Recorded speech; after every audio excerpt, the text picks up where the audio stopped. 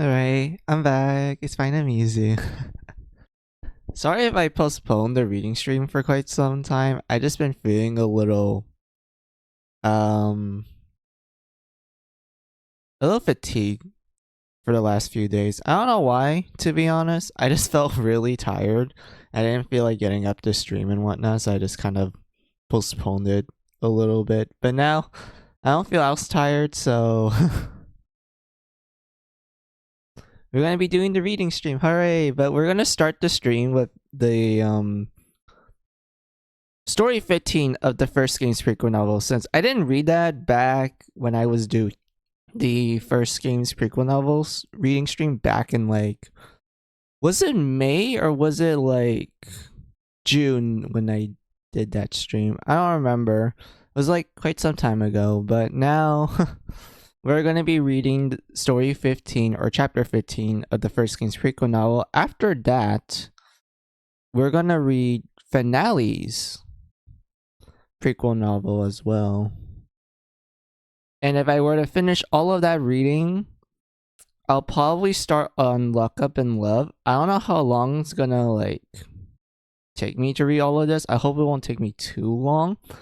And for Lock Up, I don't know if I can do the whole game, like the whole first game, but if I did, then like hooray, congrats for me. And then tomorrow I will stream the rest of the Lock Up in Love games, you know, True End, and that is when I will officially be done with the Mary Skelter series. Oh boy. It's been quite a long ride. But yeah, enough of my jibber jabber. Let's get to the prequel novel of the first game with chapter 15.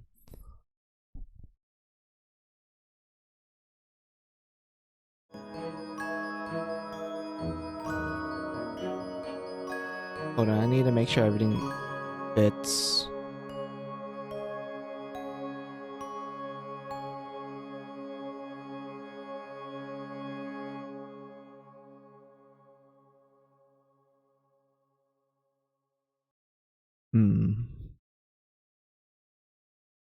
Okay, it looks like everything works. Alright, this is good. Alright, so let's start. Check this works. Alright, so story 15, present life. The plant parasitism have cratered the once thriving town into an underground jail. Losing the sun's light was but one of the many misfortunes befalling those who survived. For many, they lost not only loved ones, but their homes, hospitals, schools, and their entire way of life. It was a hopeless time. Only 20 years after the rise of the jail could those who lost everything attempt to regain some resemblance of self. People form organizations to protect what remains of their humanity. One group in particular was founded on the promise of exception of man's return to his prodigal. Wait, is it like prodigy but prodigal home? Members of this group combined their comprehensive knowledge of life below, becoming known as the Dawn Liberation Force, aka the Dawn. Their emergence was the first beacon of hope in decades. God, I'm struggling to read. Why am I struggling to read right now? Oh my god, this is only like the first few paragraphs. I'm slowly losing myself, aren't I? Anyway, 5 years ago, however, their founding members set out on an expedition to investigate a jail tower, costing all but one of their researchers their lives. This sole survivor rebuilt the Dawn, but he came to find that some of the buildings within the Dawn's jurisdiction had become overrun with mayhem, corrupting them into vile, monstrous nests. Only recently had mankind gathered adequate forces to reclaim these locations, preventing them from becoming permanent breeding grounds. A faction of soldiers called Blood Maidens assemble as an anti-mayhem resistance force was introduced after the Dawn's reformance. Armed with a small number of Blood Maidens, the Dawn storm a certain jail area known as the Dungeon to free the human prisoners held captive there. This occasion marked the shift in power held by the Mayhems in the liberated district and the humans fighting to reclaim it. Mankind set the imperative, and so those who could fight drove the mayhem out of the fallen city. In one building reclaimed by forces, a small mystery was left behind. No one knew the origins of this mystery. In fact, few, if any, knew of its existence. This mystery was created by the original Dawn members over 15 years prior, just before their fatal expedition. It was never delivered to its intended recipient, the person entrusted with solving its mystery. It was subsequently forgotten. The initial fall of the Dawn had seemingly doomed this building to become a fortified mayhem nest. But mayhems were oblivious to the presence of this mystery. It lied there untouched for years, a decade of solitude, until the building was reclaimed. And so today, the mystery has fallen at last into the hands of a certain boy, unaware of what mystery it holds. Scene 1, Momoru and the Mystery. Yeah, this is an interesting bonus chapter because the prior chapters, it was just like paragraphs without like, you know, telling you what scene it is and whatnot. This one's unique because the fun fact about this one is that story 15 was actually a bonus story that was included in the official Mary Skelter visual story art book, which is an art book that I really want to get. It was Japanese only, and I really want to get my hands on it because it has a lot of cool concept art and it has a lot of cool tidbits of the lore. One of them being the reason why Hamlin has red eyes and hair that's like almost white, but her current hair is like a very light pink. Like it's extremely light pink, but it's like almost to the white scale and whatnot. There's an actual explanation to why Hamlin looks the way she is in the visual story art book, and I really want to get it. I don't have the money at the moment, so oh well, I have to wait.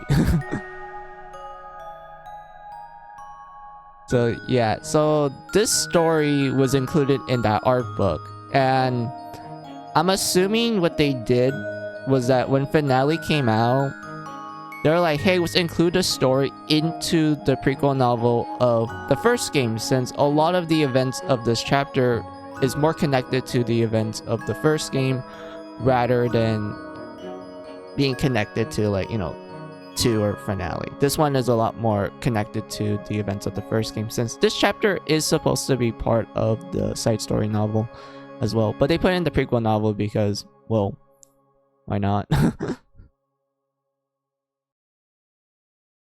And so yeah, enough of my like Mary Skelter trivia. Was continuing on. Scene 1, Momoru and the Mystery. Even for those who did not serve in the Dawn, there was still much work to be done for idle hands.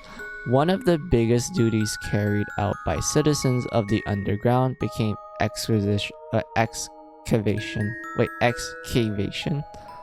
Excavation. Oh, fuck.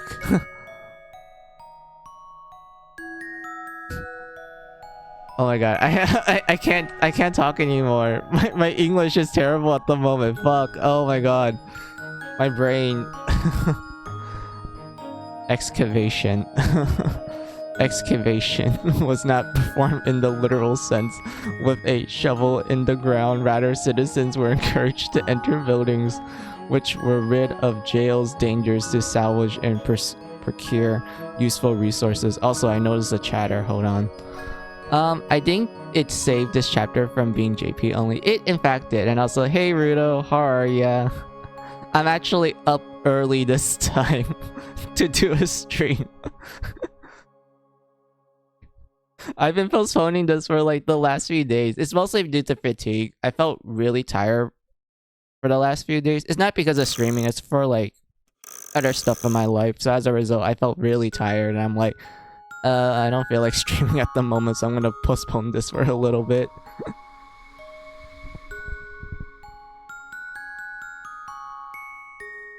So yeah, we're just starting out this reading stream with a with story 15 of the first game's, you know, prequel novel, despite the fact that this is technically just a bonus story that came out in the visual art book.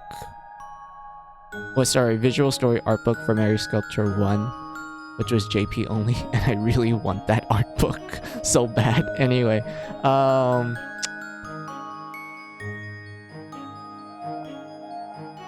let's see, you're doing fine. That's good to hear, Rudo. I'm glad. Also, let me get a drink of water real quick.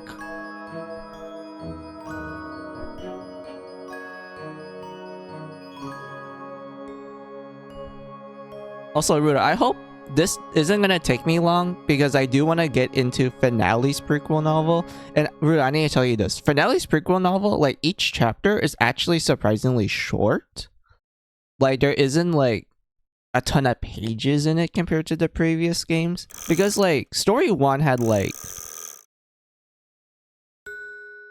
roughly around 5 pages for the first game. Like the first game's first chapter was like roughly either 5 or 6 pages, I think. Finale's prequel novel was like I think one chapter was just like 2 pages long, which was surprising.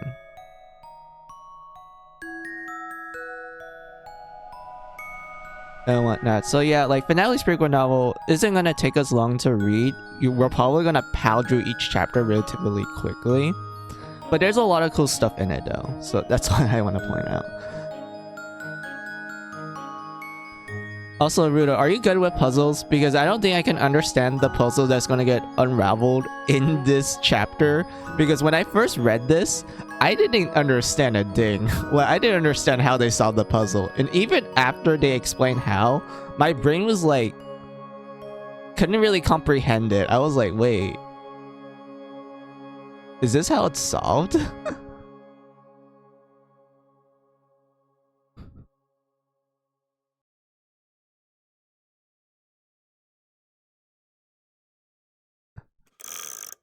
And whatnot, like, yeah, so Rudo, if you're good at understanding puzzles, you could like dumb it down for me because I couldn't understand the explanation they give me in this chapter. Also, what do you wrote down? Also, told someone who played the PC version of Finale they were surprised that the Switch version called Linhart a Tower. Yes, yeah. Yeah, I'm assuming nowadays people are gonna play the PC version of Finale since, you know, it's out and a lot of people tend to be PC players, to be honest. Like, I know there are a lot of like console people as well, but I notice nowadays there's a lot of people who play PC, which, you know, makes sense why they will do a PC port. You know, always gather like the bigger audience, technically, you know, more money for the buck.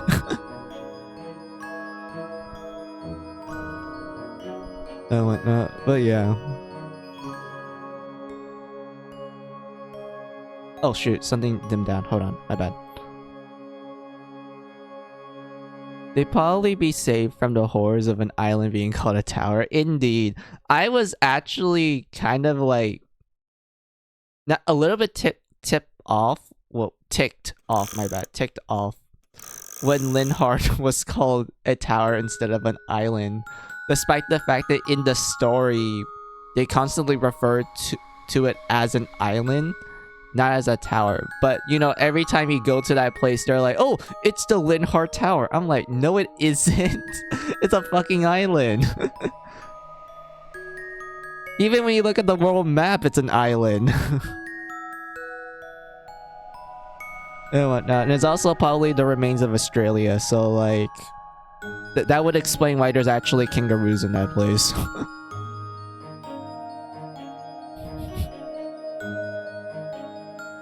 And whatnot. But like, yeah. I'm gonna continue reading now, Rudo. So let's see. I believe I stopped at, oh yeah, right there. Encourage buildings which were rid of the jail's dangers to salvage and procure useful resources. Often then treasures became crucial to survival, making excavation an important job for those without special abilities or scientific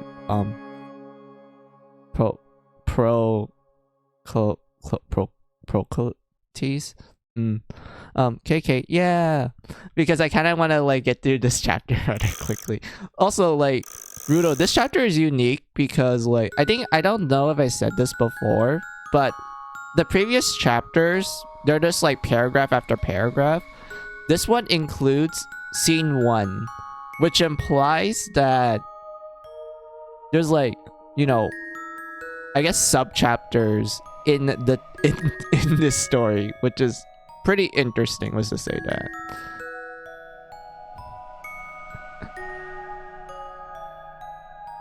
Things like rations and toys were worth their weight in gold.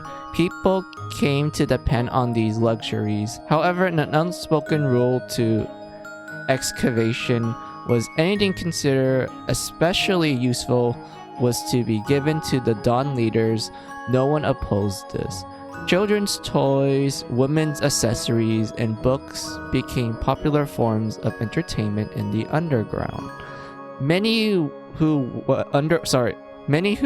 underwent excavation missions searched for items of the sorts.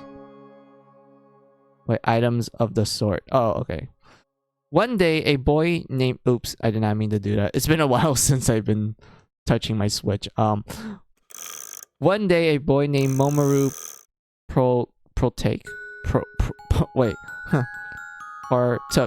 partook in an excavation mission of his own, discovering a storefront which caught his eye. He stood in front of it, eyeing a large bookshelf which was packed to the brim with colorful hardbacks and paperback. Yo, Momoru got lucky. That's a good ass like find. A bookshelf that's filled with a bunch of hardbacks and paperbacks. I wonder what kind of books are in that. Anyway, Mamoru was 16. Wait, I forgot. This is where you actually learn Mamoru's age. He's 16 years old. That also includes Hikari, because they are childhood friends. They were born around the same time and everything. And I think Jack and Alice describe themselves as being around the same age as them. Or will describe Mamoru and Hikari as being around the same age as them. So that would make them 16. Maybe 17. I don't know. Like, the ages of this series is like... They rarely mention it. Like, the only ones that we have concrete evidence other than Mamoru, and I guess to some extent Hikari, is Red Riding Hood, who's 20 years old. Cinderella's 19. Little Mermaid and Osu are 15, which you will feel immediately bad since, remember, Red Riding Hood met Little Mermaid at her 10th birthday. And since Little Mermaid's 5 years younger than Red, Mermaid was 5 years old when she died. So, like, yeah, Mermaid had very bad luck. Oh, Lord. Like, extremely bad luck. and whatnot. But anyway, Mamoru, yeah, Mamoru was 16, meaning he has been born after jail's rise.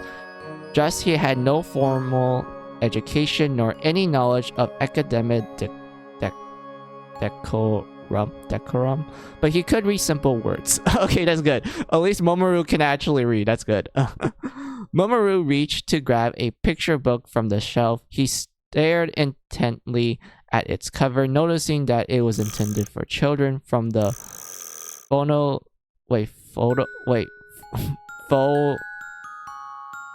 phonetic kanji printed besides the cover art. Alice's Adventure in Wonderland. Alice. The name rang a bell in Mamoru's head. For that reason, he was drawn to the book, flipping to its front page to find a girl wearing a flowy light blue dress. Oh, it's the classic fairy tale, guys. It's Alice in Wonderland, or Alice's Adventure in Wonderland. Or if you're going with like the very first print of the story, it's called Alice's Adventures in the Underground, which, you know, fits Mary Skelter to a T, since this world takes place in an underground jail that's practically a wonderland in the most horror way possible. But anyway, but upon opening the book, a piece of paper fluttered from its dried out pages. Oh, it's dried out, damn. Floating like a parachute to the ground. What's this? He asked, picking up the handwritten note from off the street. Alright, that's the end of the first 2 pages. There we go. Find Humpty Dumpty in drew the looking glass, and what Alice found there. A crude handwritten note had kanji which read glass. Much to Mamoru's illiterate confusion, he could, however, read enough katakana to praise Drew and sound out the rest. Humpty Dumpty. What does that mean? Oh. Look at Mamoru. I think he's wearing like a different jacket than usual. And then we have Hikari looking cute as always. I think she's also in a different outfit too. She's not wearing her usual outfit.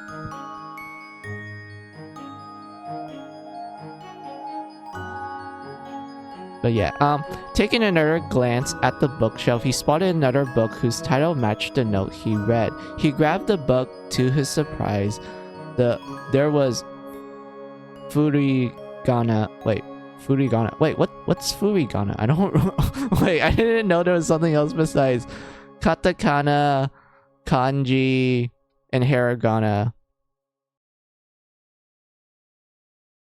What's Furigana? Wait, what the heck is Furigana? Let's see. They're cut off from making a Mamoru Center guiding game. I mean, it'd be interesting if we did got a guiding game surrounding Mamoru, Hikari, and their group of friends, because they get like a side story novel at least, even though there's Japanese exclusive and we only got like a translation of the prologue. So yeah, it'd be cool if we did got a Gaiden version, a Gaiden game around them. I think for them, it's probably gonna be like a mystery game, horror game sort of scenario, Rudo. Like you have to like, you know, find clues and such, and then the horror aspect comes from you having to run away from the nightmare, since remember, Mamoru and his friends, they're humans. They can't fight back. Like, they can't like fight back at all. I know that sounds really redundant, especially with finale, where we actually do get to play 2 normal humans, mind you, Rudo, and they manage to beat ass with the man hands by just tossing attack items at the man hands, which instant kills them most of the time. But granted, they're limited to the fact that they can't upgrade their gear. If you try to make them punch the mayhem, it literally does do 1 single digit of damage. And that your only form of damage is through attack items that you have to like look around the area. Like you have to literally pray that the enemies drop like at least a few attack items for you to take advantage of. Most of the time you're just gonna run away. and whatnot. So like, I mean, they could do that for like an entire Gaiden game where you just use primarily attack items to kill the mayhem. But when it comes to nightmares, you definitely have to run. But given how Mamoru and his friends, they don't really seem to be the type of people that would actually engage in a fight, especially like when you go into like specific story details and whatnot. I feel like it's more likely that you're just gonna run away from the nightmares most of the time. Also from the mayhem, of course.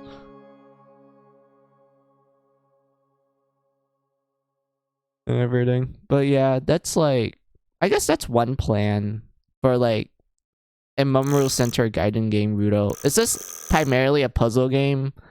And then you get to the horror aspect, which is just you running away. Just praying that the the nightmare or mayhem doesn't like kill you.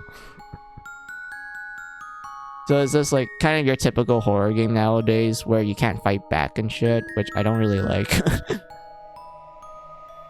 Who knows? Maybe they make it an RPG Maker, Rudo. Maybe Idle Factory one day will make that Gaiden game. It'll be an RPG Maker engine, which is something that they actually did before, Rudo. Remember Death and Request?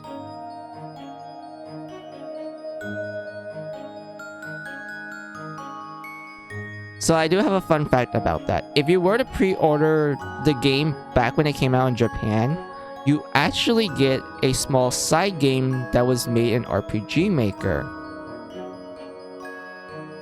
And you get... Yeah, you did heard of it. End Quest. Yes, it was made in RPG Maker and it was Japanese only.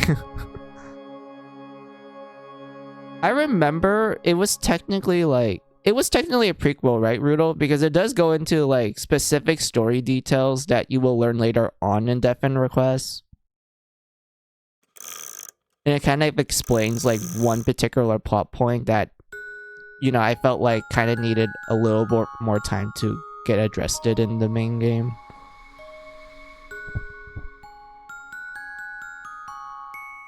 And whatnot, but like, yeah, I kind of wish if Death and Request 3 comes out, Rudo, we actually get an English translation of End Quest and it gets included with it. Like, that would be cool, right? It'd be like a Mary Skelter finale scenario where like the bonus stuff that came out in Japan, they just bundle it in with like the next game of the series. That would be cool.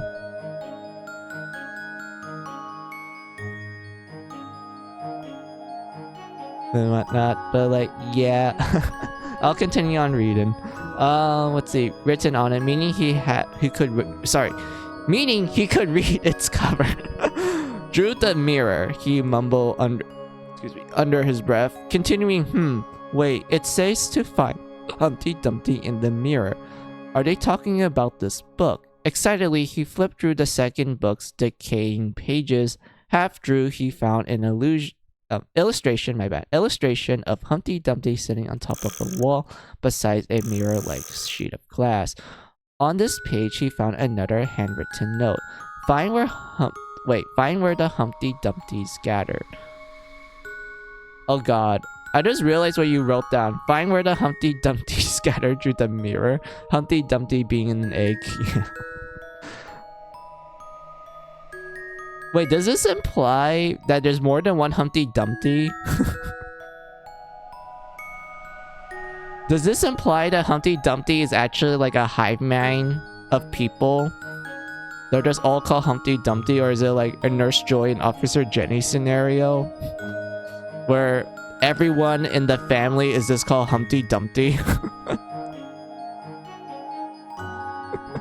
Like, imagine having imagine like being named Humpty Dumpty and that all your relatives are just called Humpty Dumpty.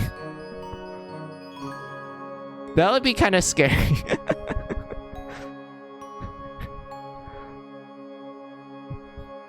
Anyway, huh? Where'd they gather? How could I know? Mamoru pondered. Scratching his head, had Mamoru been able to read, he could have known right away that Humpty Dumpty was an egg. However, Mamoru had never seen an egg in his life. Wait, you never seen an egg? Momoru, my man, how you not seen an egg before? I'm pretty sure. Like, looking at Humpty Dumpty, that's enough to tell you that's what an egg looks like. I know he has, like, arms, legs, and, like, a face and clothes and shit, but just remove all of that and you just have an egg. Or you can just have someone, like, draw you a picture of an egg, and that should be enough for you to see it. And also, I highly doubt you never saw an egg, because you literally live in the Liberated District at this point in the story. You probably saw someone cook before. But anyway, making the enigmatic clue all the more confusing, Momoru, a voice called to him from afar, found anything good. He turned his head, seeing his childhood friend Hikari walking towards him on the dim city corner. She, like Momoru, was 16. Okay, so she is 16. Topped with a head of pink, wavy hair and a carefree smile. The pair, along with everyone who had been born underground, had never once laid eyes on the sun. For their whole lives, Momoru and Hikari only had each other. On this particular excavation trip, the two laid out a perimeter to salvage a corner strip of businesses. Oh, perfect timing, replied Momoru. Check this out. What is this? A picture book. That's a funny looking drawing, laughed Hikari. Of course, yeah. Alright. From the corner of her lips curved a weary smile as she inspected the page with Humpty Dumpty sitting on his wall. Her reaction was understandable given that the image of a large egg with limbs and an oversized peak coat was indeed a silly one. Yeah, that's the best way you can describe Humpty Dumpty. A large egg with limbs, an oversized peak coat. It is quite silly. Unless you're that one commercial for Kinder Eggs. That was creepy as fuck. Like, Rudo, have you seen that commercial? It's a Kinder Egg commercial where it was Humpty Dumpty, but it's so cursed looking. Like, they thought it was a good idea to make Humpty Dumpty, like, okay, he's an egg, yes, but they thought it was a good idea to make the skin of the egg human skin, and he has human ears, and, like, you know, he looks human, but his whole body is egg shape, and he talks in, like, a very demonic sounding voice.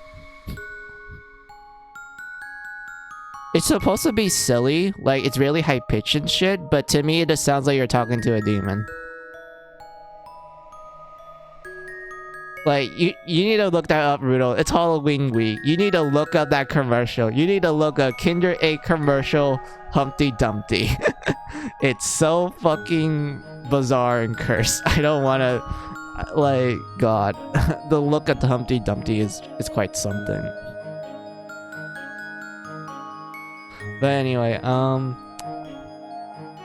well, you see, Mamoru prefaced in a whisper. He went on to explain the memo he found in Alice's adventure in Wonderland, along with his discovery of Drew the Looking Glass and what Alice found there. Yeah, so that's the full name of the second book of the Alice story. Drew the Looking Glass and what Alice found there. That's actually the title of that second book. Most people just call it Alice Drew the Looking Glass for, like, short, you know, for the short side. But the full name is Drew the Looking Glass and what Alice found there. And of course, people who are not aware what a looking glass is, I'm pretty sure Rudo knows what a looking glass is. A looking glass is just another word for a mirror. That's what mirrors were called back then.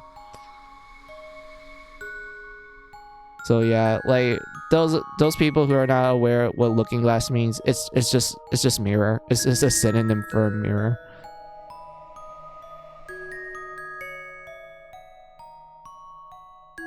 And whatnot. But, like, yeah, let's see.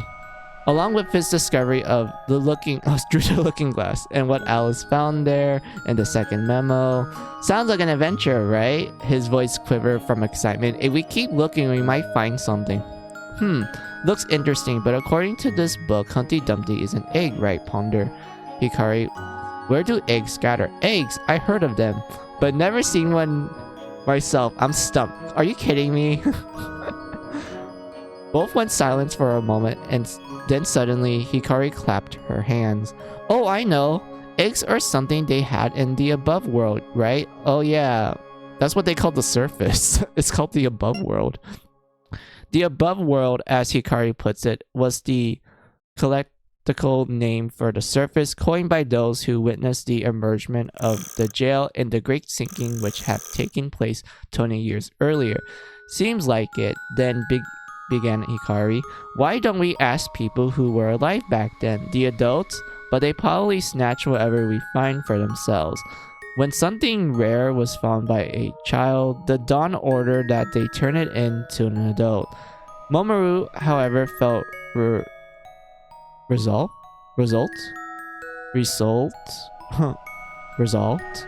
in keeping whatever he found for himself. Hikari caught on straight away, giggling from his stubborn rebellion.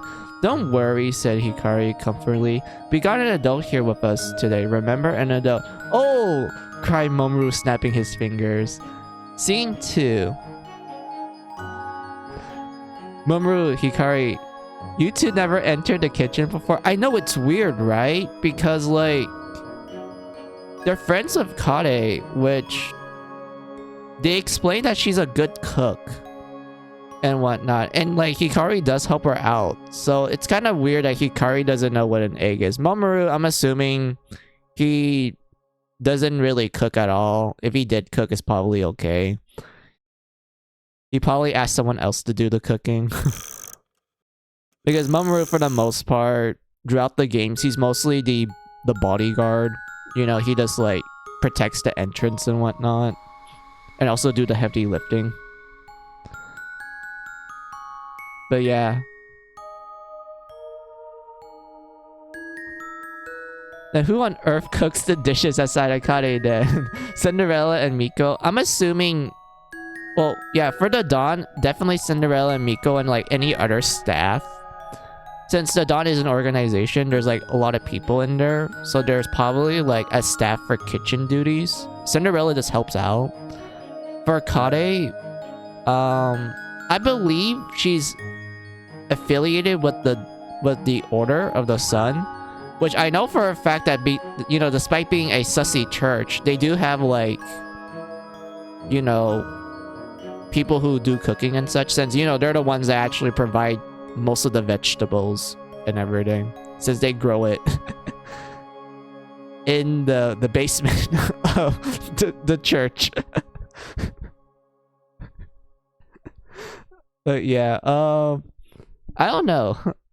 Oh yeah, Charlotte also cooks too. I just remember that. Because in the events of finale, like, whenever you interact with Charlotte, she's always found, like, cooking food for everyone. Heck, that's even how she met Mary. Like, Mary was just wandering around the liberated district for quite some time, and then she encounters Charlotte, who actually sees her. And Charlotte is like, hey, I made too much food, do you want some? And Mary at first was, like, skeptical, because she's like, okay, how does she see me, and why she offer me food? Of course, Mary ends up, like, you know, enjoying the idea that, oh, someone actually sees me. Like, I'm not a Nord. Oh my god, someone actually interacts with me, and it's a cute girl too. And then they just immediately hit it off after, like, you know, agreeing to eat the food that Charlotte makes.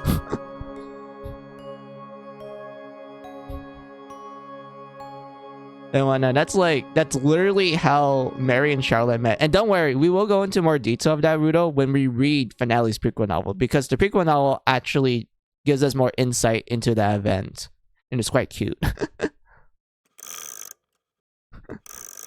Little Mal, yep. Alright. Scene 2, Kade in the Sea.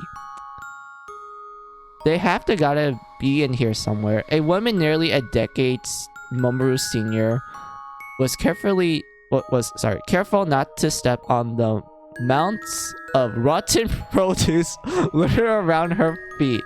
Oh lord. That sounds like hell. I can't imagine, like, rotten food just, like, on the floor in general. The fact that she describes it as, like, a literal mountain of just food everywhere that's like rotten and shit, I can't imagine the smell. There has to be a god-awful smell. God lord. She wandered around the first floor of the grand commercial building, a ghost of something once known to its visitors as a shopping mall. Oh, it's a shopping mall.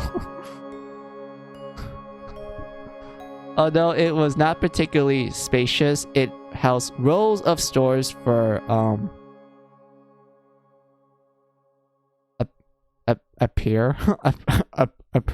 fuck. My English is terrible now. We're gonna skip that for now. I do apologize, everyone. My English is like very struggling at the moment. Sportswear and gears, shoes and bookstores. Much of the mall's inventory was thankfully still usable. Thank God that sportswears and shoes and bookstores still work. Sad thing that the food is rotten though.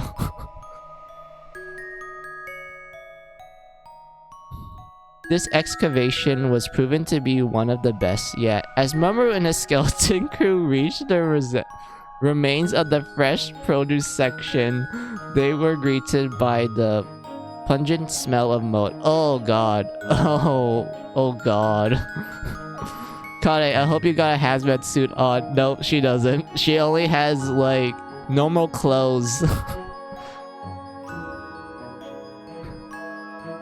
It was only natural one could not expect perishable food to last 1 year, much less 20 years without preservation. Yeah, like...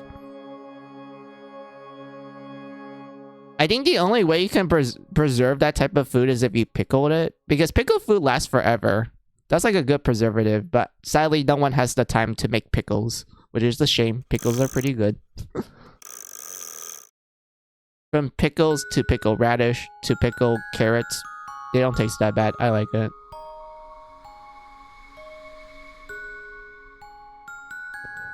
Where's the Yamato pre-pressure reactor or the dry aging cabinet when you need one? I don't know. It's post-apocalyptic, Rudo. We don't know where most of this shit is.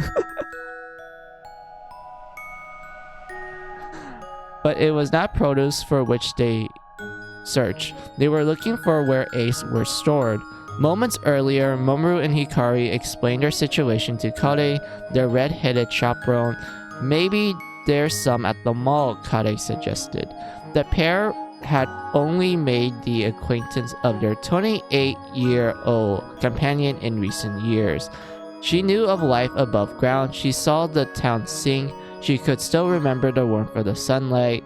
Most of all, she knew about eggs. There we go! This is why we need an adult Rudo. This is why we need an adult in Mary Skelter. Not only they know sunlight, but they know what eggs are. That's the important reason we should have adults. They know what eggs are.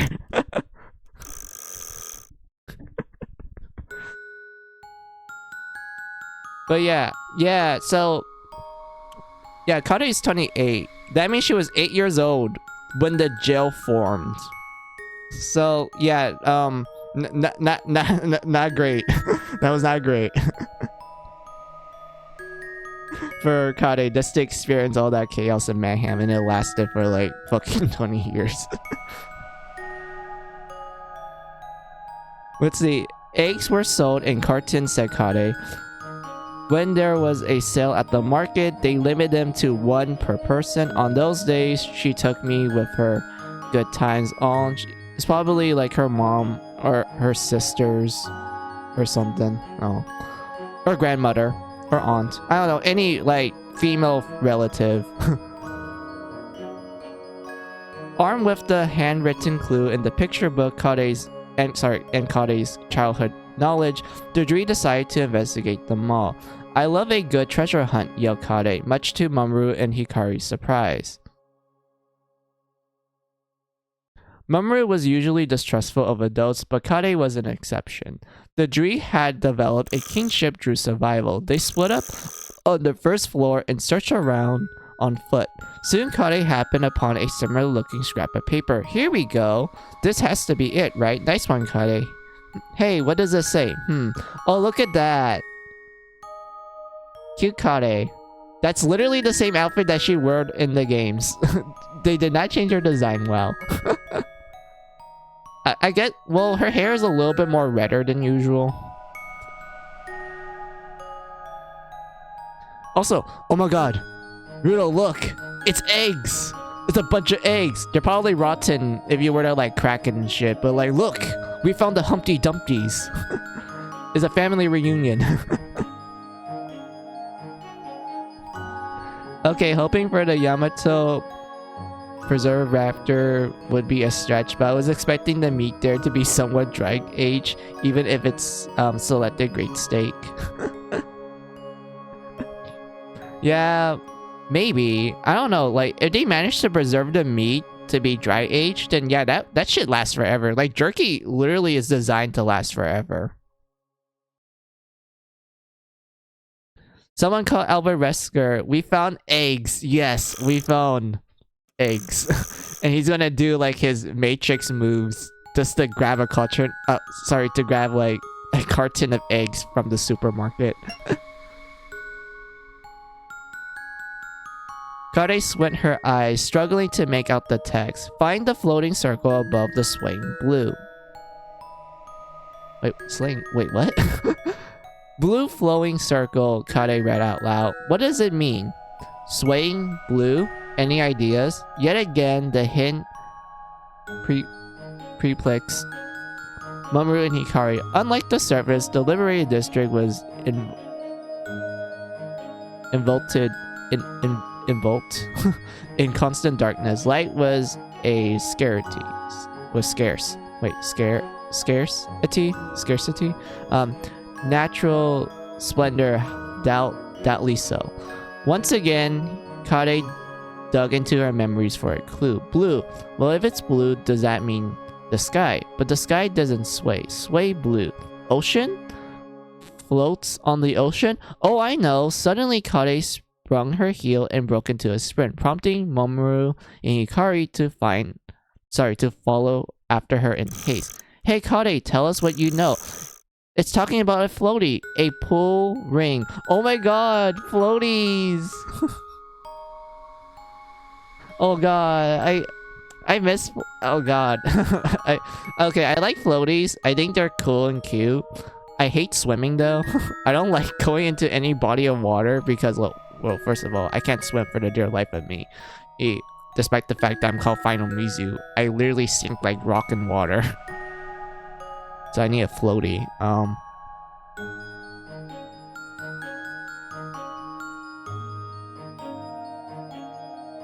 And the only time I actually would go to like a body of waters with like a public pool or something, because like as much as I do enjoy beaches and whatnot, I hate sand. I'd rather just like relax like with like a what do you call the umbrellas? Yeah, I'd rather just relax under the sun and like read manga and eat like snow cones than like go swimming, because I know like if I go swimming I have to touch the sand and sand gets everywhere and it's rough and coarse and it gets everywhere. I don't like it. But yeah, a floaty, what's that? You know, for swimming at the beach, Kade responded before pausing. Sorry, you guys don't know what a beach is, yeah. A sudden dose of guilt halted Kade in her tracks. Those with knowledge of the sun often hesitate to speak of light beneath its light to those who were too young to see it for themselves. Some adults debate about the purpose or responsibility of imparting tales of their past life, but Kade felt especially remorseful.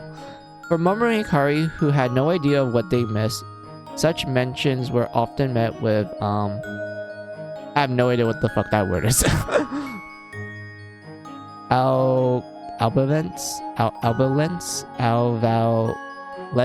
have no idea what that is. But Hikari noticed Kade's flushed her face and brightly responded, "Don't worry, I know about beaches. Supposedly they were very big. Water as far as the eye can see. I hear that the water is salty too." Yeah, well, yeah, that's literally seawater. Don't drink it though. You're gonna get all sorts of sickness, and also it doesn't taste good.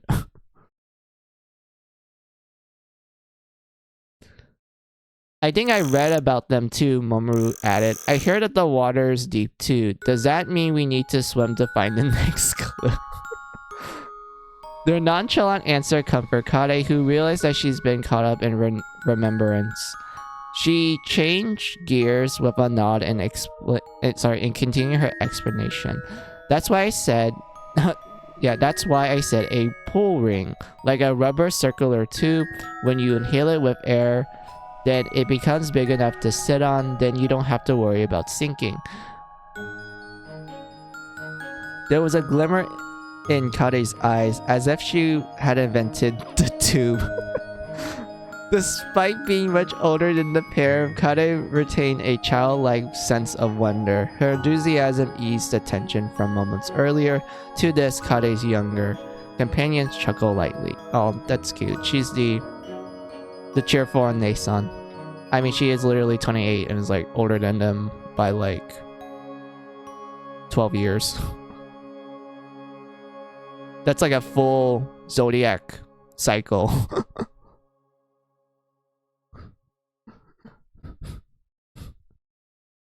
Let's see. Yeah, either a floaty or the sun, and the sun is extremely unlucky. Yeah. And Momoru, a beach is definitely not where you find people partaking in fighting. Whatever is extreme volleyball, pro sports in front of an orphanage, or a flat-out murderous combat. Yes. Or wait. There's a beach episode in anime.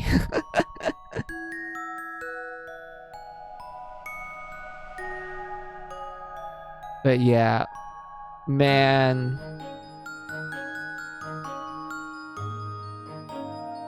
Hold on, I want to get a drink of water real quick. I feel like my throat is drying a little.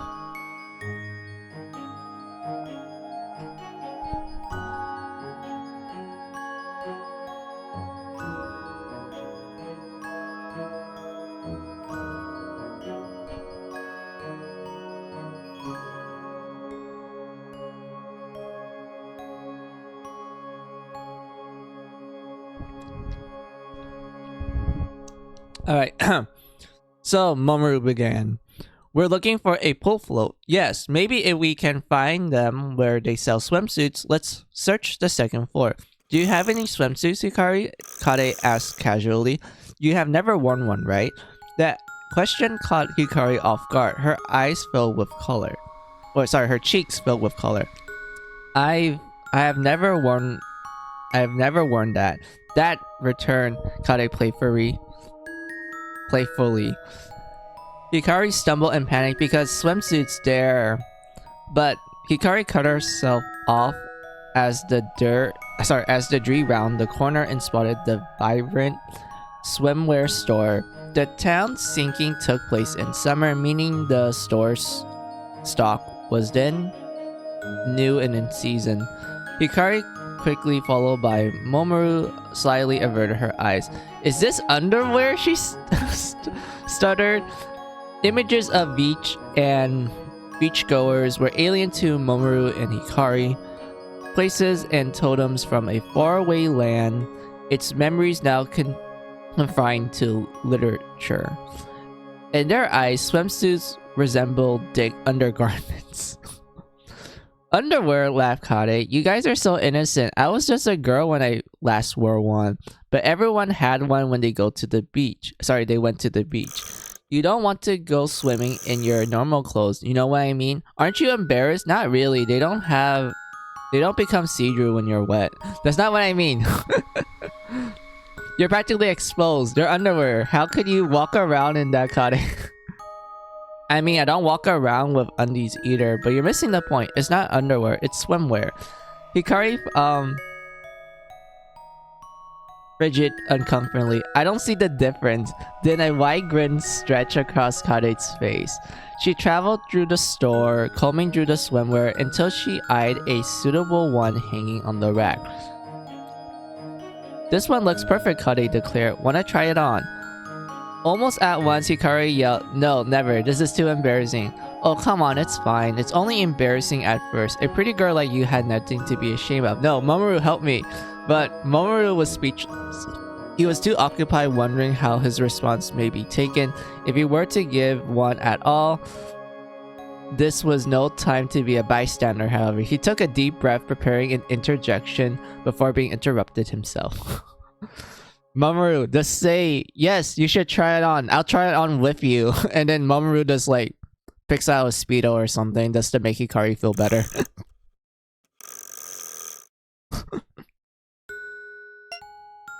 Don't be shy. Who's there? The trio sprung their heads to catch a glimpse at the loud-mouthed gentleman eavesdropping upon their conversation. At the back of the store was a fitting room covered by a thin wool curtain. Its metallic rings hiss at the surprised guest fling the curtain to one side, revealing his spandex swimsuit, an explosive perm sticking out of his headband.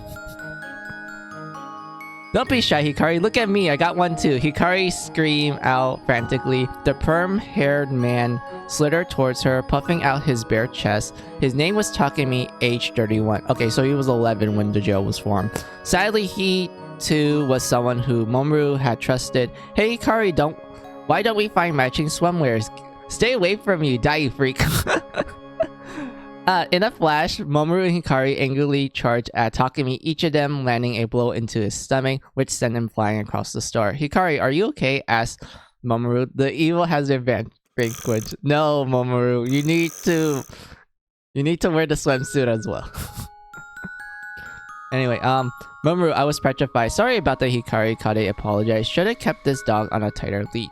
That's okay, just frightened is all. What's the matter with you? Takemi got to his feet, rubbing his gut as he emerged from the fitting room with his usual jumpsuit. Someone else may have commended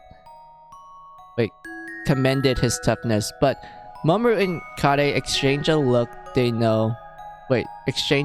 knowing that they didn't hit him very hard. So what are you doing here, Takemi? Same as you, he replied. Excavating. Never know what you might find down here, so I skipped work and now I'm here. Contrary to his particular attire, Takemi was well known as a talented mechanic working within the Dawn's technical division. In fact, Takemi had saved all three of their lives once before. Finding anything interesting? Swimsuits. Call it nostalgia. I thought I was all by my lonesome in here, but then I overheard all your chatter, which is when I attempt to encourage Hikari, explained Takemi. Oh, look at that. That's Takemi in his swimsuit. So, this bare chest, JoJo posing, wearing... I have no idea what kind of swimsuit he's wearing. Like, they don't really give us a good view of it, but I'm assuming it's almost like a Speedo.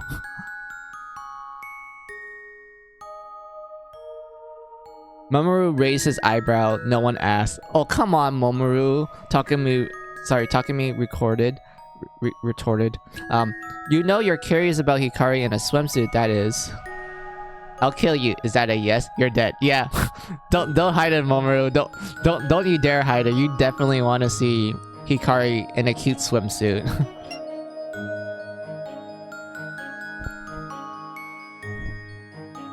Okay, calm down, brother. What about you, sister? Kade nodded her head sincerely. Honestly, I wouldn't mind seeing her try it on for myself. Mamoru, on the other hand, could not help from sighing. These adults sure are something, he thought to himself. But Hikari spoke up. I'm sorry, but I won't budge. What if I were one too? Kade suggests eagerly. Oh. Hikari squinted her nose in the spotlight. She nearly relented, for telling others no was a source of great anxiety for her. But Kade knew better than to press her further. In Kade's mind, the offer was a playful gesture, one that elicited an equally playful response. But the red-haired woman drew the line and patted her crewmate's head. Sorry, can only imagine how strange this is all looks to you. I don't blame you one bit. Sorry, Kade squealed Hikari. No problem at all. Wait, why don't you give Mamoru a sneak peek? Ease into it. Takemi says slightly. Almost immediately, Hikari blushed and swing her arms at the rambunctious mechanic, but Takemi didn't miss a beat. Say, why don't I help you find something you love? In the vein on Mamoru's... Wait, the veins on Mamoru's forehead drop. You're asking for another punch, wise guy. Big man, Mamoru. Anyway. What are you three doing? Oh, what are you three doing together? I can't imagine you came all this way just for swimsuits. No. Oh, right. You seen any pool rings around? We're looking for one. Like a tube? I saw some over there. Why on earth would you need one? Well, you see... Once more, Mamoru explained the note he found in full detail, assuming that once he finished speaking, Takemi would insist upon tagging along. A hunch was provided correct. Wait, the hunch was proven correct as Takemi broke into a toothy smile, salivating at the thought of a treasure hunt. He then lead to the trio to the swim gear section in the stores near. Dozens of float devices hung upon the wall hooks. Yet somehow Takemi managed to identify the exact tube at once. I found it! Is this it? He cried. Stuck to the pool ring was a piece of paper, just like the previous ones found by Mamoru. Takemi bragdolicious read the note out loud as if it was a decree and he was the outractor. I have no idea what the fuck that is. Find the treasure box within the forever rotating key. Forever floating key. Yes. Oh, sorry. Forever rotating key. My bad. I did not mean to misread that. My bad. Mamoru punched a fist into his other hand. We must be getting close to the treasure, don't you think? A treasure box with a forever rotating key. Don't all keys need to be turned to unlock things?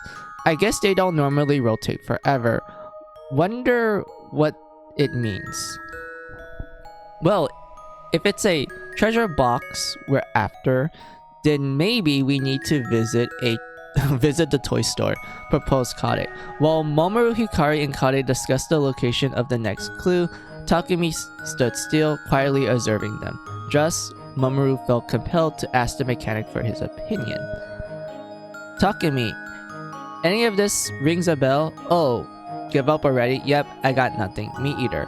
Didn't you hear me? We searched the toy store for a treasure box. Not sure if the key ding checks out, but it's a start. I think I got a hunch what I think I got a hunch on what it is. Ooh, okay, tell me. Let's see. I read that part. Okay.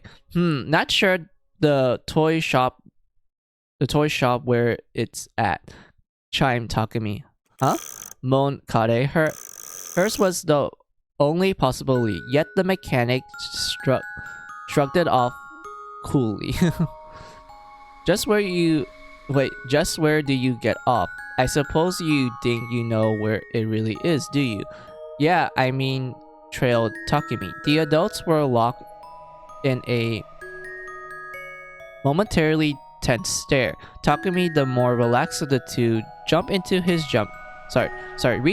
jumpsuit chest pocket. This might be it. What? Takemi pulled out a flat silver box. It was the size of his palm, fixed with a handle on its lid with a circular clasp. A wind-up music box. Oh, that sounds like a good hunch. I'm not gonna lie, that does indeed sound like a very good hunch given like the clues that we have at the moment.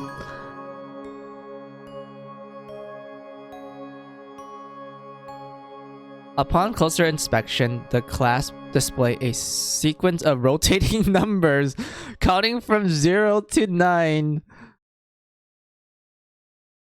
enclosing its secrets for those without the code. Oh my lord, what kind of box is this? Mamoru raised an eyebrow in curiosity. What's that, a locket, he asked? Something like that, replied Takumi. This is a dial code lock. You can hide stuff inside and no one can pry it open without the combination. But the tricky part is nailing how many times to rotate the numbers left or right to open the lock.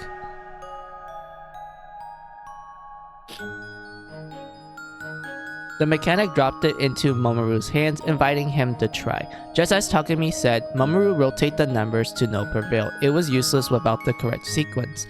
A treasure box with a rotating key. I get it now. Now, where do you found this? The stationery store over yonder. I plan to bring it back to the lab to force it open. But if if the hint was meant to lead us to this box, then the key to opening it must be around here somewhere. Takumi widened his eyes in glee. It needs to wind up, so the key needs to forever spin. Wait, I got it wrong according to the novel. Someone called the lockpicking lawyer. Oh wait, at this point I don't think fucking lawyer is here. Yeah, I don't think there's a lot of people who can lockpick. Except for like maybe thieves like Carla. I bet she will actually know how to pick a lock. And whatnot. But yeah, the treasure hunters, now 4 in number, had made it this far with 4 hints at their disposal. It seems reasonable to think a note with the right combination was not far away. Did you find a note with that little box? Nope. Sorry, no, nothing. How about you? Anything special in those clues? The trio whipped out their handwritten notes to compare. Then all of a sudden, oh, there's a drawing on the back of mine. Really? Hey, mine's got one too. Meet Dree. Looks like all of those notes have drawings on the back. The crew realized they had focused so intently on solving the riddles that they neglected to check the notes thoroughly. They all held their notes backside faced up and lined them together. Right away, they noticed a drawing of a hand printed on the back of each note. The thumb pointed right. The pinky fingers pointed left. They compared each clue in order it was found. Yeah, this is the confusing part for me, Rudo. This part right here. The picture of the hands. I did not understand the solution to this. This confused the fuck out of me.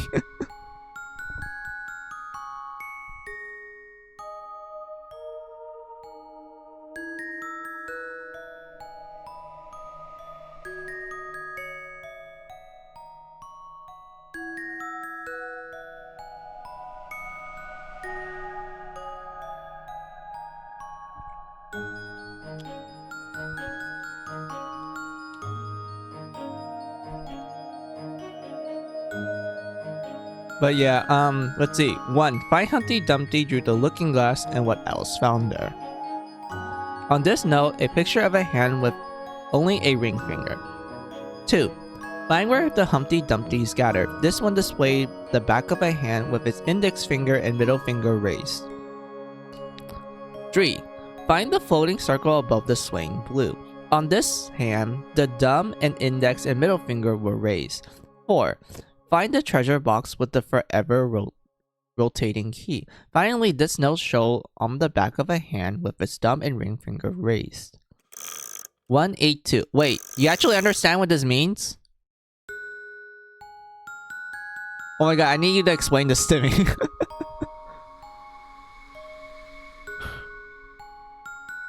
Each of them took their time looking over the drawings all together.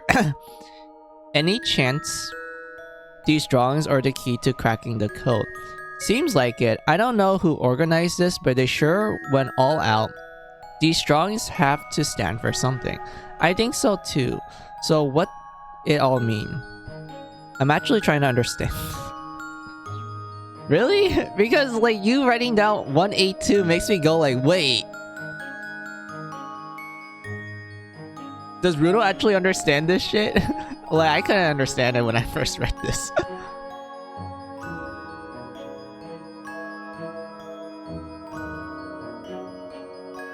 But yeah, I think so. So what it all means. Mamoru lowered his head to inspect his note more closely. In their first attempt, they stacked the drawings together to see if they have formed a new picture. No luck. Next, they copied the ring finger. Wait, sorry. They copied the finger shapes with their own hands. Another futile attempt. Futile effort. Why don't we use the numbers of the fingers in each picture to figure out the combination? So 1, 2, 3, 2. I see now. The fingers indicate which number to choose. So, what are we waiting for? Beats me. Once again, Takemi stood and watched the trio deliberated. Mamoru glanced at Takemi from the corner of his eye, scoffed at the smug-faced mechanic. Don't tell me you already know the answer. Well, who's to say, but what? Screamed the trio in unison. Takemi smiled devilishly. I know just who to ask. Oh. Scene 4. Iseku in the code. Have you all lost your minds? Seriously?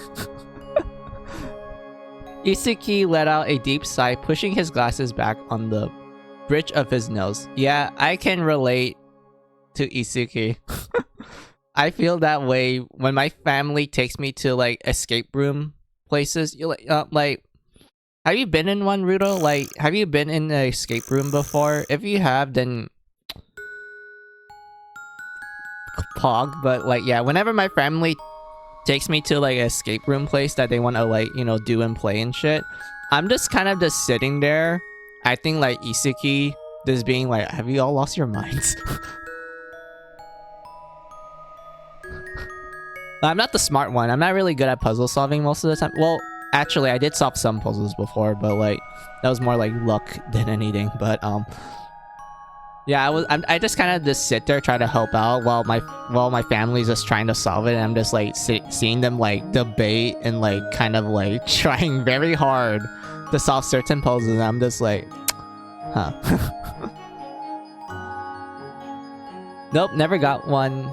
Never got myself in one. Oh, all right.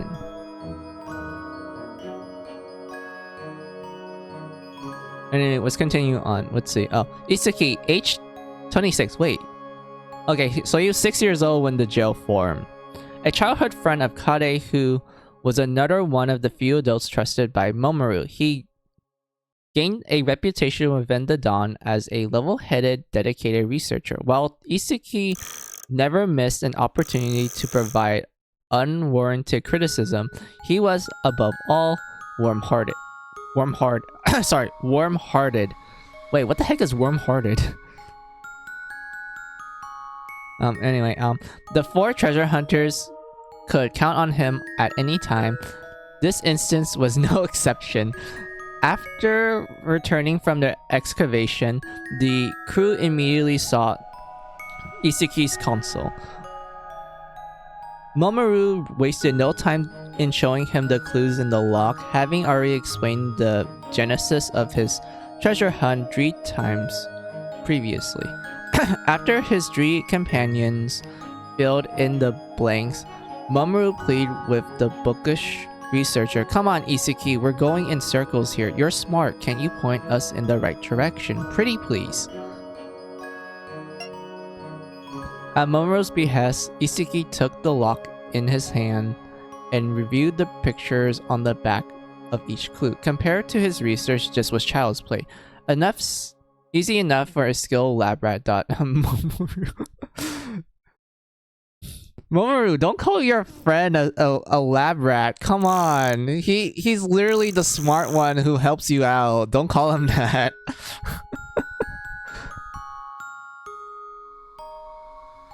For now, I'll do exactly as I say and move the dial precisely when I tell you to. Oh my god. Iseku is just... he's just done with life. This is the face of a man who's just done with everything. He's just tired.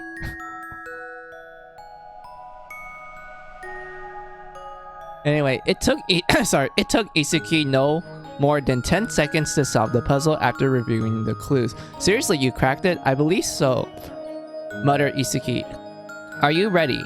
Just a minute, Mamoru replied. Ready when you are. Mamoru held the box in his hand, nervously awaiting Isuki's instructions. It became clear, however, that Isuki's impatience was warranted.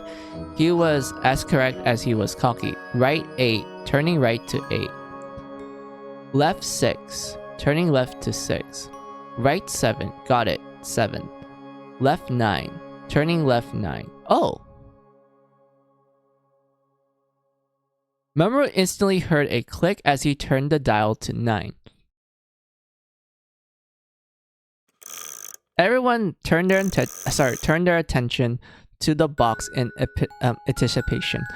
Wow, it opened! Bravo, Isuki! One hit KO. Nice of you to come in handy for once, eh, Isuki? Hikari and Takumi glow with praise for the young scientist, but Kade lumbered a snark remark to mask her pride. This was not her first time witnessing his brainy heroics. That's nuts. How do you solve the code with just the pictures? It's simple, Isuki began. Notice how each hand has a thumb pointing right and a pinky pointing left. It may be obvious if you try it with your own hand, but palms up with a right pointed thumb means your right hand. Wait,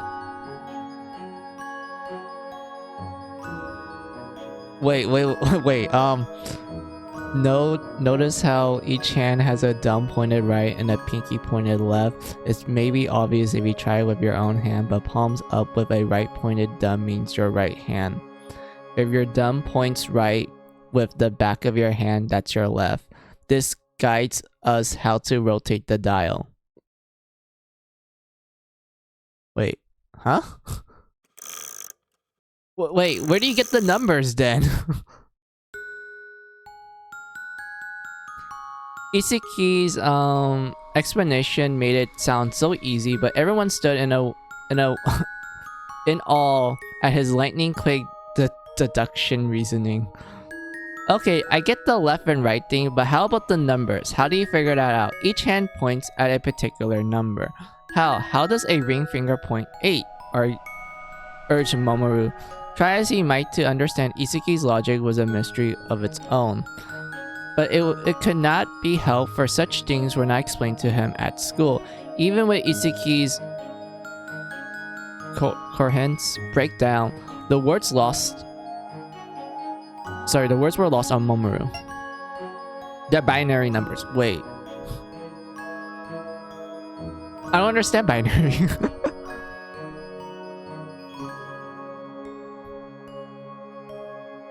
Huh? The bent finger is 0, the standing finger is 1. Ergo, binary is only 2 values. All you had to do was convert the value to a decimal. Sorry, I'm lost again. Same here. Echo Hikari. Yeah, I don't understand this shit. Oh, yes, I forgot how this town has failed you, lamented Isuki. The scientist nodded at the teenager silently. Children born within the jail had no access to education. Instead, children could either join an apprenticeship or pursue an independent study. Anything unrelated to survival was relegated to a needed to know basics. Isuki continued with his explanation. Can you by chance count to 10? Values in intervals of 10 is known as decimals, ranging from 0 to 9. On the contrary, binary language is only composed of 2 numbers, hence the term. This means that after number 1, every number of increased value must be expressed with some combination of the digits 0 and 1. Huh, grunted Mamoru. It seems not even the brilliant Isuki could help Mamoru understand, but the scientist proceeded, albeit with an eye roll. In any case, bent fingers are zeros and raised fingers are ones. For example, in the first clue, the thumb and ring finger are raised. When you look at it from the left, the value is 01001. Understand? Mamoru nodded. Yep, I think so. With proper conversions from the right, the sequence will read 1, 2, 4, 8, and 16. In this case, that means there is only 1 1 and 1 8. Now, sorry, add those two and you get 9. Since this is the left finger, it tells you to turn the dial left to 9. Now do you see? I think so. Light Momoru. I don't understand this. Itsuki. I don't understand this shit. He had given up attempting to learn long before Isaki started. All that mattered was that the box was open. Alright, hard part is over. Time for this treasure. Hikari was the first to agree. Oh yes, I'm on the edge of my seat. Yes, this is the moment we've been waiting for. Mamoru was not the only one lost in Isaki's technical babble. Hikari, for reasons similar to Mamoru, was unaware of computer language. Takumi, however, zoned out completely. He instead stood there idly by offering little more than the occasional grunt or nod to avoid being called out for his ignorance. Well, that covers it, but Isaki refrained from taking the matter personally, perhaps realizing that his explanation fell deaf on the ears of the simple-minded folk. Look, Isaki, I did computer programming, but I did not understand that hint whatsoever. Such was the life of a scientist. He paid no mind.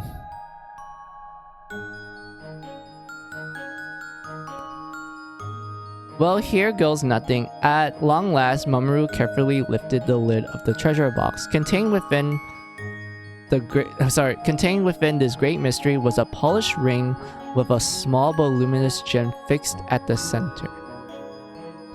It's gorgeous, whispered Hikari. The ring twinkled in her eyes, soaking her in wonder. For Hikari and Mamoru, this was the first time seeing jewelry. Both of them have overheard adults mentioning tales of lost trinkets in passing, but those were just stories. For many children living in the liberated district, such relics asked more questions than they were answered. I wonder if someone hid this here. Could be, but why? Who would go through all that work just to hide a ring? Maybe they didn't want anymore, so they left it for someone else to find. None of the treasure hunters expect to find much at all, much less a diamond ring. The most they could have asked from the ordeal was a way to kill an afternoon. Yet, lo and behold, the treasure was there. The group was hustled, exchanging looks in hopes that someone else could break the silence. I see nothing wrong with keeping it. With Isaki's explanation, alright.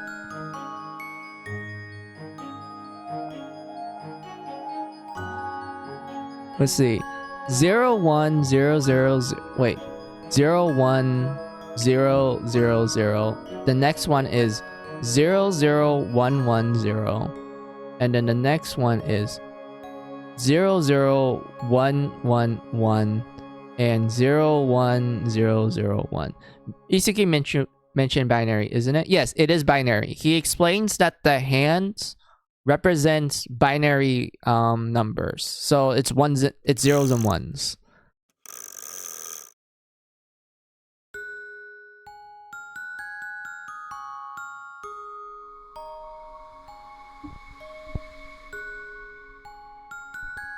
That was the part that stumped me, Rudel, because I was like, wait, that was binary? I didn't understood that shit. I was like, how does the fingers point out like a certain binary number? Like, I was really confused at that.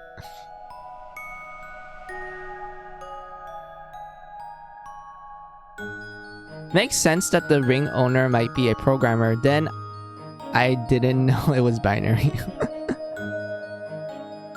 Yeah, like like when he explained it was binary, my brain was like stumped at the fact that like, wait, you can make binary numbers with just like your fingers, but how do you even count that? I don't understand that. Like, I was really confused with that.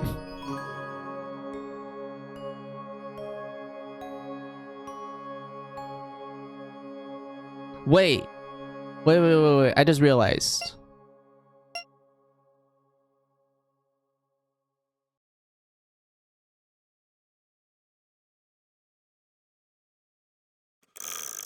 Wait, is the Is the ones like the fingers that like are out while the zeros are just the fingers that are closed?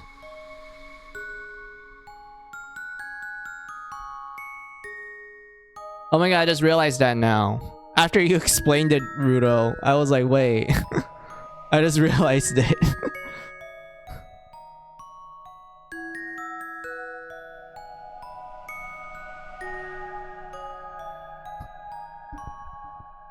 Because if the fingers represent ones and zeros, so the ones that are closed, those are zeros, while the ones that are up, those are ones.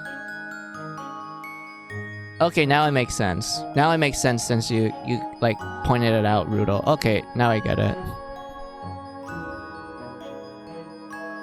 They would trust Isaki's words, then probably, yeah. I think he did explain the numbers used for it. He said 8, 6, 7, 9.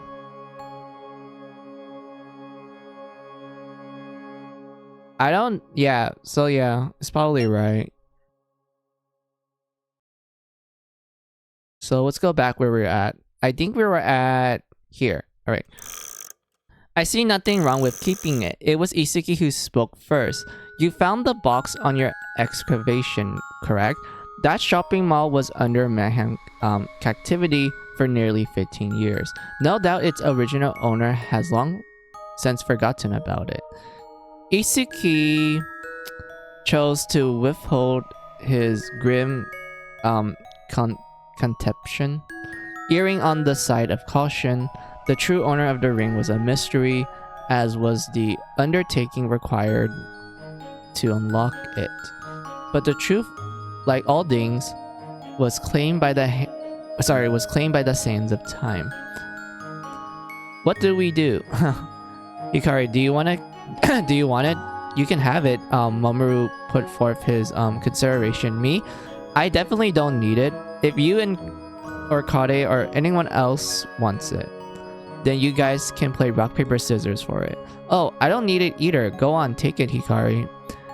Takumi and Isaki said nothing, nor did either bid to take it for themselves. For a moment, Hikari's eyes were lay firmly on the ring.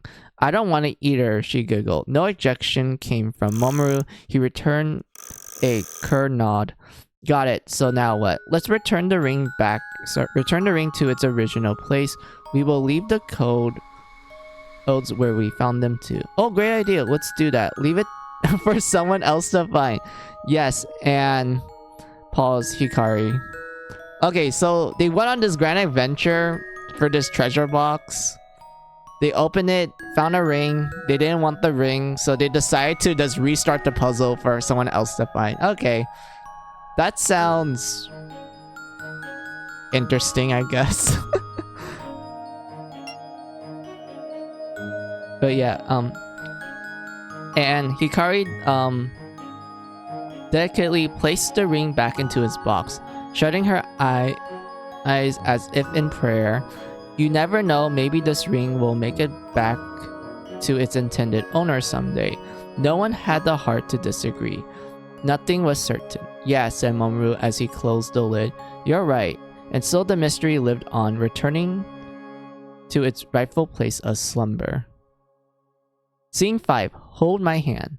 Later that night, Mamoru and Hikari held hands in their damp cell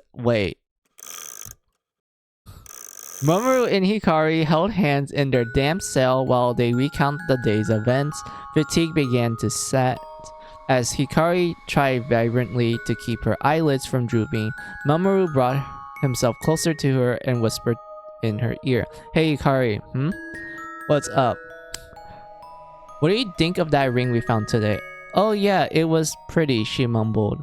If someone else didn't hide it, if it were a gift from me to you, would you have wanted it? Trembled Mamoru. Oh my god. Are they flirting?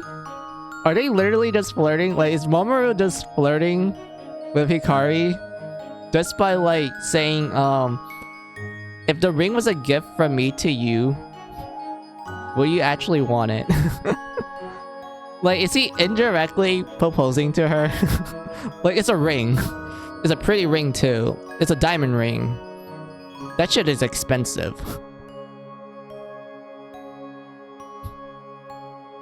But yeah, even Mamoru and Hikari could see the weight of such a gesture. For a moment, silence hovered above them. ZZZ. But before Mamoru knew it, Hikari was fast asleep. Hikari, are you... Hikari, you out? ZZZ. Will that answer it? Chuckles Mamoru in the darkness. Hey Hikari, ZZZ. I'll get you a ring of your own. I hope you'll be here whatever that day comes. What do you say? What do you say? But his question went unanswered. Soon, Hikari's gentle snore was drowned out by the haunting emptiness of their damp, bricked cell. Mamoru held Hikari's hand tenderly in the heavy darkness, clinging to her warmth as he patiently awaits his own descent into dreamland. Oh my god, they are literally like a couple. Like, they literally sleep together. They're holding hands. Mamoru literally asked, like, hey, if that ring was a gift from me to you, would you actually want it? Like, indirectly proposing to her. And he's like holding her hand very closely and everything, and he's like, I don't know, man. they literally acting like a married couple.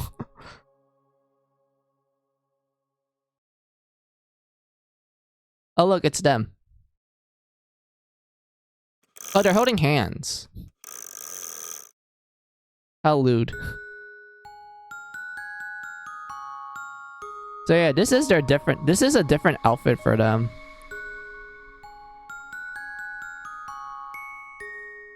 Yeah, Mamoru is wearing a different outfit. That also includes Hikari as well. Scene 000, the captain in the ravine. Oh my god, it's the ravine! Let's see, and considering his age, 15-year-old ring, highly valuable. It is. Like, a 15-year-old ring. Like, if human society was actually still alive and they value jewelry and such, a 15-year-old ring will actually give you quite a lot. Insert Nep saying, oh my, how lewd. Oh my, how lewd. Yeah. A lot can happen in 15 years. This story takes place before the first fall of dawn. What's the matter? Why the hush-hush meeting? The assistant was performing research in the laboratory on behalf of the professor who entrusted him with a special task. A gruff, silver-haired gentleman entered the laboratory at the behest of the figure standing at the center of the room. Oh, seriously? Just me and the assistant? Professor, I get... But where are Doctor and Mother? Too much Wait, I'm laughing from this. This is... Wait. Too much, testosterone in here. Oh yeah, like, Rudo, since you... I'm pretty sure you beat the first game and everything. And whatnot.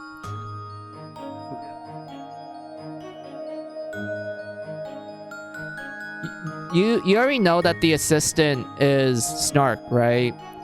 You know, he replaced the professor who died in the expedition 15 years ago. And everything.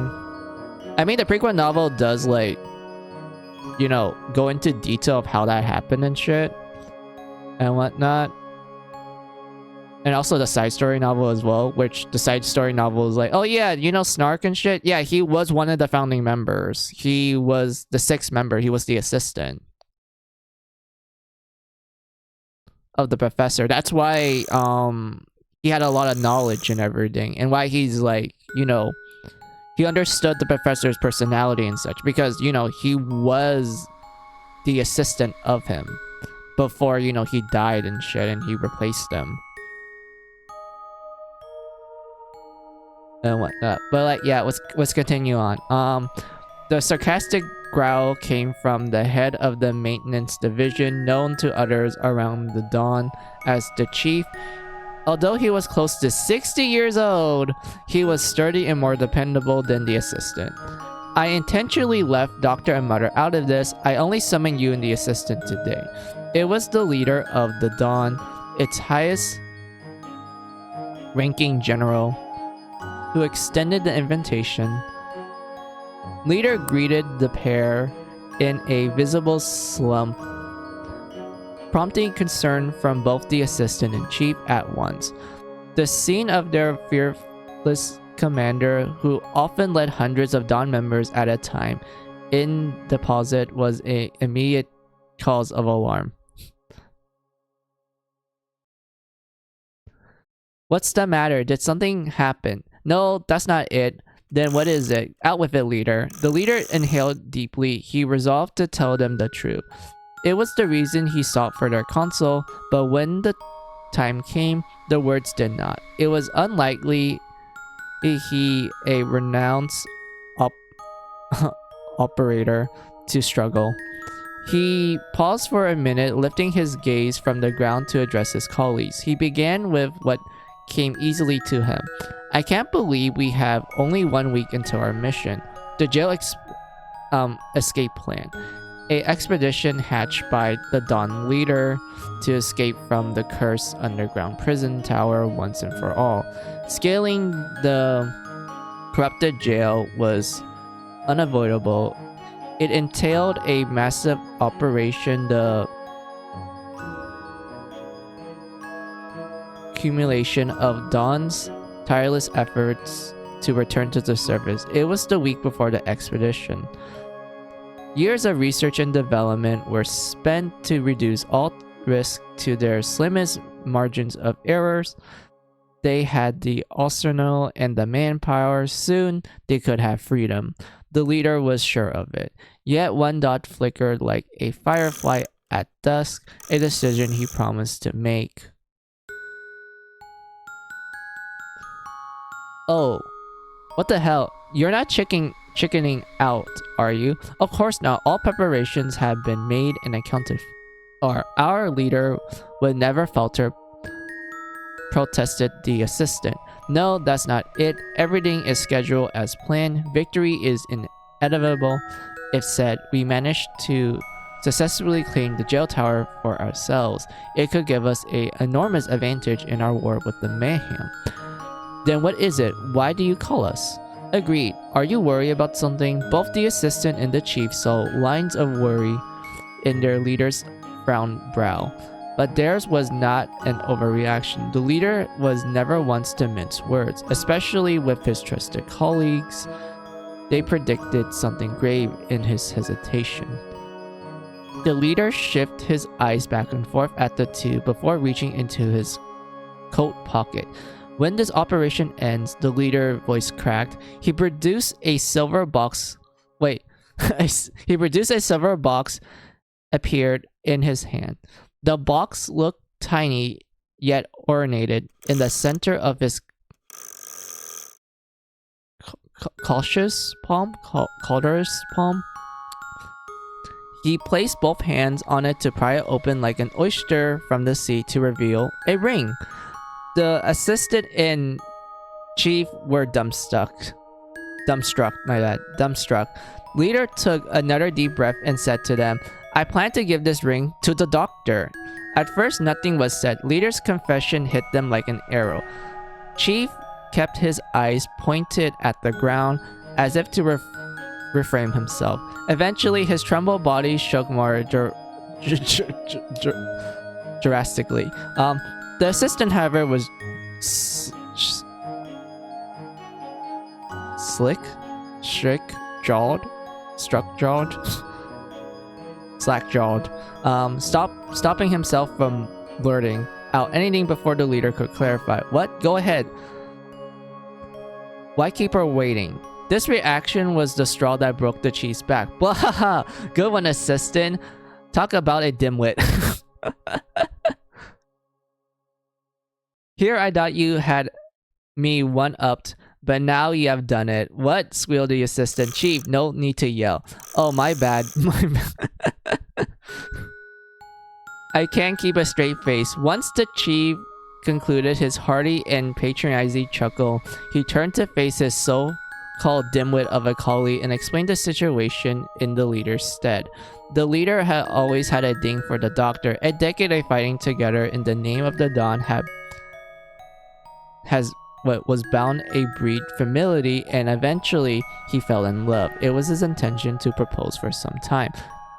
God, how to make death flags, Rudo? Like, a week before the expedition that we all know ends in fucking tragedy 15 years ago, the guy dinks about proposing. Wow, what a red flag. Oh my god, that's just a death flag at that point.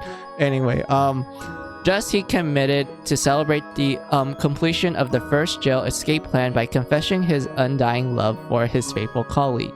Failure was not an option, but success required the aid of the people he trusts most. For that reason, he had called this meeting. I see, no wonder you left Dr. L. Not to mention the professor's useless on that front. Why don't you call Mother, though? She'd be more than happy to help you know that. Well, seeking the counsel of a woman in such matters is, embarrassing. Haha, well, whatever. Count me in. Let's do this thing. Really, Chief? I owe you one. Death flag. Yeah, it's literally a death flag. I don't know why the leader decides, like, hey, I'm gonna propose to her after, like, you know, we escape and shit. We all know it ends in tragedy because everyone in the Dawn, except for the assistant, died in that event. And then, you know, he takes the professor's place and calls himself the professor and, like, you know, recreates the Dawn and everything. And whatnot. Like, yeah. Oh my lord. Alright, anyway, while the chief fed off his leader's timid excitement, the assistant looked unbothered by the affair. Well, I don't know how much I'd be able to help you. Like Chief said, I'm a dimwit in matters of the heart. No, that's not true at all. In fact, you may be the key to it all. What? Grunted the assistant. And now the Dawn only has one member 2 days from retirement. Wait, that's meant as a joke? Yeah. I mean, I don't think you're wrong with that, Rudo, because, like, I think they mentioned, like, once they escape, you know, technically the Dawn's no longer, like,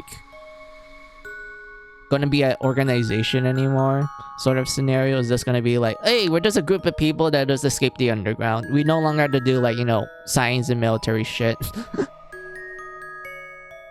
So I guess you can say that's like retirement.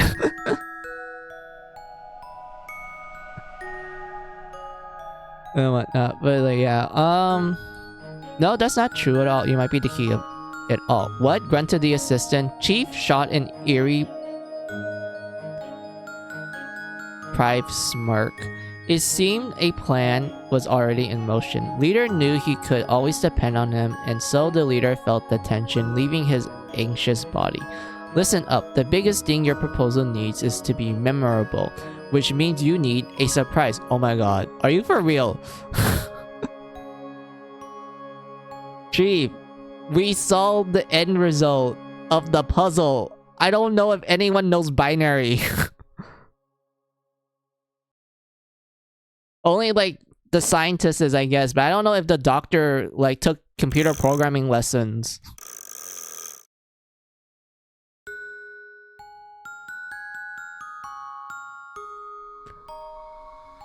But anyway, let's see, listen up, you need a surprise. A surprise. Yeah, get her when she least expects it.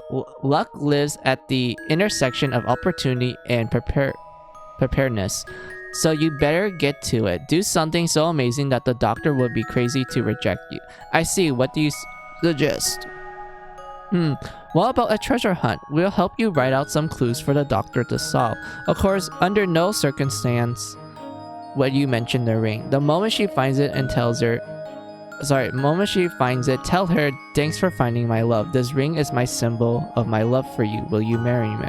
Hey, what do you say? Gosh, that's a little much. No, man, that's very memorable. I would say that's a good way to propose. I mean, my aunt's, well, soon-to-be husband actually proposed to her like that. They had, well, he was initially her boyfriend, and he planned to propose to her for quite some time. So he literally, like, set up a puzzle in a park. I don't know which park it was, but he set up like essentially a giant treasure hunt like these people right here in a park. And my aunt was like solving the puzzles until she got to the end, which was a ring, in which he proposed to her. And my aunt said yes. So they're gonna get married and everything. And whatnot. This is something that happened in my real life. And I'm surprised that me reading this just reminds me of that. I'm like, wait a minute. My aunt's soon-to-be husband did the same thing.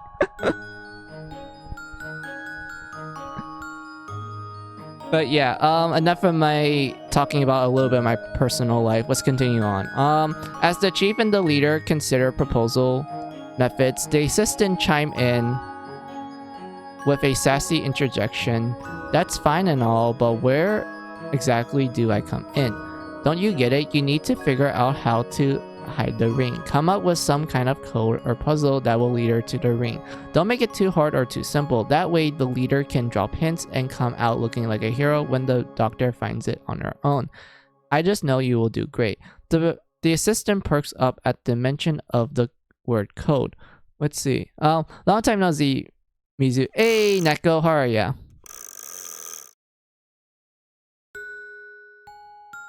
I'm just reading the prequel novel for the first game. Well, the last chapter of it, because I forgot to read it back when I was doing a reading stream for it.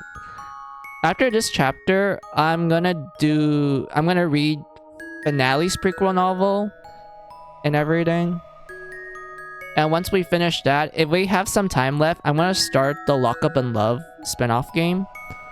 And you guys are just gonna like experience those wacky anime shenanigans at that point. Doing good. How about you? I'm doing fine, Neko. I've been just reading. I've just been doing this reading stream. I don't even know how long I've been like reading. Let me check the time. I've been reading for almost 2 hours. Alright, that's not bad. You know what? I think we're almost done. This is technically the last page if I remember. Well, no, there's like one more page left and then we're done with this chapter. And then I will like switch to Finale's prequel novel, which I have like a Google tab on it so we can like read it, and I have to share my screen and everything.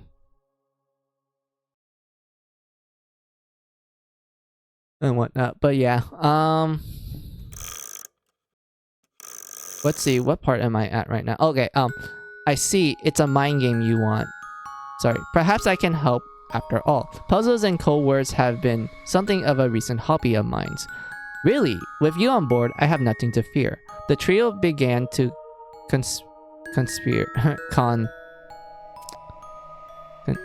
conspire how best to stage this intimate proposal. Hours of discussions involve bunch of harmless mockery from the chief to the leader, which kept the assistant well entertained. After finalizing the remaining details, the chief suddenly opened up to his two companions. Anyway, hey leader, he smiled. I'm real cluffed for ya. His words took the leader aback. I mean, the chief continued, I don't know anyone else here who even thinking of having children in this world, starting to feel like marriage talk was something of the past. Started to feel like marriage talk was something of the past. Nowadays, it's either bad news or worse news, and I'm getting sick of it. Oh, that's really sweet. The chief's statement seemed more like observation than fact, but as far as the leader knew, only a handful of children were born after the rise of the jail. Having a child in the liberated district seemed to invite unmigrated risk, if not catastrophe. It was too great of an obligation. The sober state of the world made the chief's words all the more... What is it? Poignant? Fuck, I can't English today. My speaking skills are going down lately. Anyway, hey leader, you better get married and you better bear children. Nothing symbolizes hope on earth than the birth of a new life. Well put, agreed the assistant. A garden can only bloom with patience. For the first time in his life, the leader pictured the wonderful beauty of getting married and starting a family. Sorry, wondrous beauty of getting married and starting a family. Before any of that can happen, we need to get this proposal on the road. Yeah, leave it to me. Look alive, Dinwit. Sure, but no promises. Gratitude swelled in the leader's heart. He knew he needed said more to his colleagues, for they returned to him, bellowing laughter and weary smiles in kind. Thank you both. As the chief's secret plan was set into motion, the three of them agreed upon hiding the ring inside of a former shopping mall which the Don had converted as a bridge hold. The ring was hidden inside of a code-operated box purchased by the general store. Wait, the store? They bought this from a store? The box? Really?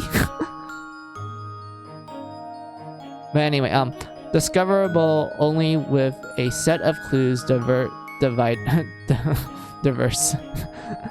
by the assistant and left at the bookstore or fresh produce section and swimsuit store. Taking one last look before leaving the box behind, the leader whispered a silent prayer, embering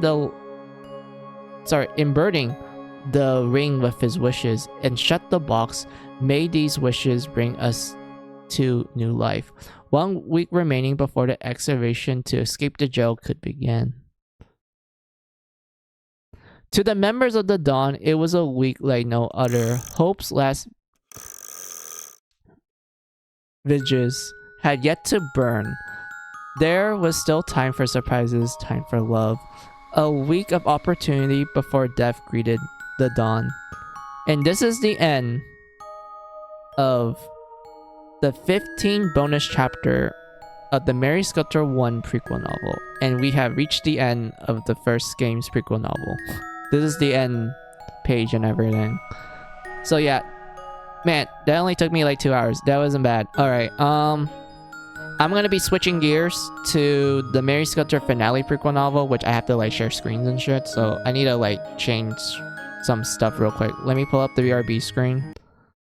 And not only that, but I have to like do a bathroom break as well, because it's been 2 hours and I realized I need to use the restroom.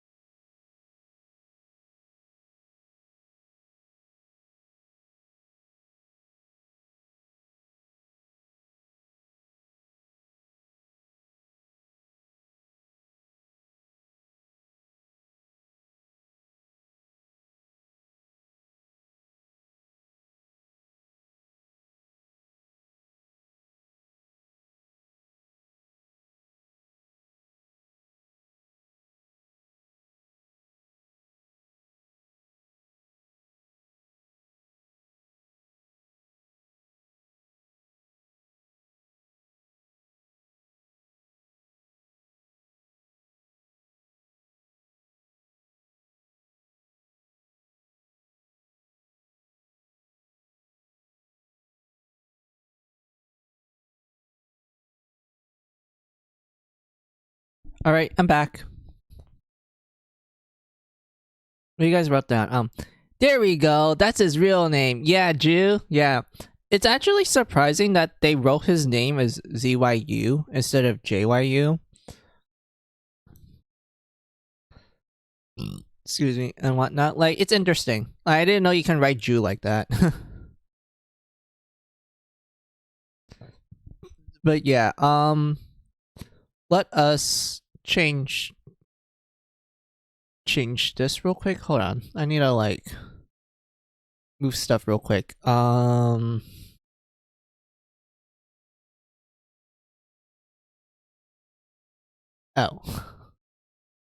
Oopsies. Hold on. Didn't mean for that. This one. Yeah, much better.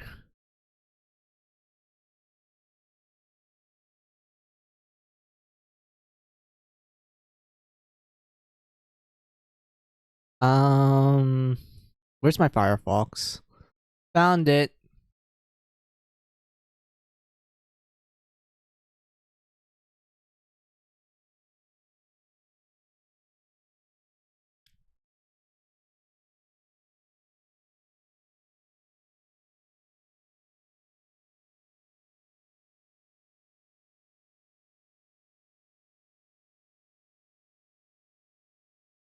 Wait. No. Wait.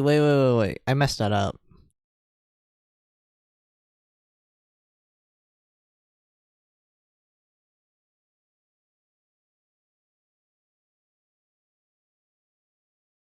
There we go. Much better.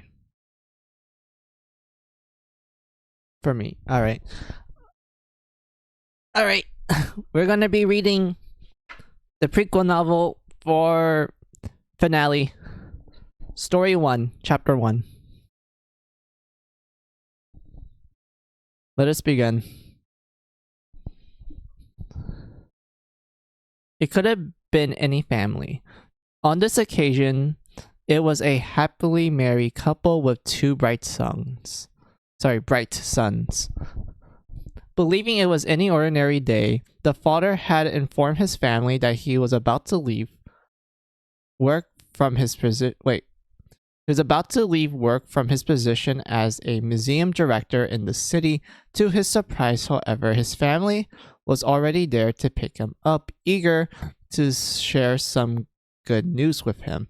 "Dad, I got a reward," cried the young son, puffing his chest with satisfaction. He and his brother, a high school student and a university student respectively, had submitted their joint project to the regional science fair. "Oh wow, you did it," responded their father with pride. He welcomed his family into his office to hand each of his sons a gift box he prepared as a token of celebration. The boys opened their gifts to find an ornate pocket watch inside. "Congratulations on your achievement. This is my gift to each of you." "Oh dear. Did you have these made for them ahead of time?" "I had a feeling they'd win," replied her husband with a wink. "Each watch was one of a kind, specially made for each of you." Both sons widened their sparkling eyes as they inspected their new watches.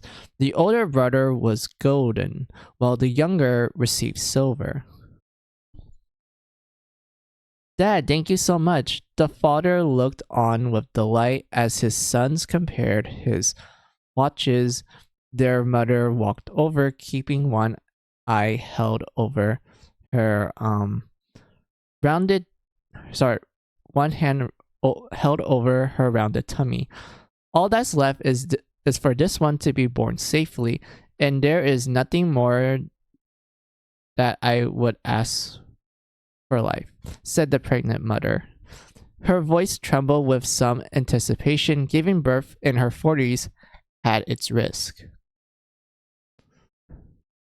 "It will be fine, mother. I wrote a wish during Tanabata for the baby to be born safely," her son said assuringly. "Oh, right. It's that time of year, isn't it?" "It's not exactly scientific," answered the older boy, "but I made a wish too." "Oh, why, thank you. I'm sure all will be fine." Wow, that's a dead flag, Mom. That's a big red flag, Mom.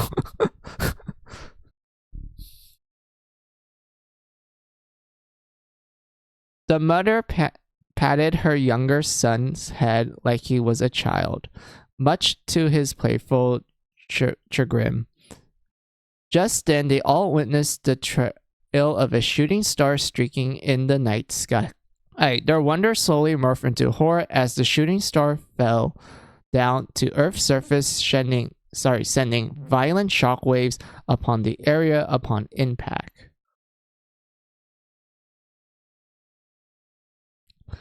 What they believed to be a shooting star was, in fact, a seed from outer space. Within minutes, the seed produced tendrils that latch onto anything within its vicinity, digging its parasitic roots into inorganic and organic matter alike. These roots penetrate everything they touch, going so far as to rewrite the genetic information of their hosts. Some objects warp, some crackle, others melt.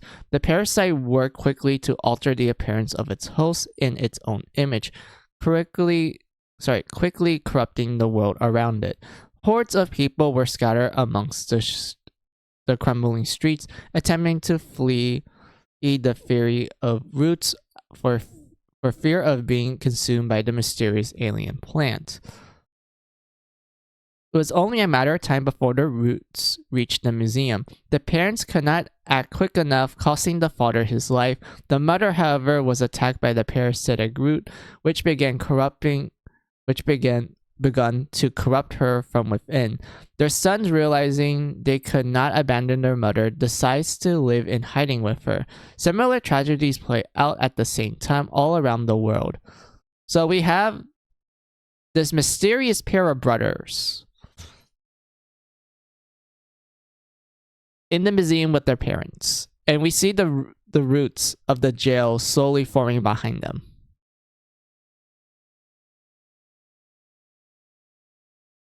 And the fact that we have an older brother that gets a golden watch and a younger brother gets a silver watch, this heavily implies to be the backstory of the villain of finale, but you will get to see more of it from this chapter. I will go into detail of it when we reach the end of this chapter and like the implications and whatnot. Anyway, 3 years later, the world had completely changed. Areas devastated by the seed was known as contaminated regions, with humans and animals being referred to as contaminated beings. They became the target of ire amongst all mankind. The brothers continued to live in hiding in the decaying museum ruins with their mother, who had become one of the contaminated. Curiously, they were never attacked by the contaminated beings, which they deducted could have been thanks to their mother's condition. Even after 3 years, she had not given birth. Her stomach only grew bigger. One day, a hero had came to the museum. A group of girls was gaining renown for possessing superhuman abilities. It was not uncommon for young girls to idealize fairy tale princesses or magic girls. But these girls were the real deal. They dressed in fancy they dressed in fancy outfits dripped in the pink blood of contaminated beings. Eventually, they became known as Genocide Pink. I refuse to call it Massacre Pink. It's Genocide Pink. On this day, one in particular had approached the museum ruins. She was accompanied by an armed Felchin. Felchin? Yeah, that's a sword. Felchin, the sword. With a battle cry, she led the charge to wipe out the demented creatures. You there! Stay away from them! She kicked at the ground, launching into a sprint towards the frightened boys. The younger son embraced their mother protectively, and the older brother stepped in front of them with arms wide open, facing the hero apprehensively. Wait, this is our mother, cried the older brother. She became contaminated. Your mother is no longer there. We know, thought each brother to himself. That much was obvious. But they cling to a faint hope that the epidemic would soon pass and that a vaccine would be produced to save their ailing mother. Please, my mother is harmless. Just leave us alone. The sons looked the hero in the eye. She returned her glance with a look of approval before responding with a small nod. Very well, she concluded. She understood their play. The brothers exchanged glances in heavy, great sighs. Not long after, the hero drew her sword from its sheath and drove it clean into their mother's face. What? Seems like you two will doom. Seems like you two are doomed as well.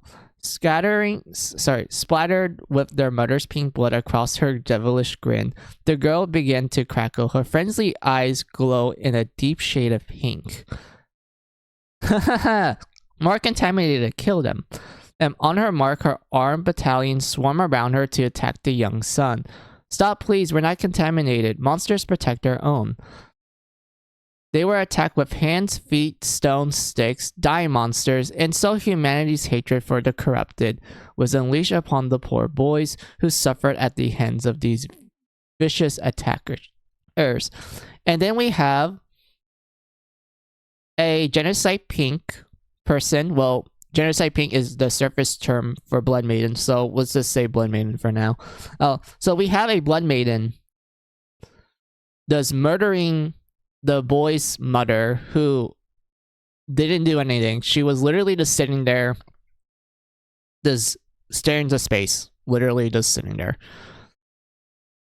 and whatnot. But yeah, by the time the younger brother regained consciousness, the girl and her party had has vanished, my bad. The corpses of humans and the contaminated alike were littered at his feet. He surmised that the humans faced more resistance than they anticipated and fled to reduce casualties. Besides him was his dead brother. Okay, I hate this translation of this line. Beside him was his dead brother, barely recognizable from the onslaught. So here's the thing. If you read the Japanese version, all it said was besides him was his older brother. Which in the Japanese one, it's heavily implied the brother is still alive. It's just that he's been beaten to the point that his face is barely recognizable, and that his younger brother thought he was dead. He straight up thought he was dead. He thought his brother was one of the corpses that's lying around the place and whatnot.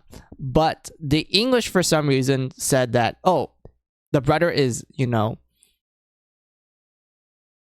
dead and whatnot, which is proven false because we learn later on in finale that the older brother is the merchant, the wandering merchant from the first game in finale, and who's also mentioned in the second game. So with that knowledge, this line in the finale prequel novel is a straight up lie. The brother's not dead. He's alive. That's the merchant. He's been wandering around the world and shit and whatnot. So yeah, the English version, straight up lie. I don't know why they changed the line from older brother to dead brother, because that's completely false and I fucking hated it. So yeah, moving on.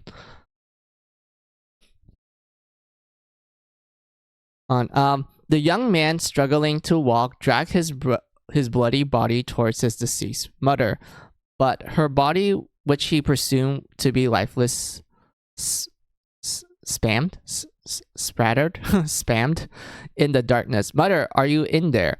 Guh. She let out a piercing shriek, and her womb tore open. Mother? As the woman took her last dying breath, she collapsed in front of her teary-eyed son, with her ripped womb emerging a crawling fetus with soft pink eyes. Such was the way of the world. So yeah, so this first chapter is pretty much the backstory of the main villain of finale. And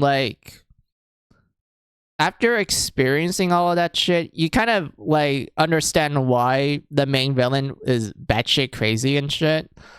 Experience this enough will break a person. But imagine experience this multiple times. and remembered, like, experienced it once and living with the memory of this that lasts for like 20 years and shit. Like, for 20 years, this person, the main villain, had to experience this. And they had to live with that memory. Now, imagine reliving that event multiple times. The first time breaks a person. Other times will descend them to madness. And it makes you go like, wow, I don't really I can understand why the main villain is like batshit crazy, because like no one should not experience this like at all.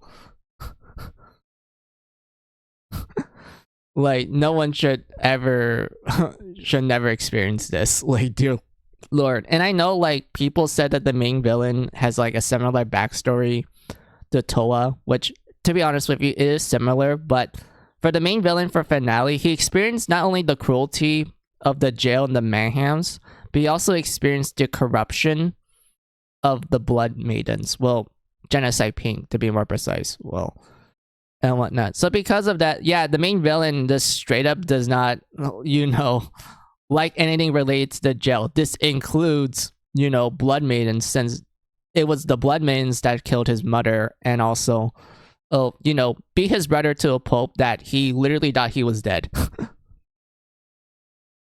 Even though, it's proven false, since, the merchant's still alive and kicking and whatnot. And everything. But yeah, like, reading this chapter, I immediately went like, okay, I can like feel bad for the villain. I know it doesn't excuse the villain for all the shit that he does in the game, and also later on in the prequel novel, but like, once you understand like where his madness come from, you can't help but be like, if I were to experience that, I'll probably go batshit crazy like them. And like, just experience it over and over and over again is just, oh Lord. And remember, the main villain remembers this. He remembers every time loop. And he has to experience this shit over and over again. And I know some people will be like, oh, why didn't the main villain try to prevent it from happening and such? We could assume that they did try, but they ended up like, failing regardless. So as a result, like, yeah, like at that point, the person just practically give up and just completely descend into madness even further. And whatnot. But like, yeah, that's like some interesting shit. So yeah, story 2. See, it didn't took us that long to do chapter 1 of Finale's prequel novel. Alright, let's go on. Casualty, blimey, the older Genocide Pink is, yeah, like, we do learn this, like, in finale, Rudo, that like when the characters read about the history of the surface, you kind of realize that the surface is practically another layer of hell. Like, while people in the underground was like trying to survive and shit, the surface was just a different story. And oh boy, it just gets more crazy as we go on, Rudo. Like, just wait until you get to like, I think this chapter in particular actually goes into more detail of like how crazy the surface is gonna get. And I think there's also other ones too, but I think this one's the one that addresses it the most. So let's go on. It was a seed that crashed upon Earth. Originally designed as a plant to prevent famine, it terraformed the vibrant planet. Encoded in the plant's DNA was an inhibition to mimic, giving it the ability to analyze, alter, and duplicate its own genetic information in order to produce edible plant matter for the aliens who develop it. The plant came in both male and female variants, making it easily reproduced. This was known as the DLP plant. Its creator was an intelligent life form born thousands of light years from Earth, a distant planet on the brink of extinction. He took DLP's plant from the female plant and traveled through space in search of an uninhabitable planet. There he would plant the seed, developing the primitive planet into a hospitable one. With this in mind, he roamed the cold emptiness of space. Misfortune arrived when his vessel collided with a meteor crash upon Earth. The sea, too, fell along with it, transforming the planet in a way no one could ever anticipate it. It produced parasitic roots, affecting everything the tips of the tendrils could touch.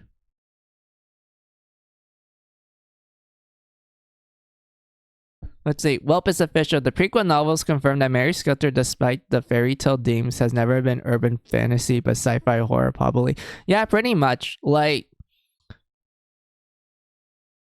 the first game did have a little bit of sci-fi-ness when you like kind of piece together like, oh, the purple star that everyone saw in the prequel novel of the first chapter, that was the spaceship, and also the whole like, you know, revelation that like the jail was from outer space and that Snark and Haru were aliens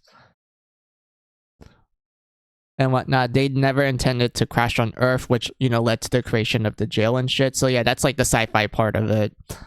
The fairy tale theme was like, you know, hey, we have blood maidens, and like, you know, the fucking jail crash landed on a preschool where Michiru was busy drawing fairy tales, and that's why the whole like underground jail is just filled with it.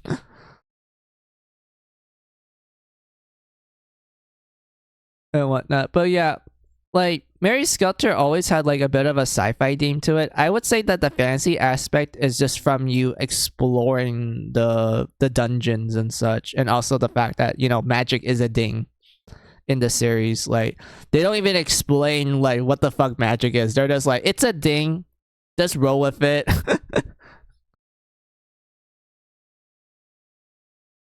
And whatnot. But yeah, let's move on. Let's see, where was I? Oh yeah, I found it. Alright. Devour all matters, organic and inorganic alike. Soon this plant's creator developed a plan, realizing that the plant was analyzing all of Earth's genetic information and fulfilling its destiny as the DLP plant. He named the sucking city Jail, and those who were mutated by the plant Mayhems.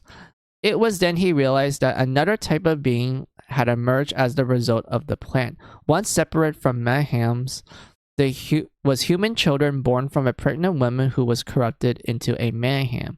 These children were neither human nor Mayhem. They were distinguished by their special abilities. Not only could the seed mimic DNA information, but also emotions. Amongst the children born from Mayhem, there was a select breed, those whom powers were amplified by raw emotions. For example, the first bunch of seeds to fall upon Earth landed at a preschool. There lived a young girl named Michiru, who spent her free time coloring her picture books. Michiru immersed herself in stories about Alice in Wonderland, Little Red Riding Hood, and The Little Mermaid, drawing and rewriting them to her heart's content. It was in this preschool where her imagination blossomed. Then came the seed of DLP's plan crashing upon Earth. In no time, it mimicked the emotions of Michiru's imaginated drawings, as well as the emotions of other children at the school. It emulated her lovely colored picture book, and the supporting cast who aid the fairy tale maidens and the grim evils which await them on their journeys. Each tale ended with its respective protagonists facing and overcoming strife. The emotions Michiru imbued into her drawings were all absorbed and mimicked by the fast-moving plant. Thus, children born from Mayhems began to draw from this genetic information, resembling characters from fairy tales, but they had distinct traits amongst them, like supernatural abilities and eyes which turn pink from exposure to Mayhem blood. These children even knew their own names: Alice, Red Riding Hood, Little Mermaid, Cinderella. These girls came to be known as the Blood Maidens. And look at that, we have young Michiru in her preschool does drawing away, and then the seed of the gel comes down instantly kills her because she was literally at ground zero. It literally landed where she was. Absorbs her and her brother. Absorbs everything. And then, because of her desire for her brother to live, the jail just decides to, resurrect them with no strings attached. They're just like, oh, you have a strong desire for your brother to live? Okay, like, I'll answer your wish. So, here you go. You're instantly resurrected. Like, there's no strings to it.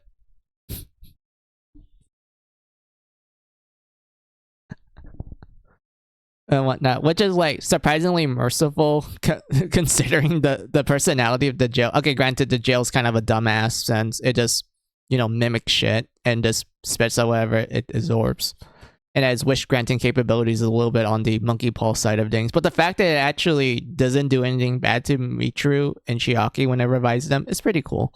But anyway, thanks, Michiru, and whatever planet that was getting attacked by, I don't know, alien Skynet. The preschool was located in a town that had sunken into the ground by the sea, but it was not alone in its corruption. Other seeds came down upon the surface in different cities and locations, but their effect on the surface was incomparable. Monsters were resembling mayhem wander Earth's surface, and just other beings like the Blood Maidens were also coming to life. Not all of them took the form of fairy tale protagonists like the girls underground. However, magical girls from anime, Sentai programs, and video games were also mimicked by the parasitic plant, allowing the latter to replicate their outfits' abilities with ease. On the surface, these girls became Genocide Pink. Unlike how the Blood Maidens emerged as newborn babies, these girls were of adolescent age with a developed sense of self-corruption by the parasite, just fusing them with the information mimicked by the plant. Some retained their sense of identity memories when they received these powers, which were heightened when exposed to mayhem blood, much like Blood Maidens. However, with blessings came greed. Some of the girls became drunk in their power and began a slow descent into madness, used by the Genocide Pink girls to subjugate people and creatures on the surface to satisfy their insatiable bloodlust. Mankind came to fear Genocide Pink. Some quietly admired them, others worshipped them and extolled them. I swear, they adapt the prequel novels and we can get the anime equivalents of sci-fi B movies. Wait, so the jail can make a Genocide Pink version of Oh No. Yeah, like, this part right here, Rudo, pretty much confirms that, like, yeah, you can in fact make, Blood Maiden / Genocide Pink versions of your favorite anime waifus or husbandos, because, blood youths are a thing. So, like, you can technically make anyone that you love from an anime come to real life through the jail's mimicry. Like, Rudo, imagine your waifu becoming real. This is what every weeb wants, right? They want their waifu to be real, yes.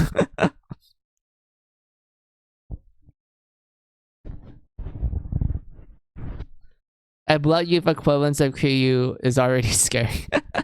Yeah, he'll like imagine a blood youth version of the Yakuza characters. Do you think they're gonna be like, as tough as the Yakuza characters, or will you think they'd be like singing karaoke all the time?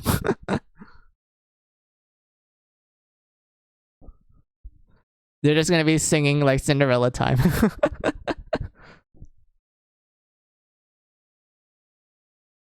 Or Dame Dame.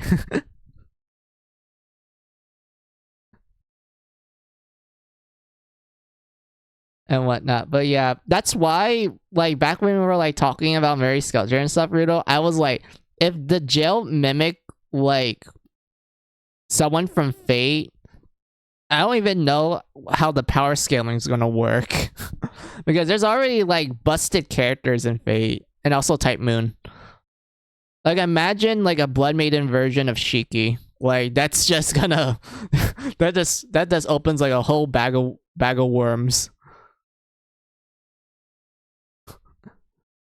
Never mind a Blood U version of Dante. If we get a Blood U version of fucking Frank West and Chuck Green, we probably be screwed. Yeah.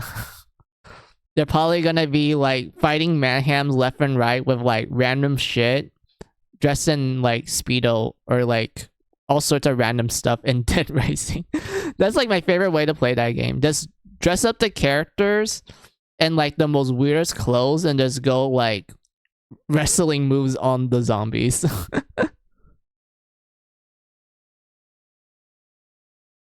But yeah.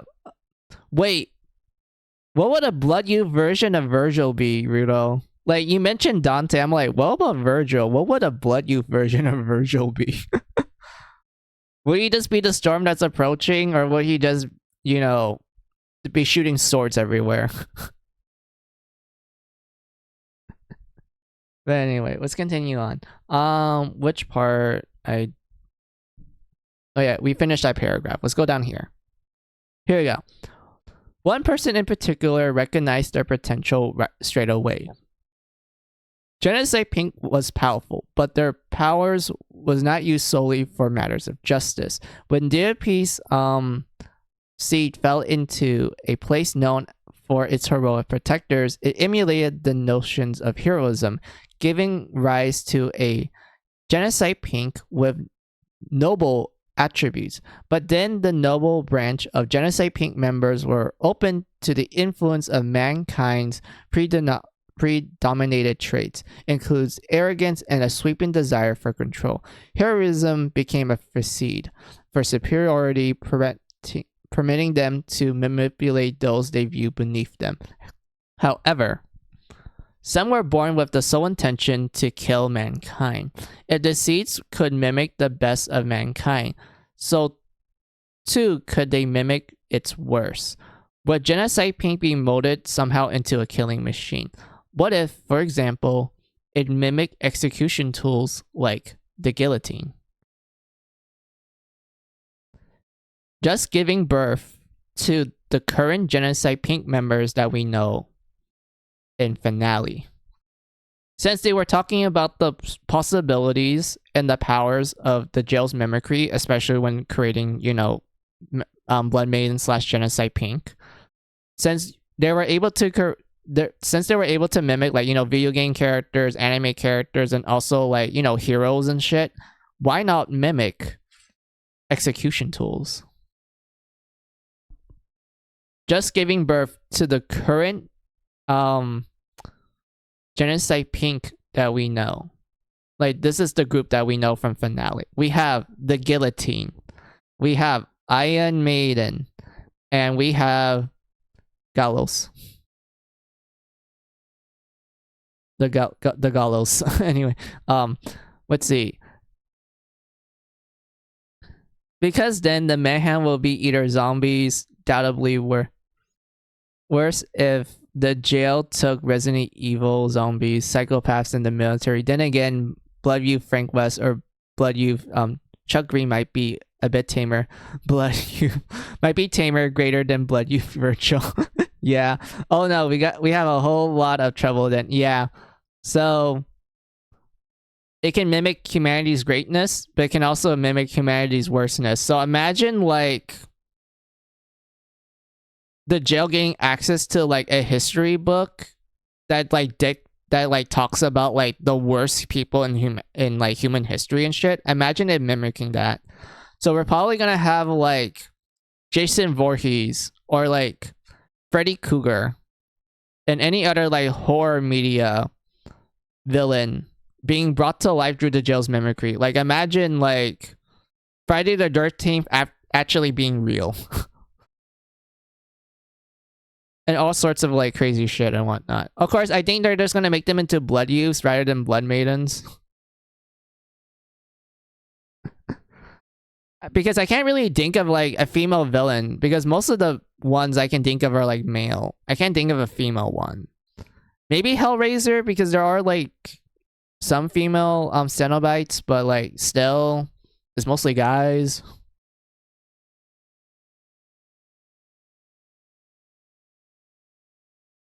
And whatnot. Let's see. The jail could be reenacted dead by daylight then. Perhaps a Blood Maiden version of Christine. Yes, that car. Oh, that's a good one. Imagine a Blood Maiden that transforms into a car when she goes into like massacre or genocide mode. That would be cool, Rudo. That would actually be a cool thing. That Blood Maiden is just a transformer.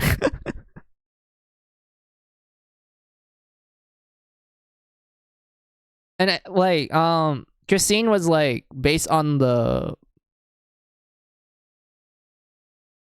greaser period of America. So you like, you know, the people wear like leather jackets and like, you know, they grease up their hair and shit. Like imagine like a Blood Maiden that's just talking in like a New Jersey accent and shit.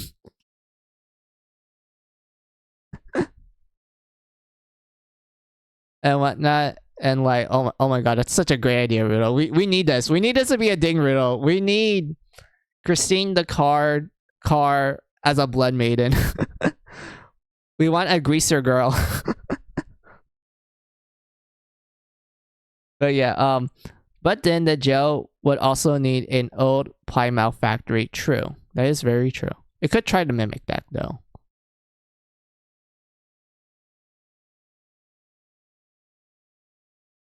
So yeah, chapter 3.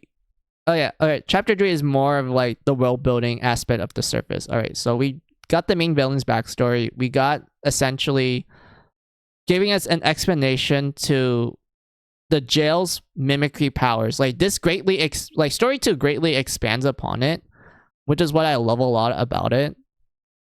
Like it goes into a lot more detail of the jail's mimicry, just like the other prequel novels, and to some extent the second game as well. So it's really great that these are like greatly expanding upon topics that we know from the previous games, but they expand it in a way that doesn't feel like a retcon or anything, which I love a lot. Anyway, chapter 3, the guillotine. Official name, Bodus de Justice.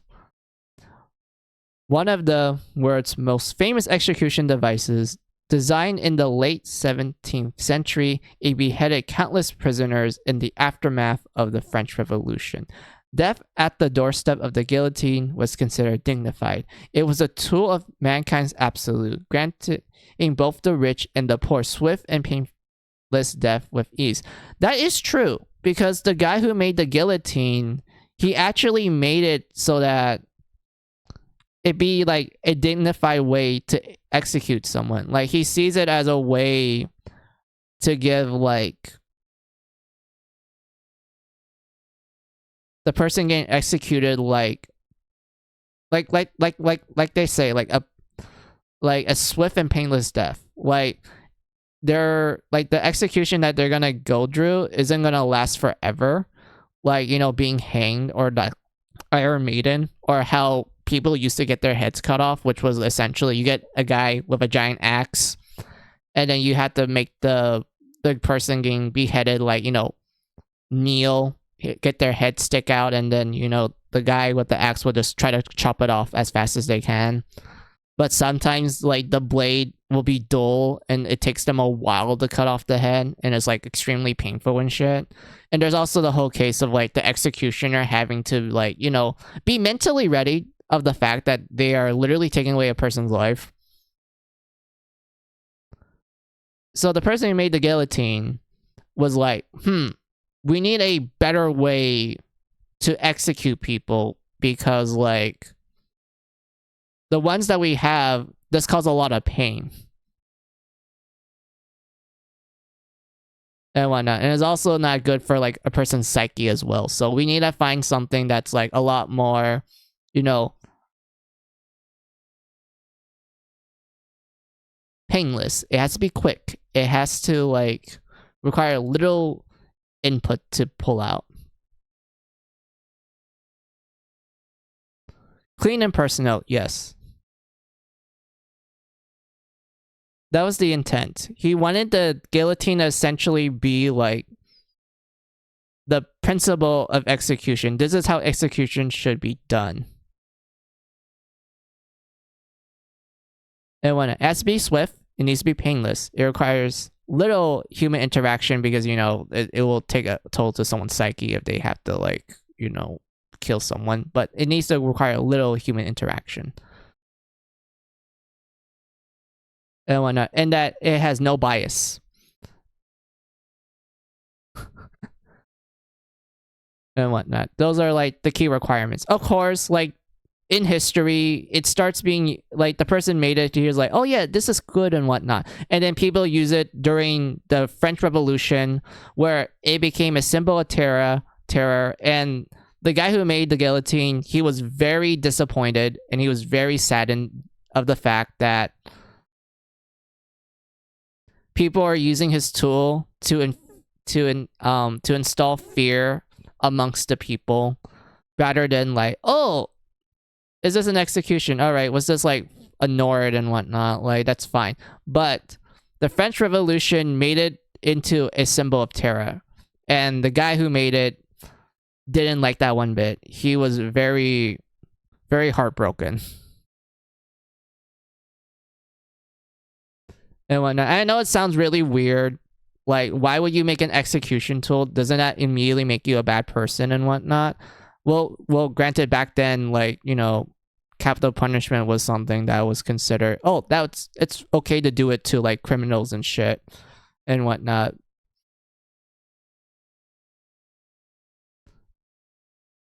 And everything, but like to this guy who was making it, he's like, no, it needs to be painless. Like, we don't want these prisoners to like suffer. Yes, they can be shitty people and whatnot, but they at least deserve a quick death instead of like, you know, suffering immensely. Well, granted, it depends on the villain, to be honest, but like most of the time, the person's like, okay, we just want it to be quick. Like, we don't want it to like, you know, play out. We don't want this to be like a entertainment show for people to watch. But sadly, it became that during the French Revolution and whatnot. And like, that's pretty much it from like my history talk. So I do apologize for taking a while and whatnot. But like, yeah, what part am I at? Found it. It was designed with good intentions. However, soon it became an instrument of evil. Some use it to ruthlessly as a large-scale murder weapon, going as far to execute innocent lives for entertainment. See, this is exactly what I'm talking about, Rudo. Some use it ruthlessly as a large-scale murder weapon, going as far to execute innocent people for entertainment. That's not what the creator of the guillotine wanted. He didn't want people to be entertained by the fact that you're taking away a person's life.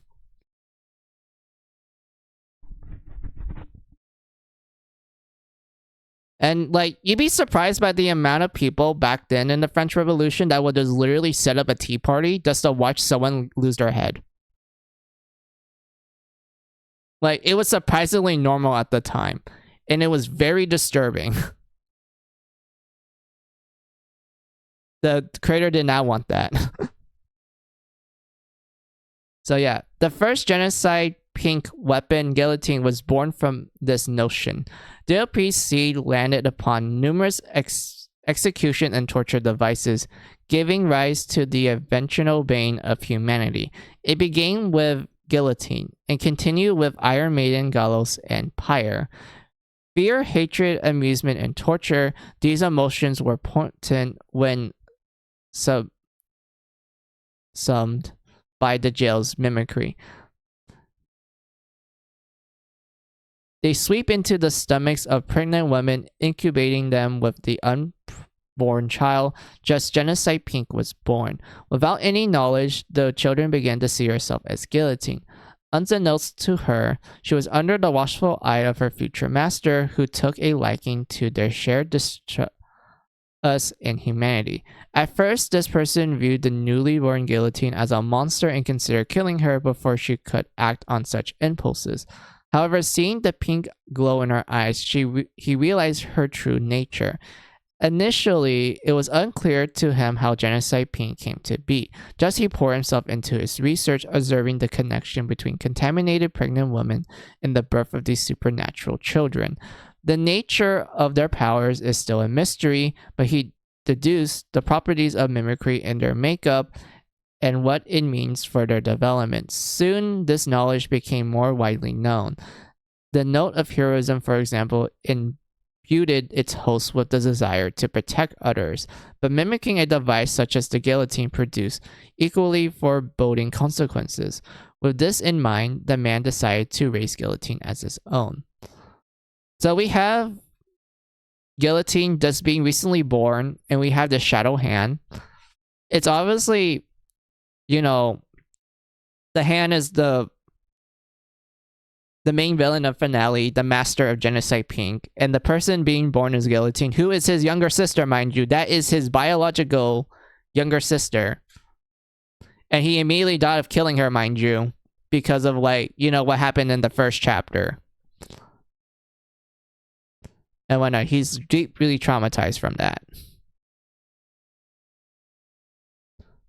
So yeah, raising Guillotine gives this man first-hand access to a Genocide Pink subject. He identified the large bulbs protruding from the site of where the seed landed, allowing whoever enter it to warp to various other bulbs within its range. The importance of this location soon revealed itself. In some cities, the city landed upon movie theaters. Themes from current films and animes were summed by the plant and produced Genocide Pink members reflecting their emotions.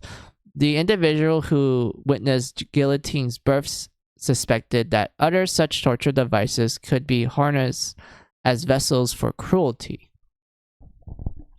So too had he known of another bud located a short distance from Guillotine's birth site. This certain person began abducting people, mainly pregnant women, forcing the parasite to absorb them. He conducted in this sadistic experiment numerous times until Genocide Pink could be reborn in the image he envisioned. Trial came with errors. After 4 years, the second Genocide Pink girl was born. This time, a pink-eyed baby could talk, thus calling herself Iron Maiden. The Iron Maiden, originally in Nuremberg, Germany, consequently known as the Urgenjufer in the German language, it was a large foldable hollow coffin embedded with razor-sharp spikes protruding from each side of the coffin interior. If a person were to be trapped inside, they would be punctured by a rows of spikes left to bleed out in agony. As a device, it far surpassed the guillotine in cruelty. It was designed for torture more than execution. Although its actual historical use is a topic of debate, such formalities could not stop the plant from mimicking its pendants for suffering. So this is an interesting thing that they mentioned, because everyone knows about the Iron Maiden. They know what it does and shit. But the funny thing about this is that nowadays people are debating if it's an actual torture tool that people used back in the Middle Ages, because, like, a lot of sources that points to the idea that it originated from that period was proven to be a bit false. And a lot of people speculated that the Iron Maiden was just made to, like, you know, claim that, oh, this was made in the Middle Ages and whatnot, you know, it has historical value and shit, but in actuality, it was just made up and, like, was never used.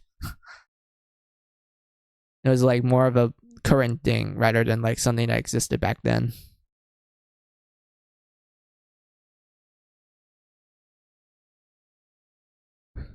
And whatnot. But yeah, like, it is interesting that they mention that, because that is what happened in real life. Because in real life, we don't even know if it was actually used for torture as it's intended and whatnot. We don't even know if it was actually used back then either. It just kind of appeared out of nowhere and people claimed that it was. I have to leave, sadly. I got to tap out. Wait, are you sure the jail picked the torture tools and not the metal band? Yeah, the jail picked it out, but also, alright. I hope you have a good rest, Rudo. I'm assuming it's nighttime for you, so I hope you have a good night and everything. Thank you for, like, stopping by and, like, interacting with me while reading the prequel novel, while I'm, like, you know, doing the reading stream and such. 4 a.m. Okay, that's really... Wait, I do wish you have a good rest. Also, like, you explaining the final clue to the puzzle of the first game's prequel novel, Story 15. Like, you actually explaining it made me go like, oh, okay, it makes sense now, thanks. So yeah, thank you for, like, explaining that.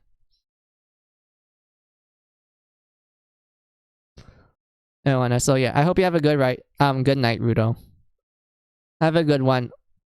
I wish. Oh, sorry. I hope that the jail don't bite while you're sleeping.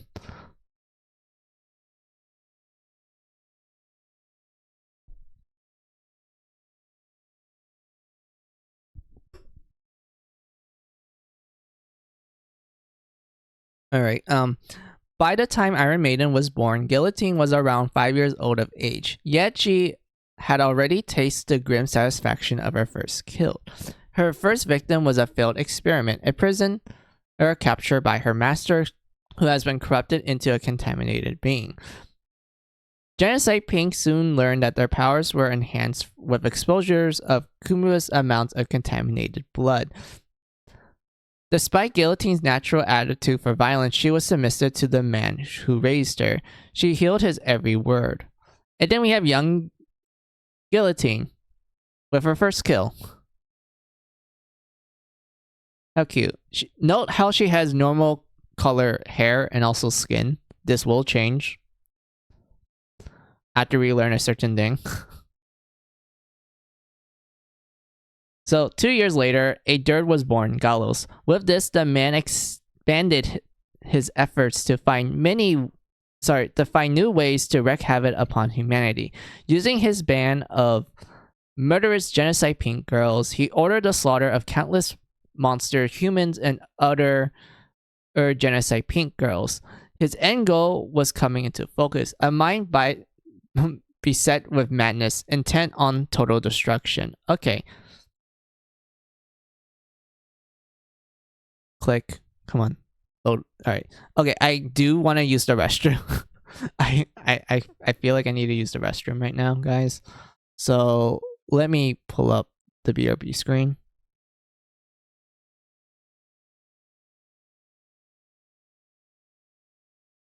There we go. All right, I'll be right back.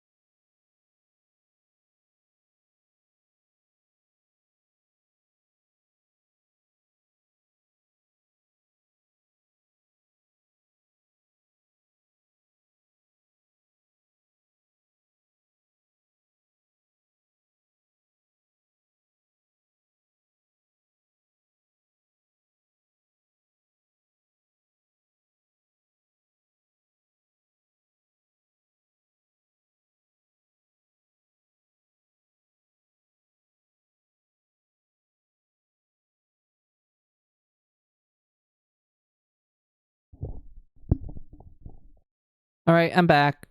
I just realized this whole stream was quiet because I forgot to turn on music. So let me go through my sound list. What kind of music should we play? We're reading finales, so I might as well just bump the whole thing with finale music. So let's start with Wonderful Stories. Oh yes, the thing we've been hearing for like the last first half of the stream. Where is there a way for me to like... Hold on, I need to look if there's a way for me to like make this playlist play out. Hold on. Playlist? No. Music library. Album. Huh? Wait, hold on guys. I want to fix this.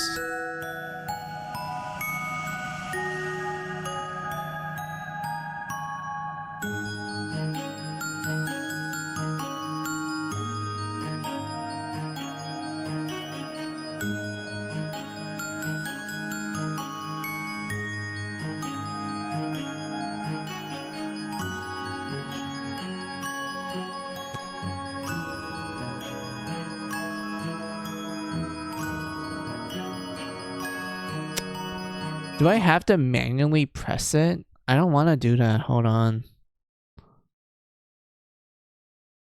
Okay, it looks like I have to do that. Fuck. Okay, fine.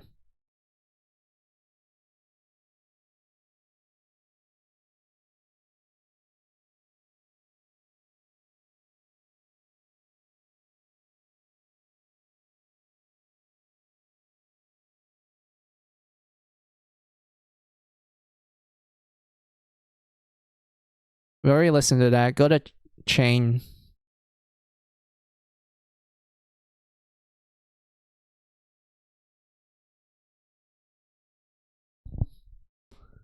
Alright, let's move on. A few years has passed since the arrival of DOP seeds. Civilization had decayed at an overwhelming speed. Some factors accelerated this more than others. The first was the relentless parasitism of the seeds. The second was the outbreak of violence at the hands of the contaminated beings. And lastly was mankind's prevalence for self-destruction. Wait, proclivitance? I don't even know if I said that right. Anyway, scientists around the world worked tirelessly to investigate the seed's properties and discover some key breakthroughs. Contaminated within each seed was the DNA information for both male and female plants. Male plants wrapped buildings into enormous grotesque towers. Female plants eventually morph into a moon-like apparatus floating above each tower. Male plants absorb people and objects as nutrients to facilitate their growth. When a tower reaches its peak in consuming with the white moon, the female plant is inseminated, thus giving birth to a new plant. A new kind of seed was born. It became known as witchcraft, a core with mimicry powers far beyond its predecessor. So potent was its properties and that one could harness them to make a wish strong enough to reshape the entire world. Once humanity became privy to this knowledge, chaos ensued. Countries waged war over control of witchcraft. It enlisted mankind's most selfish desires, warping mankind worse than DOP itself. Despair encroached everywhere. Oops, I have pressed the wrong button again. Why am I pressing the wrong shit? Come on. There we go.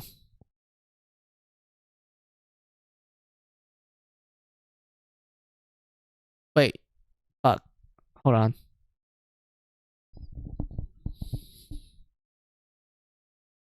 There. Alright. Let's see.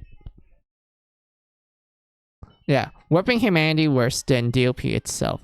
Despair encroached everywhere. A group of girls known as genocide beings serve as arbiters of this despair, themselves born out of the demented amalgamation of torture devices.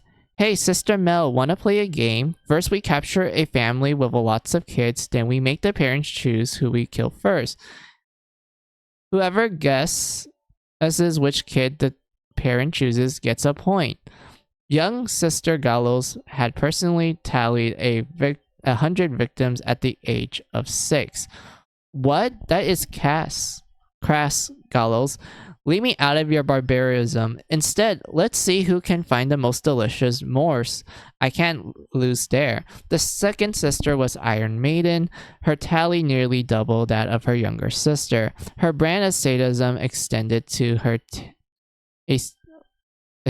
tasting her victims. Enough horseplay, you two. Our duty is simply to murder as many humans and monsters as possible. Do not undermine our task with childish games. The eldest guillotine has authority for claiming 500 lives herself. Okay. The younger sisters begrudgingly obeyed their elder with a playful stick of the tongue. Oh, look at that. We have these like murderous girls just having fun. having like body counts amongst hundreds, and we have these two goofing off while Guillotine is just straight to business. But anyway, the torture devices mimicking groups of Genocide Pink killed men, beasts indiscriminately. The only adversaries that could hold a candle to their destructive force was other Genocide Pink children. Genocide Pink girls outside of this particular bloodthirsty outfit were known in some circles as protectors of humanity. In most of their initial encounters, the two factions were equal strength, concluding each clash with a draw. It was not long before the mastermind behind the evil Genocide Pink looked into ways to evolve his test subjects beyond their potential. Medication machinery. Okay, so medication is what the English version used. The Japanese use drugs. Yes, the Japanese version, instead of saying medication, they just said straight up drugs. Literally just drugs. No like sugarcoating it. They just straight up say drugs. And whatnot. But like, yeah, let's move on. Machinery, body parts taken from contaminated beings. He left no stone unturned to alter the makeup of his Genocide Pink executioners, turning them into unstoppable killers. This profound change was most evident in their shiny new appearance, blue eyes and gray skin. He distilled the word's corruption to its extent, producing his finest work yet.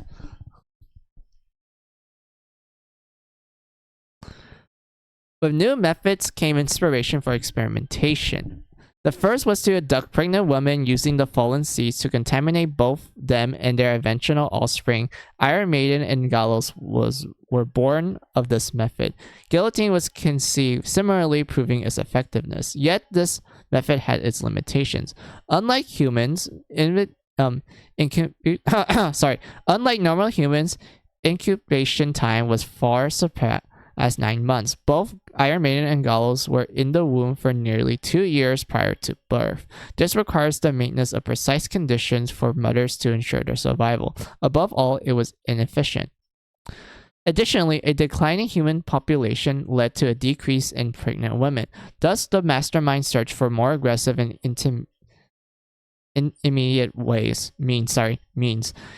He soon learned that it was easier to abduct an already born child and manipulate them directly into the plant's parasite. This presented a great challenge, producing a near total failure rate. He conducted experiments after experiments, but each trial merely contaminated its subject. But he persisted, holding upon the knowledge of the other Genocide Pink girls in their teens who mutilated into their superhuman state. Patience, he realized, was the key. Each failure was a chance to abduct another girl and try again. Oh boy. Oh god. Oh my lord.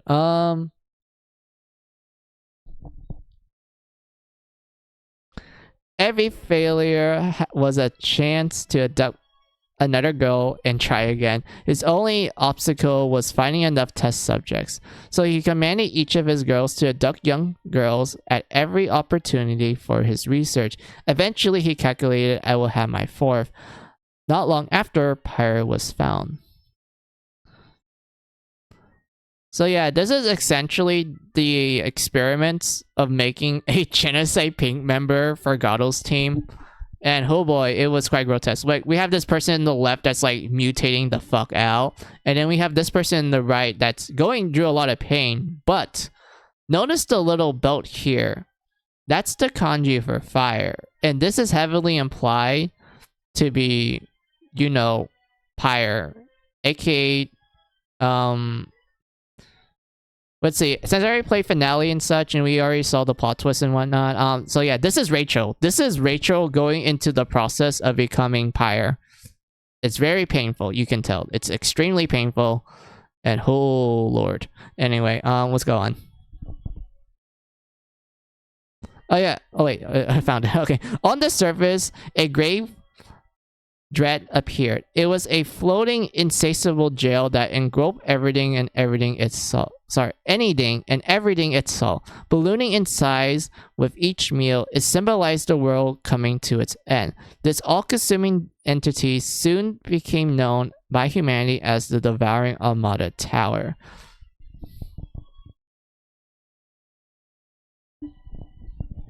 Now we're at story 5. Alright, so she did not know her name, nor did she care to. Plenty of the other children here lived namelessly. The adults called this place the underground jail. She often overheard their stories of a world on top the surface, bathed in sunlight. One particular neon city's crater upon impact of the seed and sunk beneath the ground. This warped place was home to monsters called mayhem. These beasts attack, pursued, and capture humans unfortunate enough to encounter them. Subsequently, most children who live within the confines of the underground city were orphaned. This naturally led to a crisis of identity. Some never relinquished hope. A faction was formed, called the Dawn Liberated Force, to combat the growing dread of mayhem. The Dawn gathered members over time, soon establishing a safe zone wherein they were free from invasive monsters. Wait, what song? Oh yeah, we're at Hangman. Found it.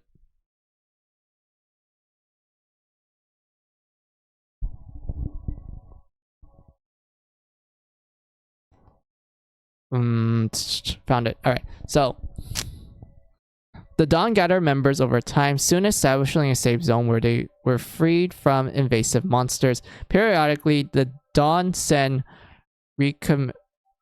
reconnaissance groups to find survivors and guide them to what became known as the Liberated District. She was amongst those saved by the Dawn, a nameless orphan who would soon realize just how special she truly was. So we have members of the Dawn here. You can tell by their armband that they're like, you know, telling people like, hey, this is the Liberated District, this is safe, like, come on, follow me, and whatnot. There, another one. On the outskirts of the Liberated District, standing alone on the cliff of a tall hill, he hoped this place would provide a brief haven from mayhem. She shut her eyes, hoping to see it unfold. A few years passed since the formation of the Liberated District. An orphanage was established, and the Dree sisters were taken in. Their names were Dumbelina, Snow White, and Sleeping Beauty. They must be blood maidens. Though contemplation, she realized these girls were special. When she closed her eyes, she could see another person's entire story. Their history. This power extended to a state of omnipresence, allowing her to see the eyes of others. To her, they came as dreams, but this sight was applicable to limited subjects. Red Riding Hood and Cinderella were the most prominent subjects of these visions. Both had been taken in by the Dawn and possessed special abilities. When exposed to mayhem blood, their eyes emanate a pink glow. Their strength increased tenfold, making them the ideal counter to mayhem dreads. Higher ups at the Dawn dubbed these mayhem breed super soldiers blood maidens. They shared two commonalities: peak physical attributes and names derived from classic fairy tales. No blood maiden was named, it was inherited from birth. Red Riding Hood, Little Mermaid, Cinderella. Some blood maidens were taken by tragic circumstances, but nevertheless the Dawn worked to locate and rescue many they could find. This girl, lost in sullen thought by herself on the cliff, saw that she could been taken by the Dawn. Years ago, she watched the past history of the Dawn Top Brass. They led a bold charge against the mayhem. Mount a full-scale exploration of the tower. None survived. Now the finer details faded from her memories. She saw the dawn as the force of good, the catalyst to save the world from demise. But this evaluation was incorrect. In truth, this responsibility fell upon the soldiers shoulders of the Blood Maidens. Every time she accessed her visions, they center on the Blood Maidens from a bird's eye view. It began with Red Riding Hood, Little Mermaid, Cinderella, and continued with Thumbelina and the others. Others she anticipated will soon to follow. What would become of them? How would this story end? Perhaps she suspected, I'm a blood maiden too. Have never been exposed to mayhem blood, it's impossible for her to test. But she trusts her vision. She knew it was a power no one else possessed. Is it possible she too was a blood maiden? Also, I just realized the music stopped. My bad, guys. There we go.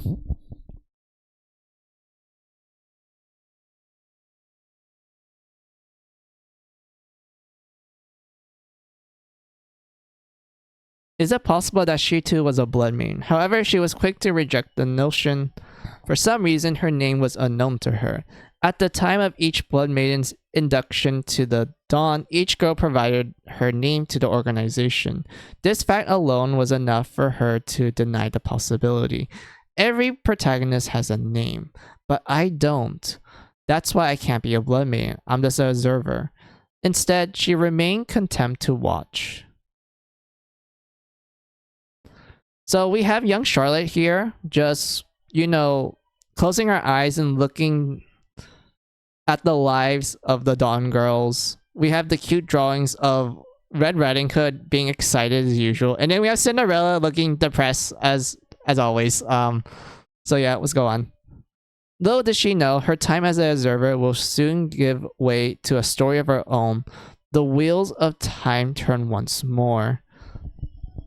So yeah, these chapters are relatively short. Like, these do not take a while to read. Ow, my knee. Alright. A sheer scream tore through the peaceful afternoon. A mayhem! There's one there. A mayhem horde had penetrated the liberated district barricades. An alarm was raised and the people scattered. Al yelled a little boy who had tripped in the ensuing chaos. One mayhem spotted the fallen child eyeing its prey. The adult onlookers stared at the boy in fear, but none were brave enough to help him. As the mayhem placed its slimy hand on the boy's head, stop. The mayhem's hand was soon burned to a crisp. Ah! Cried the beast. It stepped backwards, glancing at the shadow guarding its target.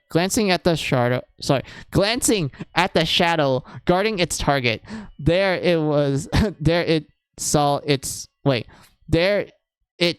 his protector, a girl with fiery red hair clutching a box of matches in her hand. She was petite but confident. Move, kid, she ordered. Sure, thanks, lady. The kid got to his feet and sprinted to safety.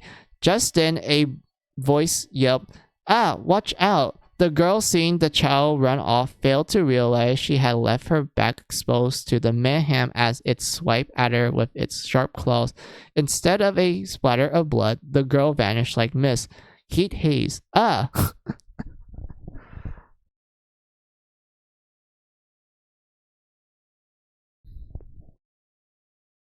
The mayhem flailed around in search of its prey.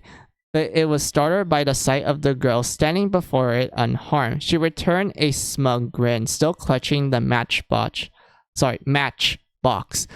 I can do anything I imagine with this little flame. How that tastes stinky, she teased. Grr, the mayhem steal itself. Soon the other mayhem swarmed to help the befuddled member of their pack in subduing the sly teenager. You're all as dumb as you look. Pathetic. Taste my flames. The little match girl grabbed a handful of matches and struck them against the box, igniting a flame before tossing the matches into the approaching horde. Flame guard, descend. A magnificent inferno emerged from the tip of each match, the force of which whipped into a flame tornado which reduced the creatures into piles of ash. Only one mayhem survived, prompting the girl to light one more match. You look like you can use a smoke flick. The match left her fingers, flying into a clean arc before engulfing the mayhem in flames. So we have Mary right here, pretending to be the hero. She's lighting up her matches like it's fucking nothing. And just tossing at the mayhem. Like, I mean, the description of her, like, summoning infernals from the matches is cool. I'm assuming that's how she does magic in the game, but we all know Mary's personality and that this is, you know, something else. In a blink, the flames were extinguished. Oh, it's gone. Somewhere in the liberated district, the girl tossed her used match is on the ground of a narrow alley. She gazed longingly at the ashes, producing a small grin. Man, that's what I was talking about. Flame God Descend. That was pretty cool. I mean, yeah, this is just Mary literally daydreaming as usual. Crackled the girls. Splits of drool form in the corner of her lips. Oh, that was all a hallucination. I guess that's my quota for the day. The girl was quick to snap out of her daze and exit the alley to join the crowd of people in the streets. Meekly, she called out to a pass-by. Anyone needs matches? Just kidding. But as the girl escaped the notice of most everyone who walked past her, a curious sight to an outside observer, one might think they ignore intentionally. Excuse me, matches anyone, but as usual, no one stopped to look at her. Heh, typical, another day in life.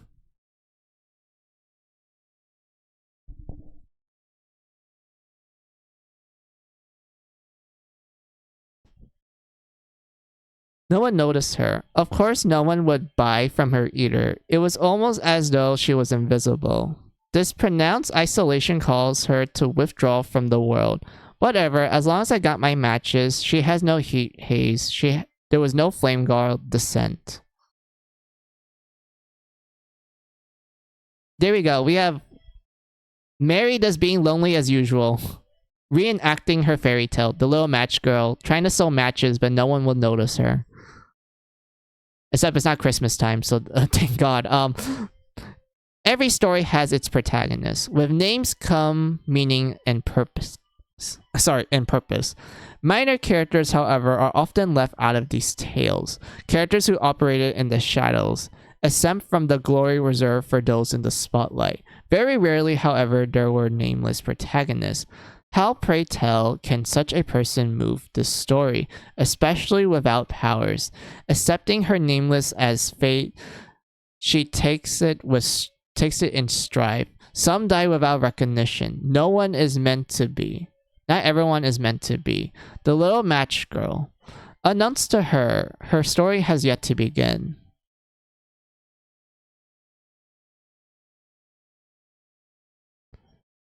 Chapter 7. With closed eyes, the observer watched a vision of the little match girl which had taken place 4 years following the addition of Kaguya to the Dawn. At first, the observer believed the girl to be a dragon-cut blood maiden. Something about her, however, set her apart from others. Unlike the others, she did not live in a commune amongst fellow blood maidens. Instead, she lived in the slums of the liberated district, peddling matches to ignorant passerby. Wait, ignorant? Passerby? Ignorant? Ignorant? I think that's how you say it, right?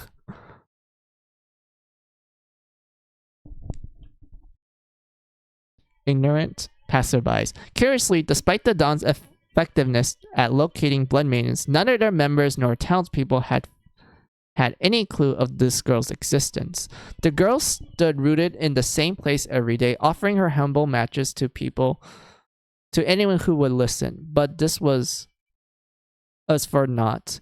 There was no conscious nor organized effort to neglect her.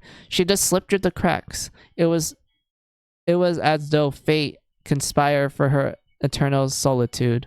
The observer curiosity became too great to handle. One day, she decides to speak with the little match girl herself. Today, like any other day, she was without a single customer, tucked away in a dim alley. She snuck one of her matches and entered the realm of daydreams. Oh, come on, guys. No need to fight over me. Of course, she's daydreaming about having a harem.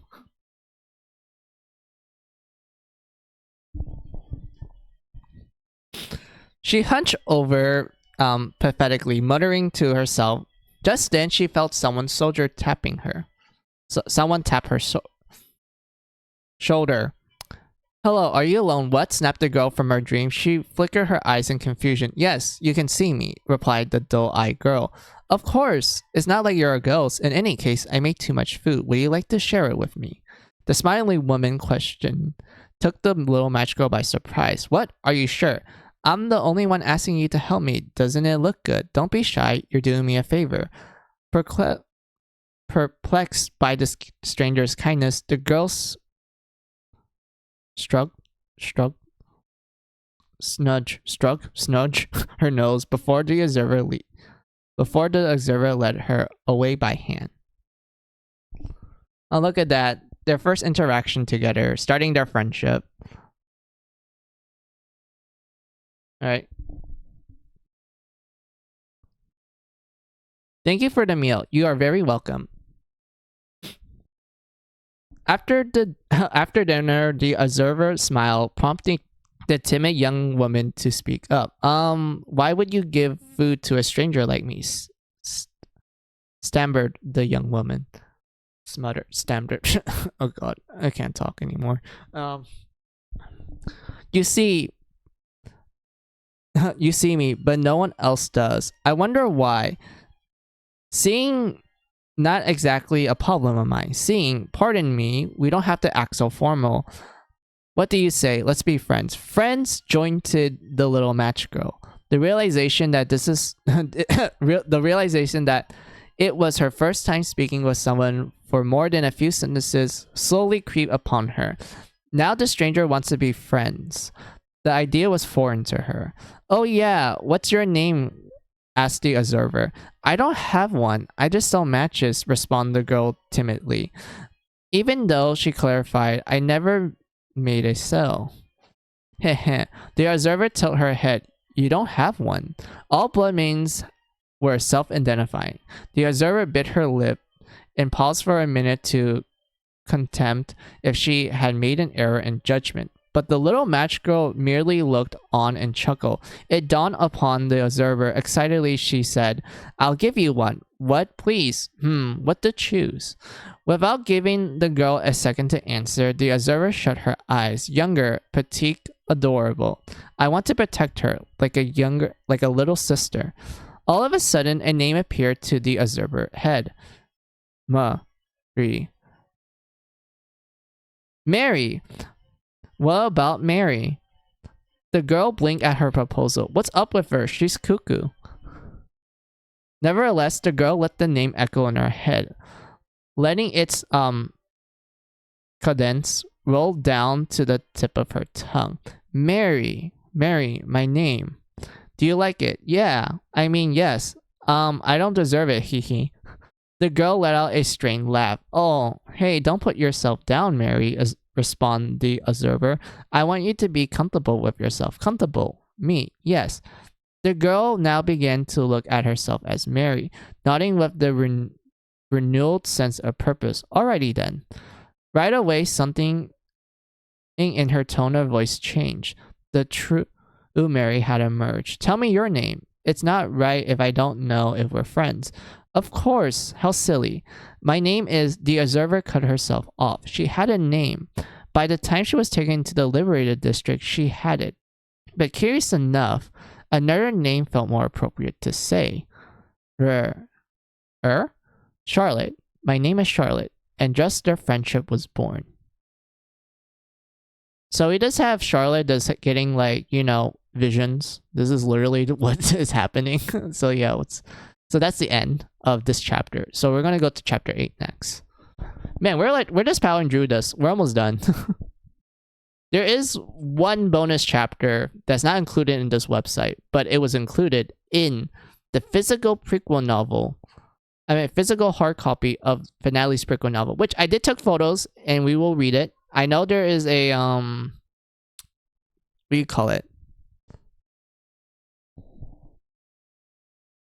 There is like a link that someone in GameFAQs have that leads to like someone who actually took photos of the story and whatnot, and they just post it on the internet so people can read it and such. That person, like, you know, deserves a thumbs up and shit. But I went as far as to like take pictures of my own, so it's easier for me to like, you know, do and shit and whatnot. So yeah, that's all I have to say.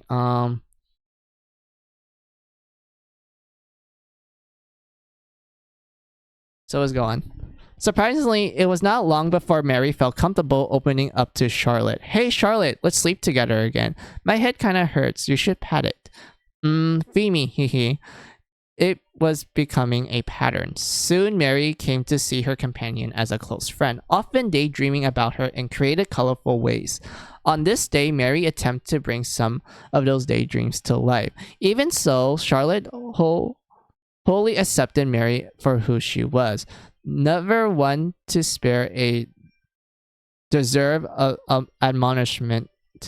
In the end, Charlotte smiled and forgave her just as easily. One might suspect that Mary felt guilty about being constantly indulged, so she came to Charlotte eager to please. Let me make you some clothes. Charlotte blinked. For nearly everyone in the liberated district, clothes was valued more for its utility than for its trendiness. Charlotte, for example, were simply designed hand-me-downs. Mary, on the other hand, was dressed in a more colorful attire. Are you a streamstress, Mary? Yep, I made these myself. Charlotte found herself impressed by Mary's versatility. There was always more than meets the eye with her. She rarely accepted Mary's offer. Mary led Charlotte to a secluded segment of the cell area. It contained what some members of the Dawn refer to as a core. Thanks to Mary's discretion and Charlotte's vision, the two nimbly arrived at the site without detection. How does she expect to make clothes here? Charlotte asked herself. Seconds later, however, she watched from the corner of her eye as Mary flicked a match into the core. The core swallowed her match, producing a mythical flame before spitting out with a groan. Spitting out something with a groan. I think that's what it is. All right. Here we go. Just as Mary promised, there was a set of clothes in Charlotte's size. Mary, how did you just do? Mary, what did you just do? Okay, what did you just do? Hey, amazing, right? You light a match, throw it in here, and something good comes out, boasted Mary. That's literally how Mary makes clothes. She lights a match, tosses at the core. The core is like, okay, your wish is granted, and it spits out the clothes right there. That is so convenient. I love it. Joe's memory could go burr. Anyway, just as Mary promised, there was a set of clothes in Charlotte's size. Mary, what did you just do? Amazing, right? You light a match, throw it in here, and something good comes out, boasted Mary. She glanced at Charlotte, expecting some flattery or praise, but Charlotte stood there, smack-jawed. She has the ability to manifest things with her mind. Normal people can't do that. That settles it. She must be a blood maiden. One cold winter night, the little match girl was down to her last match. By the time its meek flame extinguished, the girl froze to death, escaping the notice of all for good. Mary, don't waste your matches like that. You'll die. Charlotte had clearly seen the end. It was too terrible a price to pay for a manifestation. Charlotte decided she would stop at nothing to keep Mary safe. What's your deal? You look scary. Mary's voice trailed off. Charlotte explained herself, but the words seemed lost on Mary. Who cares? I'd rather die in delusion. Don't be like that, Mary, please. Charlotte drew her arms around Mary, consumed by the image of Mary dying in the snow. She had come to see Mary as a little sister, but Mary simply nodded, replying, okay, fine. All she could think about, however, was Charlotte's soft chest against her face. She was trash, and she knew it. Yeah, we can all relate to Mary. I'm glad that Mary is like aware that she is trash. But I think we can all relate to her anyway. She does have like an interesting character arc in the game though, but still, yeah, it is funny that she is fully aware. Afterwards, Charlotte donned the outfit made for her by Mary. Mary, this outfit, you could have given me more room in the chest, said Charlotte with a blush. Oh, weird, did I mess up? But I made them with a precious match. Oh, I can't remake them or be a waste. Just leave it on. Yeah, just leave it on for a bit, hee hee. But Charlotte deducted by her mischievous smile that it was on purpose all along. Yeah, like yeah. So if you're wondering why Charlotte wears her default outfit for her default class, like if you want to know why it looks the way it is, it's because of Mary. Mary was like, yo, I need to make Charlotte some good ass clothes because she's just wearing like torn hand-me-downs, and then she flips the match, tosses out the core, produce the clothes, and the clothes is a little bit on the fan servicey side, and then Charlotte's like, oh, can you like give me a better one? And then Mary's like, oh, but I waste a match for it, I can't do it and whatnot, since she's taking advantage of the fact that Charlotte is trying her damn best to keep Mary alive by making her not waste her matches and whatnot, just being coy with it. So let's move on.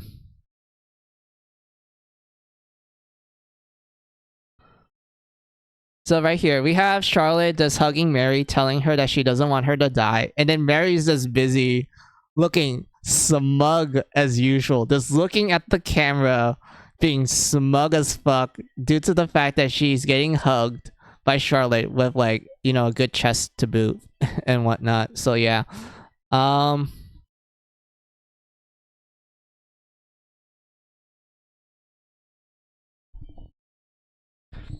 She let her guard down. Whoa! Before Charlotte could react, a small mayhem appeared behind her, rearing to attack. What the hell? Go away. Mary drop kicks the approaching monster. The monster reacted by lashing out, skittering around Mary to imitate her. Mary, called Charlotte. She picks up a large rock beside her and slams it against the mayhem. Gah! Its pink blood splatter upon both of them. Charlotte's heavy rock was enough to make the mayhem flee. Mary, cried Charlotte. Are you alright? She sprinted up to Mary to check on her, but she stopped in her tracks. Mary's eyes, soaked in the droplets of pink blood, were turning pink in kind. I knew it. Huh?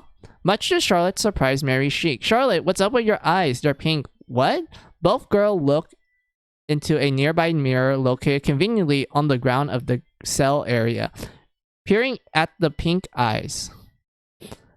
What? Me too? Seriously? Is this some kind of disease? Wait, this is actually cool. Magic eyes? Is this a superpower? Mary took it in stride, relenishing in her mysterious transformation. Charlotte, however, muttered to herself, am I a blood maiden too? So yeah, look, they both discovered that they're blood maidens and shit. And Mary's just really happy about it. Charlotte is surprised. She thought she wasn't one, despite the fact of her having special abilities and whatnot. But yeah, the discovery was enough to make Charlotte distress. Should we go to the dawn? No, Mary wouldn't want that. Besides, I'm no good in battle. But beyond that, if I go, I become involved. I am an observer, a nameless support character. I can't just barge into someone else's story. Making up half excuses for herself, Charlotte joined Mary in living outside of the dawn's provision. Shortly after, another close duo appeared to liven up the story, Alice and Jack. With them in tow, the tale of the Blood Maiden's great escape was just beginning. Charlotte saw it all for herself, always the observer, but the time of their eventual ascent. ascent will soon upon them all.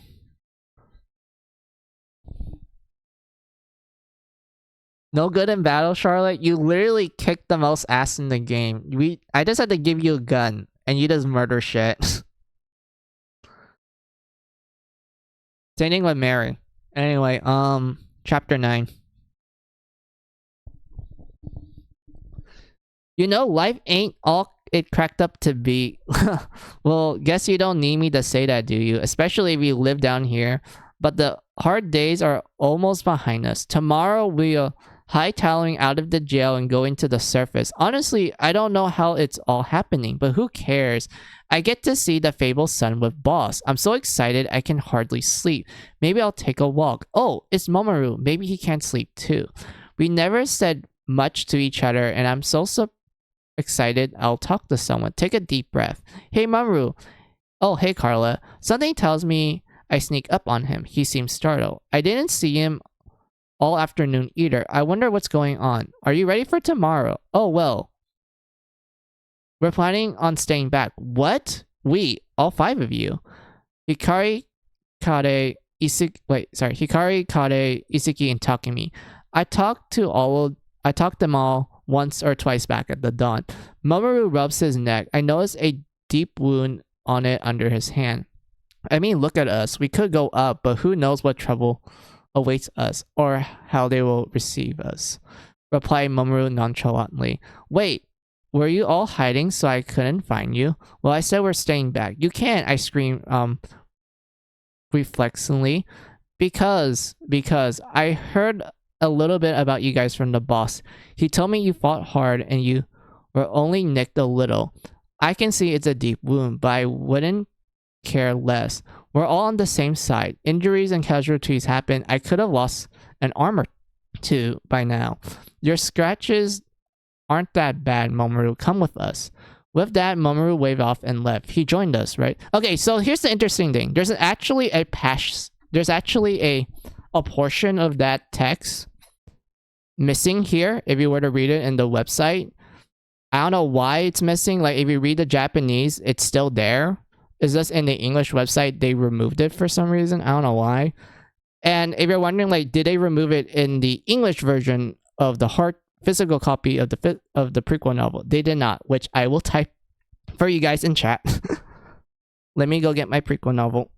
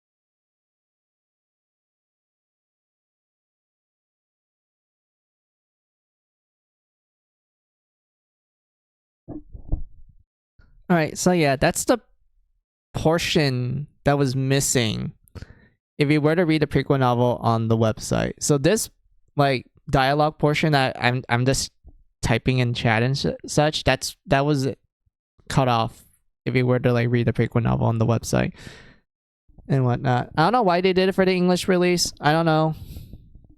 But like, yeah, here you go, guys.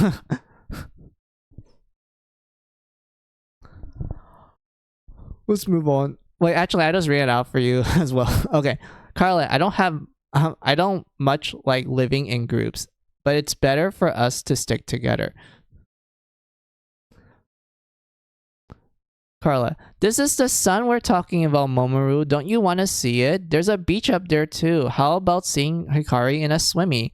Mamoru, haha, that doesn't sound half bad. He responded with a chuckle. Thanks, Carla. It's late. Run off to bed. Carla, okay. Yeah, that's literally the portion that was, missing if you were to read it in the website. I don't know why it's cut off. I don't know why they did that. But yeah.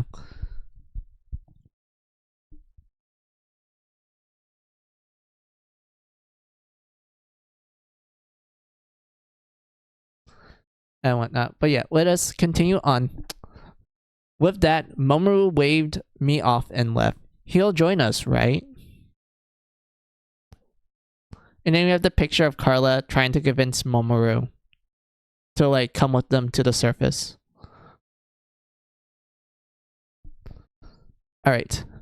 Oh boy. Alright. Two shadows observe Carla and Momoru interact. One clicked his tongue and ran after Momoru. The other followed behind him, sighing. An old man's indirection in in in this indistinction. I have no idea what that word is. Anyway, whoa, oh, Miko, it's you. Who are you calling old? Just you, don't worry. Leave it to the kids. I'm sure Little Mermaid and Osu are close to convincing Hikari by now. Yeah, true, sighed Haru. Hearing Mamoru and the others opt to stay behind trouble him. Our escape is only happening if they're with us. That's cruel, but we don't got much choice. I know, if anyone should stay, it's you, respond Miko in jest. Joke or not, this statement stung Haru. You're right, I ain't got much use up there. His remark caught Miko off guard. Silence hovered between them. Hey Miko, what? You think I deserve to be up there? Pass aside. Don't I get to see the sun too? There was a faint tremble in his voice, as if he were giving a confession.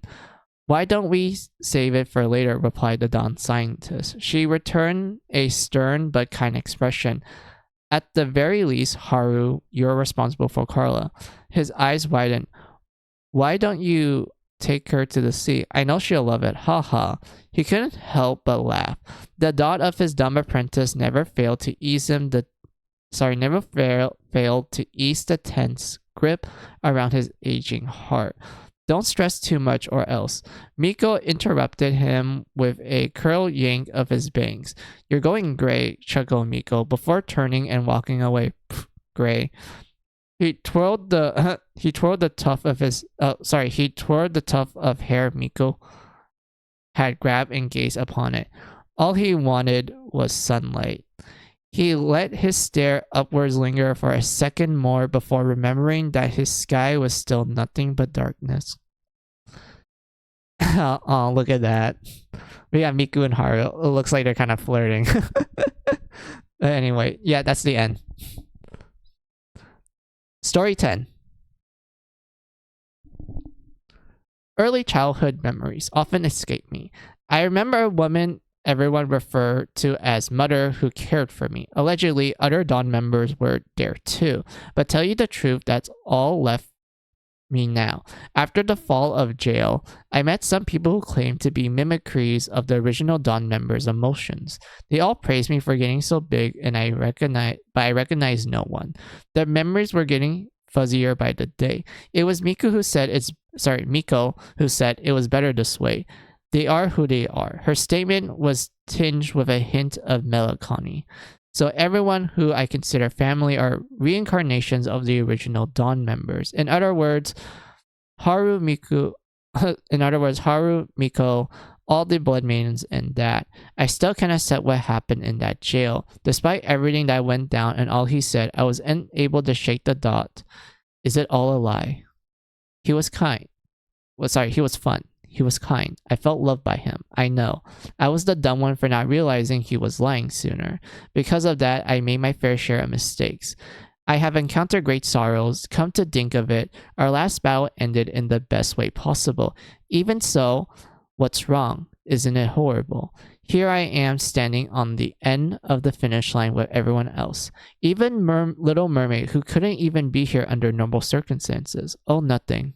Little Mermaid was unconvinced by my response. She peered at me out of worry, so I faked a smile along with everyone else. We were traveling down an unforeseen road, one with all of our hopes in its basket. This was no time to stress. As the first blood maiden, as everyone's older sister, I'll do whatever it takes to protect everyone. Once Dad told me, dawn stood for the breaking dawn and new morning. That day is coming. By God, I swear it. And then we have Red Riding Hood just staring at the sky as everyone's getting ready to go to the surface, and her just like reflecting upon what's been happening from the events of the remake and also the first game, like all the shit that's happening and whatnot. So yes, let us go next. This in our dots, lost in our dots. All right, it's not as bright up here as I thought it'd be. Alice muttered to herself. She glanced upwards at the sky, adjusting to the new environment. Yeah, well, maybe it's not done yet, replied Jack, who had also been looking up at the sky. Neither of them had ever laid eyes on the sun before, so the concept of sunrise was unknown to them. Nevertheless, the sky was far dimmer than they expected. Maybe we could reach higher ground. Could it be brighter? Probably, but that could also mean warmer. Can't you just take off your cloak? Can't you just take your cloak off? Haha. Now, why didn't I think of that? The two laughed together playfully. We come a long way, I'll say. Everyone else too. The Dawn, the Order of the Sun, the Blood Maidens, Momoru's group, Osu, and Little Mermaid. We couldn't have done it without them. Their constant support gave me the strength to get here. We have crashed, we have argued, but in the end we escaped from jail as a team. Nothing else could possibly phase us. And then you get to the beginning of finale, and oh boy, the surface may have jails just like the underground, but at least we were far from the root of our despair once and for all. So we were far from the root of our despair once and for all. Jack, more than anyone, seemed resolved in this. You know what, Jack? Everyone else played their parts, but it's you I should thank. Me? Asked the clueless Jack. Alice's eyes met his. Without you, I know I would have given up. The grand escape, all the torture, all to live and make friends. Alice touched her cross-pin hairpin. It's you, Jack. All you. I've never seen the sun before, but what I do know is that the sun better be as warm and bright as you. Alice. Remember what you said to me back in jail? He did. There were countless examples Alice could have been asking about, but yet, for some reason, Jack knew precisely which one she was referring. I will protect you, so let's escape together. Alice smiled. Right, Jack. I promise to protect you too. Here we go.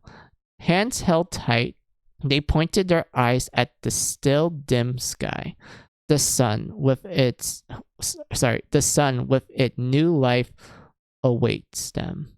And then we have Jack and Alice just looking up at the sky holding hands. You know, the typical childhood romance stuff. Anyway, let's go. Okay. Another nameless protagonist. He awoke in the underground jail.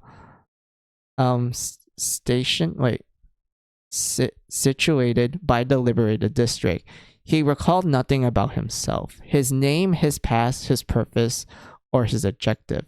He was a physical and emotional anomaly. If someone were to give him a name, the wheels of time kept turning endlessly. And then we have Drew, recently born, looking at his Mary gun, just confused what the fuck's going on. He doesn't know his name. And whatnot. The stage is set for a dramatic end to the grand escape. Interweaving strings of fate, announcing the finale's curtain call. The song of the blood carol, an anthem of the cycle of oblivion and rebirth, will usher in peace in a will usher in peace and retrieve the world's light from darkness and despair. And then we have this EX chapter. Of course, there's another bonus chapter, which I will show you guys. So yes, let's go.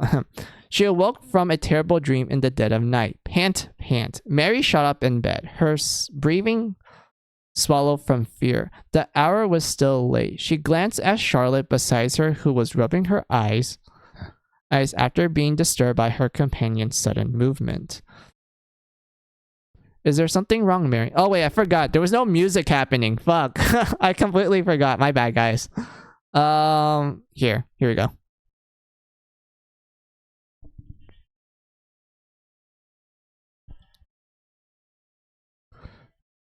who was rubbing her eyes after being disturbed by her companion's sudden movement. Is there something the matter, Mary? Oh, just a nightmare, she replied. Oh, poor Ding. What about? Asked Mary before pausing. Although the finer details of the dream began to fade, it was the image of harm coming to Charlotte that shook Mary to wake. I forgot, lied Mary. Right, that's okay. Some nightmares are better left in dreamland, Charlotte replied with a giggle. However, Mary had trouble letting go of the dot as easily as her friend suggested. Hey, Charlotte, she said, let's not go to the surface tomorrow. A plan had been hatched for all of the survivors remaining in the liberated district the following day to escape the cursed prison once and for all. This in oh fuck wait hold on, my English is wearing down.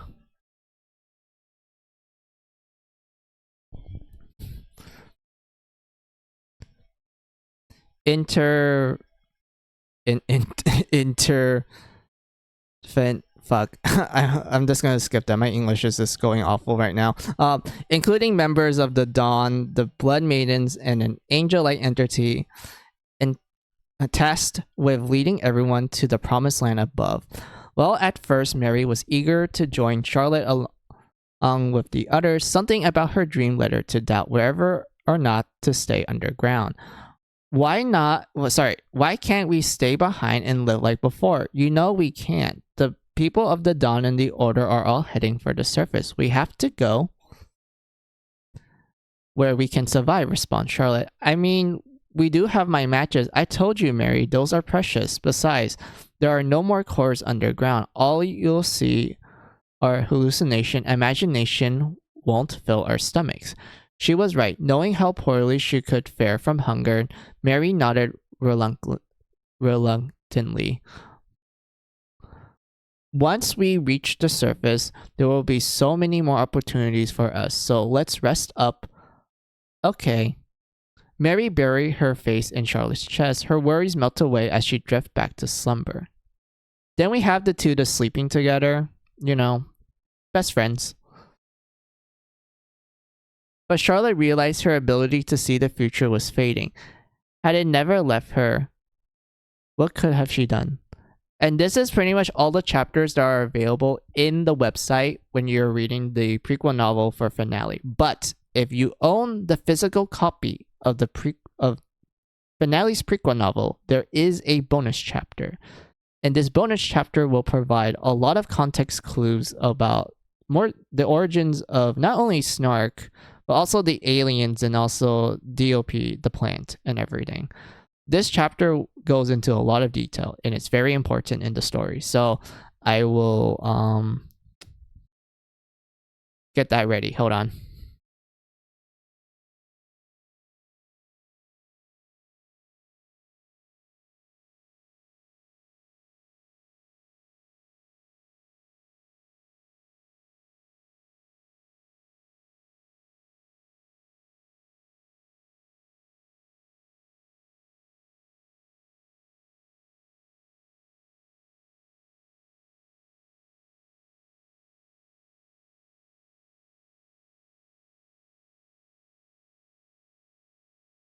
I wonder if this works. Hold on. I want to see if this works.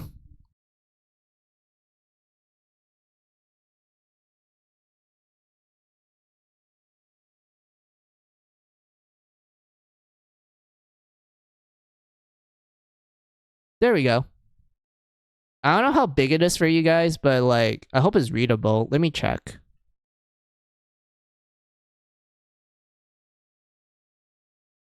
Yep, it's readable. All right. Good job, me. All right. So this is the bonus chapter that was included in the physical hard copy of the Mary Skelter finale prequel novel. This is only available if you bought the limited edition of the game. So if you want to read this, you have to ask someone who owns it to like, you know, take photos for you and like send it and shit. There is someone in GameFAQs that has a link to like the photos and everything, which thank you, my man. Like, thank you for doing that. But this is mine. This is actually my copy. that I took photos of, so I can like read this out to you guys and everything. So yeah, but I want to use the restroom. It's been like 4 hours since I've been reading, so yeah. BRB time. So I'll be back.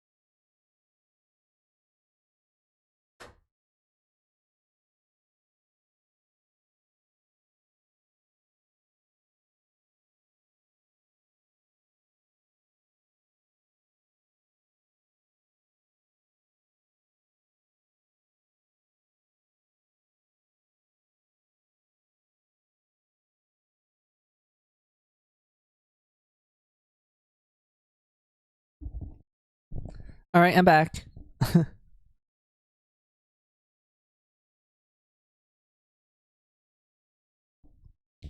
So we're gonna continue on. This is essential. Yeah, so this is the last chapter, guys, for the finale prequel novel. So once I'm done reading that, we're gonna start up on Lock Up and Love, the visual novel spin-off game of Mary Skelter. Oh boy, I hope you guys are ready for some goofy anime shenanigans. But yeah, let us read the very last chapter of Finale's prequel novel, Indigo's Red Twilight. Sorry, Twilight. Fuck, I can't talk. Indigo's Red Twilight. Let us begin.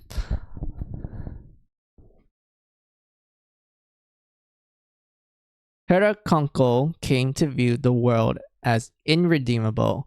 The folly of mankind, he urged, was its belief in salvation. A belief that living within certain guidelines could be exchanged for everlasting afterlife. The pirates were happy and willing fools. They embraced the absurdity and accepted hardship. Hardship led to sorrow. Sorrow led to suffering. While it made no sense for countless to suffer, undeservingly suffer they had. endlessly without respite. It was unavoidable as instantly to life as death. Observing the cycle repeat itself embittered Hokonko. He took it upon himself to protect his loved ones, pleading to sacrifice anything to keep them safe. But rooted within every desire to protect is the fear of loss.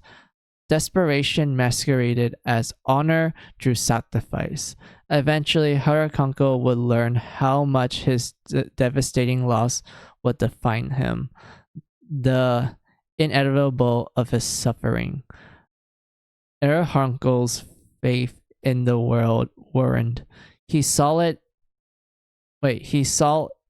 the potential of cruelty, a legacy of mankind's written in blood. Specks of dust clashing on the rocks floating through space. Harakanko entertained such dots while sitting on top a grassy hill that overlooked the sun. He saw the sun as a symbol of hope, for the planet could only live as long as the stars' warmth, radiant light touched all his eyes could see. On this day, however, he encountered unfamiliar crimson hues radiated from the celestial body, spilling into the sky around it like blood on a canvas. What could it mean? Harakanko watched this phenomenon intensely, squinting without breaking his stare. A woman approached him from behind. She gently called out to him, "Harakanko, look, Cheshiati, the sky is dyed red," he replied without averting his eyes to meet hers. Cheshiati glanced upwards at his behest with a fixed smile. "Terrifying, but yet beautiful, isn't it?" she said. Its beauty never occurred to Harakanko, not once. He seemed more concerned with what omens it foretold: suffering, death, loss, endlessness.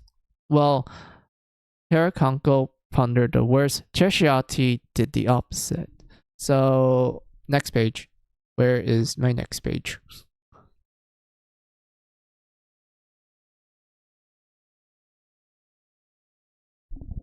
Alright, found it. It was a trait of hers which had always impressed him, that someone so pure could choose him as her lifelong partner. Under normal circumstances, Harakanko never revealed his true feelings to anyone, no one save for Cheshiati. The world's about to end. Looks like time's running out. That's not too, Harakanko, she replied calmly. Her steady voice comforted him. She continued, slow and steady wins the race, and haste makes waste. So I'll see you tomorrow, right? And she answered with a smile. Harakanko returned a smile, letting his shoulders relax in her presence.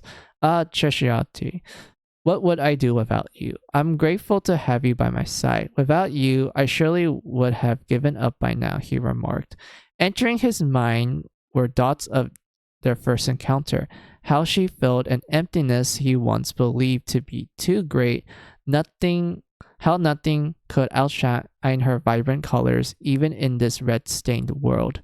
Overwhelmed by revere, the breeze carried his restless mind into the mighty sky, harkening back to clear blue days. I wonder what's today special is, she thought, weighting her appetite with the possibilities. As she traveled down the hallway, she noticed an empty can on the floor from the corner of her eye. Litter, she suspected. She eyed the can on the far left-hand side of the hallway and darted towards it, hoping to dispose of it so she can hurry to the cafeteria. She was interrupted, however, by a metallic clang. Someone had kicked the can, causing it to roll towards her. The culprit was an older-looking gentleman clad in a white lab coat. He stood opposite from her down the hallway. Cheshiati bent over to pick it up. In fearing that that this research must have kicked it accidentally on his way to the cafeteria. No need to pick it up, he said hurriedly.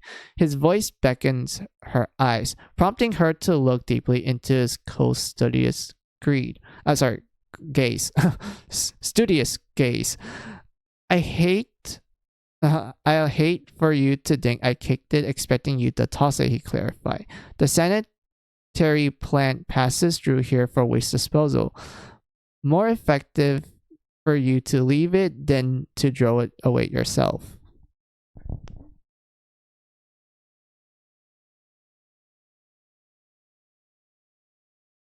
Oh yeah, I do apologize if the quality is not great. Alright. Cheshiati, however, did not consider what his intentions were. Fearing that he could have offended him, she bowed out of courtesy. Apologies, I didn't realize I didn't want anyone to trip on it. Like I said, began the researcher before cutting himself off. What's the matter? She said. Take one step to your left. She did as she suggested, and as soon as she did as he suggested, and soon after she spotted another man walking towards him.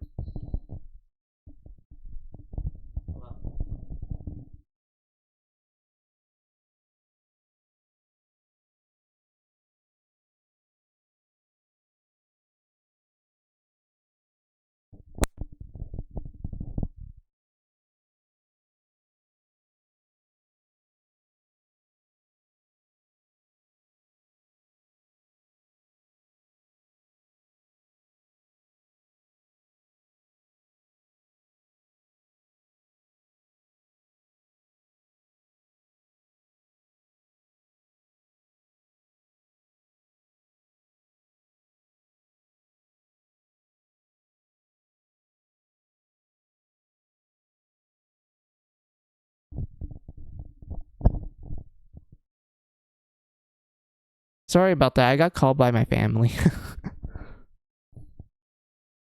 All right, where was I? Oh yeah, I found it. All right. She spotted another man walking towards her. When he came close enough, she noticed a detection plant fastened to his leg. He was blind. The blind man carefully ambled through the hallway and avoided the can. Did you kick it for his sake? She asked. Detection plants fall asleep from time to time. Best to avoid spills, he replied. Matter-of-factly. His particular behavior quenched her curiosity. This researcher had gone through the effort of kicking the can and had also suggested that she not pick it up because he knew when and where the sanitary plant would arrive. Just who is this man, she wondered. Maybe I should help him out just in case, said the young woman. But this stranger heaved a great sigh before responding. There's no need. Beyond this point is the cafeteria. I saw nothing else to propose trouble for him. He shifted his eyes up and down the hallway before continuing. Besides, he came in here all the time. I'm sure he got in the hang of it by now. He spoke confidently, but a stranger could have mistaken his tone for chastising. Chastising? Childing? I don't even know what that is. I resolved this problem by kicking the can, so there's no need to pick it up or guide him to the cafeteria, he concluded. At first, Cheshiati was silent. She stared back at him and his frown brow as he dryly delivered his lecture. Why do you look confused? It is merely a matter of efficiency. Don't make me explain myself. That could only waste more time. Aren't you heading to the cafeteria too? But Cheshiati was in no rush, as the man's particular urging might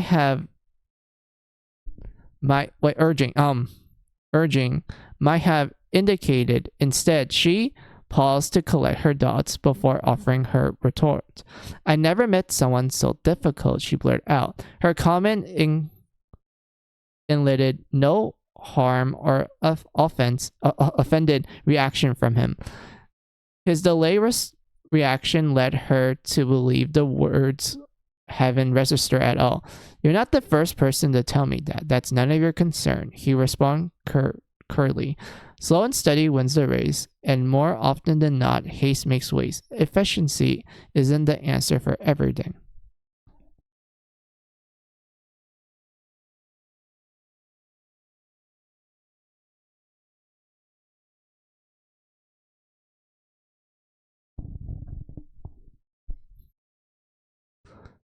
That's all that's all well and dandy, but I have no needs for platitudes. Now leave me alone and hurry in. I know you're sweeter than you let on, said Cheshiati. Excuse me. Her words stopped him in his tracks. He spun around on his heel, shooting an incredible look, yet incrediblest look at Cheshiati before muttering, if you don't hurry, the finer lunch selections will be sold out. My name is Cheshiati. What's yours? Not even the dread of a second-rate lunch choices would dispel Cheshiati from her fascination from this gawking, interesting special scientist.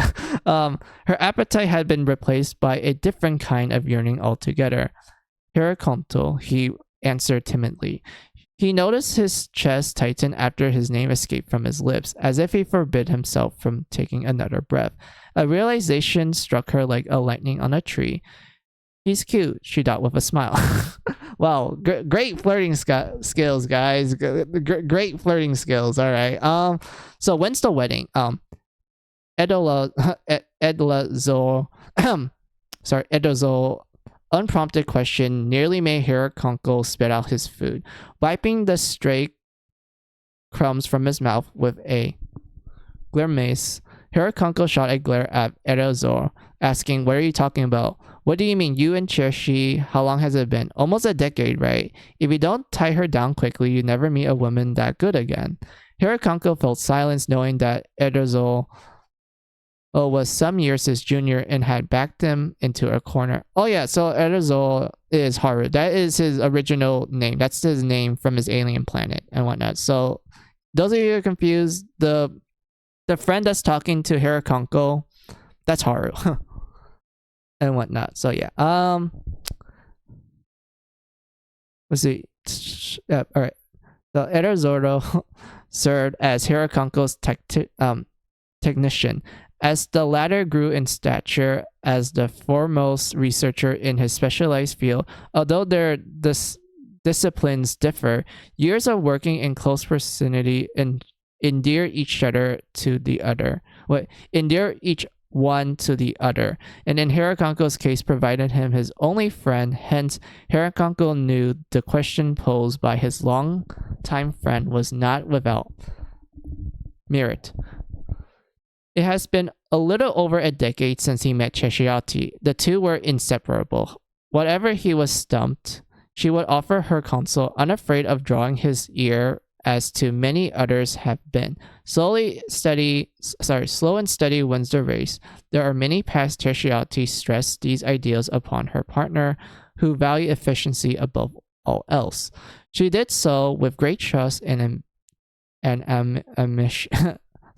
great trust and admiration, abolished with a belly of laughter.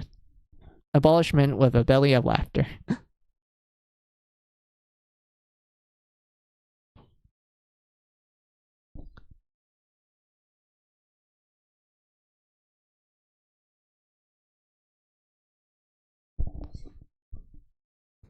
But when it comes to confessing his feelings or asking for her hand in marriage, he was clueless.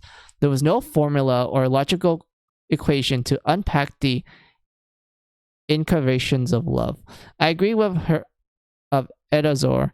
I think you and Cheshiati are perfect for one another, brother. Not you two, Runalo. That's Jabberwock. That's the alien name of Jabberwock. That's his true name. And whatnot. But yeah, feeling the pressure from both his younger brother and good friend, Hirakonko was without rebuttal, nor had he have any desire to refute them. Haha. Hey Eagle, how are ya? We're at the final chapter of the Mary Skelter finale prequel novel. And whatnot. I think we're like almost done. I think we only have like 2 more pages left of this, and then I'm officially done reading the prequel novel and such. And initially I was going to like start Look Up and Love, but I kind of need to end stream a little shortly because my family called me earlier and they asked like, oh hey Mizu, can you like do this chore real quick and whatnot, and that requires me to actually go in the outside world to get stuff. So I'm like, okay, so Liz, I need to end stream quickly. I mean early this time. But yeah, that's all I have to say. Oh nice, just waking up from a nap. Oh, that's good to hear, Eagle. I hope that was a good nap. So this chapter that I'm reading right now, Eagle, is just going into the backstory of a certain plot point in Mary Skelter that if I were to tell you it, it just kind of makes you go like, wait, this is important. And that kind of like ruins some of the surprise that the series want to show. So I can't really tell you it. But all you need to know is that this story takes place in another planet where we're following the story of a guy named Hirakonko who's kind of looking back in his life. More specifically, he's remembering how he first met his wife, Cheshiati. And their first meeting was essentially like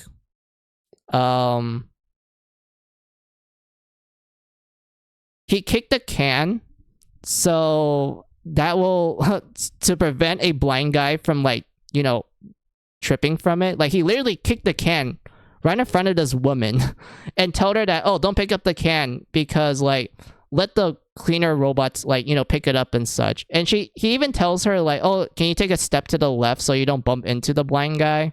And that actually made her interested in him to the point where she's like, what's your name? And the guy was like acting like an edgelord at this point. He wasn't sure how to respond.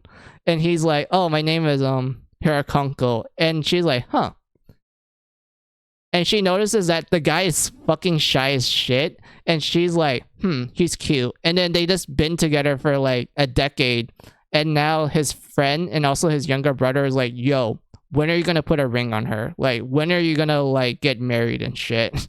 Because like you guys been together for a decade. You guys didn't even go on a date. And whatnot. But like, yeah, this is like the portion of the story that we're at right now. Better love stories than most of Hollywood movies, Lo. Yeah, it is.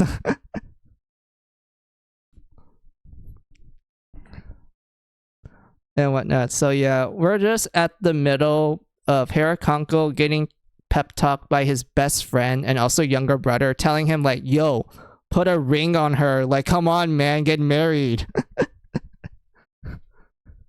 And whatnot. So yeah, where is my stopping point? Oh, okay, I found it.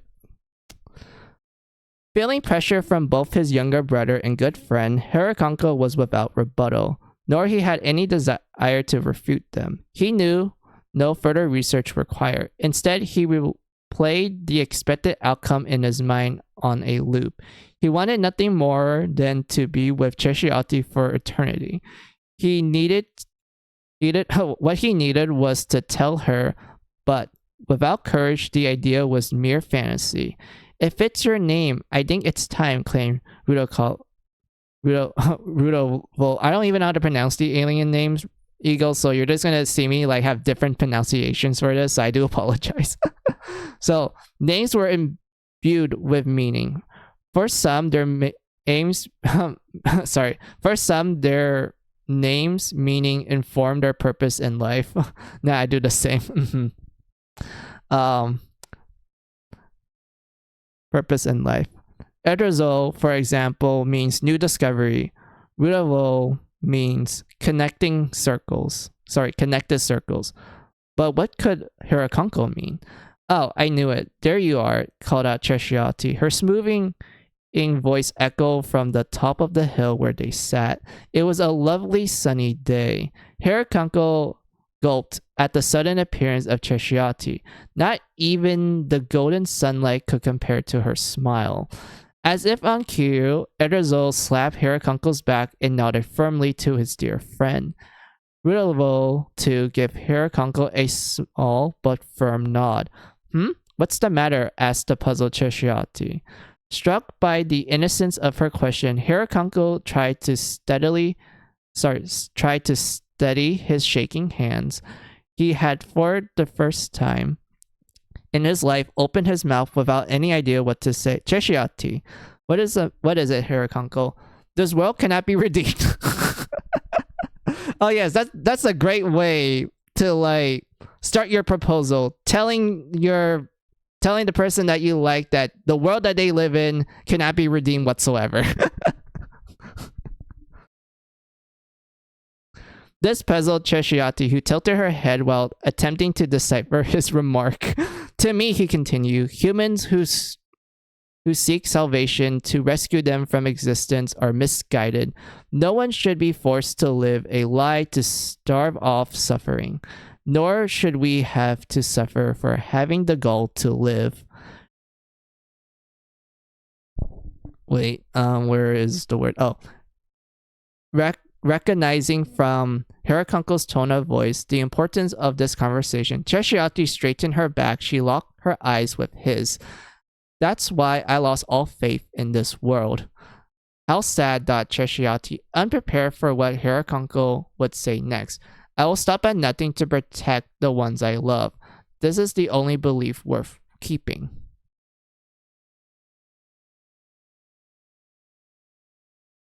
Alright, next page. Hold on. I need to make sure I have the... Am I reading this right? Yeah, I'm reading it right. There we go. Wait. Is this the right page? I am very confused. Hold on. Let me double check. That's 57.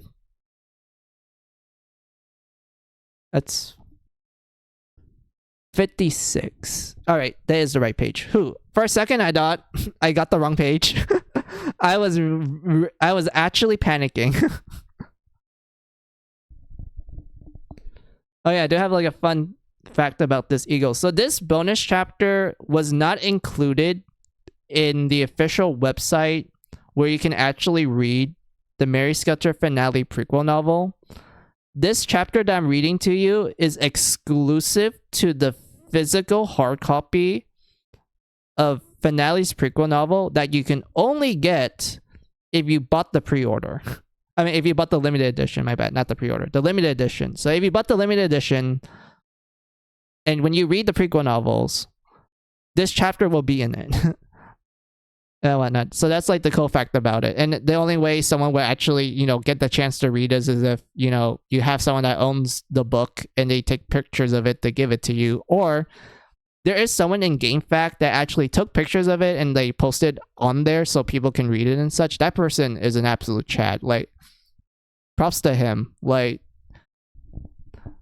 he's allowing people to like get the chance to read this, and I'm really happy because this is really good. I love the prequel novels a lot. It goes into a lot of detail about the world, and like it does foreshadow certain future events, but like it doesn't feel like it's unnecessary sort of scenario. Like the prequel novels, they go into a lot of detail of the past events that will play a major role in the main story, that after you read them, you're like, man, this world is very well developed. Like, you can't help but feel like they did like the developers for Mary Skelter, they put a lot of effort in the story, and the prequel novels show a lot, and I love it a lot. It's like honestly like one of my favorite aspects of Mary Skelter and everything. So yeah, let's continue on. Also, we wrote that. Nice, good chat for the win. Indeed. So the pictures I'm showing right now, Eagle, this is actually from my copy. This is actually me like taking photos of my limited edition of the game and just deciding, you know what, I'll just like show it to you guys and like, read it and whatnot. I kind of wish I have a hand camera so I can like, show you guys the physical book and then I like flip the pages right in front of you and whatnot, but I don't have a hand camera, so we're gonna ignore that method. We're just gonna settle with pictures. Anyway, in that moment, she was reminded of the kind man she fell in love with. Cheshiati, you will always be safe with me, so marry me. Declared Hirakanko, who neither smile nor blush even on this occasion. Wow, what a Chad. This guy starts his proposal by telling her that the world is irredeemable and says all sorts of shitty stuff about the world, and is like, the only thing I believe in is that I'll do anything to protect those that I love, and that you are one of those people, so marry me. Great way to propose, man. Great way. It was to Cheshiati. The same as when they first met. The intelligent monologue delivered with cold, unassuming eyes. This was the most effective method I have to ensure your safety so long as we live. Harakunko cleared his throat, concluding arguably the least romantic proposal of all time. He is even aware of it, God. Cheshiati stood with her mouth ajar, but in the next moment she burst out into laughter. Once she finished, she let out a big sigh and smile. Harakunko knew her answer. Slow and steady wins the race. He soon realized that Cheshiati's mantra could have been just as easy as fuck. My English has been terrible. I've been reading for like 4 hours. My English is like literally dying on me. Let's see. Once she finished, she let out a big sigh and smile. Knew slow and steady was soon she realized her mantra could have been just easily as interpreted as good things comes to those who wait. But for the man who valued efficiency above all else, yes, waiting did the trick. The era of peace was drawing to a close. It gave way to unforeseen destruction. In one of the large research facility, a genetic error occurred involving an enormous plant designed to cleanse the atmosphere. Soon it began to pollute the planet's air supply. The true effects of this error were hidden for years to come, but rumors of people committing mass suicide arose, leading to heated speculation occurring the cause of this phenomenon. Eventually, the sky turned red. The atmosphere had become entirely corrupted. The planet's flora and small fauna were first to perish. Harakunko searched desperately for a way to reverse the effects of the corruption, but it was too late. The only act of remorse left for the survivors was to abandon this fallen planet and look for a new planet to inhabit. With Erzo, Rudelo, and Chiati in tow, Harakunko gathered those closest to him on a small ship packing a small bunch of seeds he developed himself. These were mutated seeds genetically engineered to fuse with other plants and adapt accordingly to their environment. Once grown, the mutated plant had no trouble finding other host plants to exploit its growth, therefore creating the potential of rapid food production in any condition on any planet. The caveat, however, is that the plant were parasitic in nature. They could reproduce asexually and indefinitely.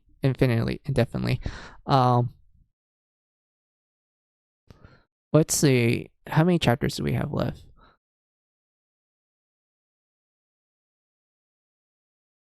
Oh, we're at the last page. Ego, look, we're almost done. We're at the last page. All right.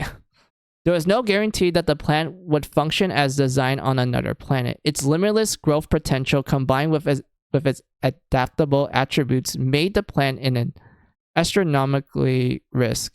For years, Harakunko and his companions traveled through space until one day a meteor crashed into the ship, flinging its passengers and the seeds towards the closest planet, Earth. After capsizing upon Earth, the man shed his old name and pledged to find his beloved wife. Harakunko, a name that means on a planet that no longer exists, hidden love. To be continued, and marry Skelter. And that, my friends, is the bonus chapter of the Mary Skelter finale prequel novel, and we are officially done reading all the prequel novels of the games. Like, Eagle, every time that I finish a game, I always read the prequel novels for like a reading stream just to like, add context to like the story and whatnot. And we are officially done. I have read all the prequel novels. This is the end. And next we have the Lock Up and Love games, which, well, initially I was going to stream it with you guys, but I have to leave and such. But I'm not going to end with just us reading and whatnot. No, we're going to end by watching the opening of Lock Up in Love 1. Are you guys ready for some anime shenanigans? Let's go.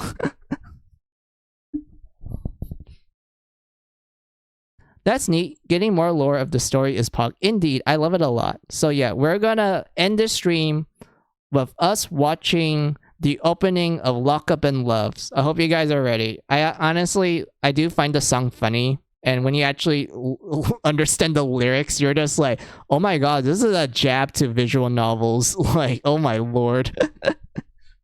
But yeah, let me set it up real quick. Hold on. It's gonna take me a little while, so I'll pull up the BRB screen. I hope I don't like take too much time setting up. It'd be quick.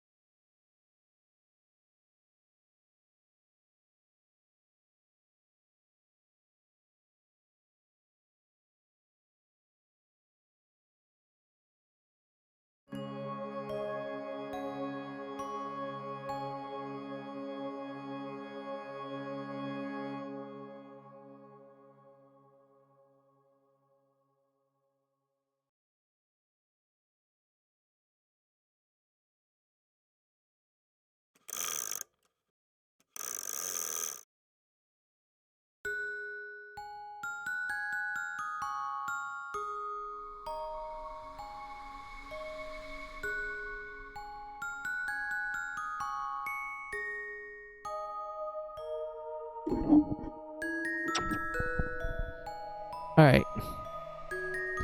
That's neat. Getting more lore of the stories, pog. Indeed, I love the prequel novels a lot. Like, I just like reading them in general because it just provides so much context and like so much world building to the point that the world of Mary Skelter is just fascinating to learn.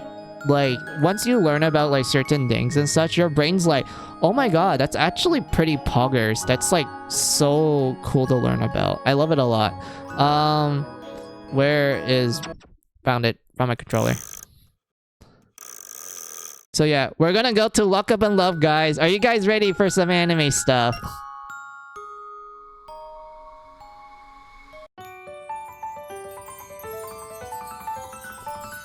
Look at that. Everyone. Look, it's everyone. Well, almost everyone. This is missing a few people, but still.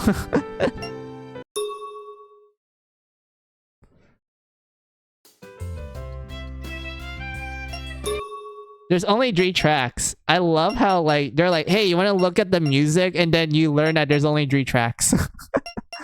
We have the title screen, which is Departure. This one plays while, like, you know, the visual novel's playing and everything. And then this one plays when you get to the spicy moments, Eagle. The spicy parts of the visual novel, the tender sweet ones. Like, Sweet Dreams is literally designed to be, like, as romantic as possible. And you're ever wondering, like, what kind of romantic? It's the one that kind of hits you right at the heart. Like, it just makes you go like, oh my god, this is fucking sweet, but also spicy at the same time. And whatnot. We have the characters. They're given new designs to fit the world of Lock Up in Love, since, you know, it's the normal world, Eagle. Like, look, they're on the surface. There's, like, schools and shit. We have our boy Jack, looking dap, as usual. We have Alice. She just looks cute. We have my girl, Red Riding Hood. The jacket and the armband that just says, school council. We have Dumbelina wearing sport gear. I mean, gym outfit. You know, bloomers and everything. We have Snow White with a lab coat because she is considered the scientist of the group. We have Sleeping Beauty, who is just wearing an apron, just muttery as ever. Like, her route literally just feels like you just got yourself a wife that's kind of like a mutter as well. I don't even know how to describe Sleeping Beauty, to be honest. It just feels like that. We have Gretel that's just in her swimwear and everything. And the funny thing about this eagle is that she's always in her swimwear. She's never in her school uniform. She just always in her swimwear. In class, swimwear. Going to the bathroom, swimwear. Going to your house, swimwear. She's just always found in her swimwear. Never in normal clothes. We have Rapunzel in like a sport uniform. I think in this setting, Rapunzel is in the base, the basketball team. So she's wearing essentially basketball clothes and everything.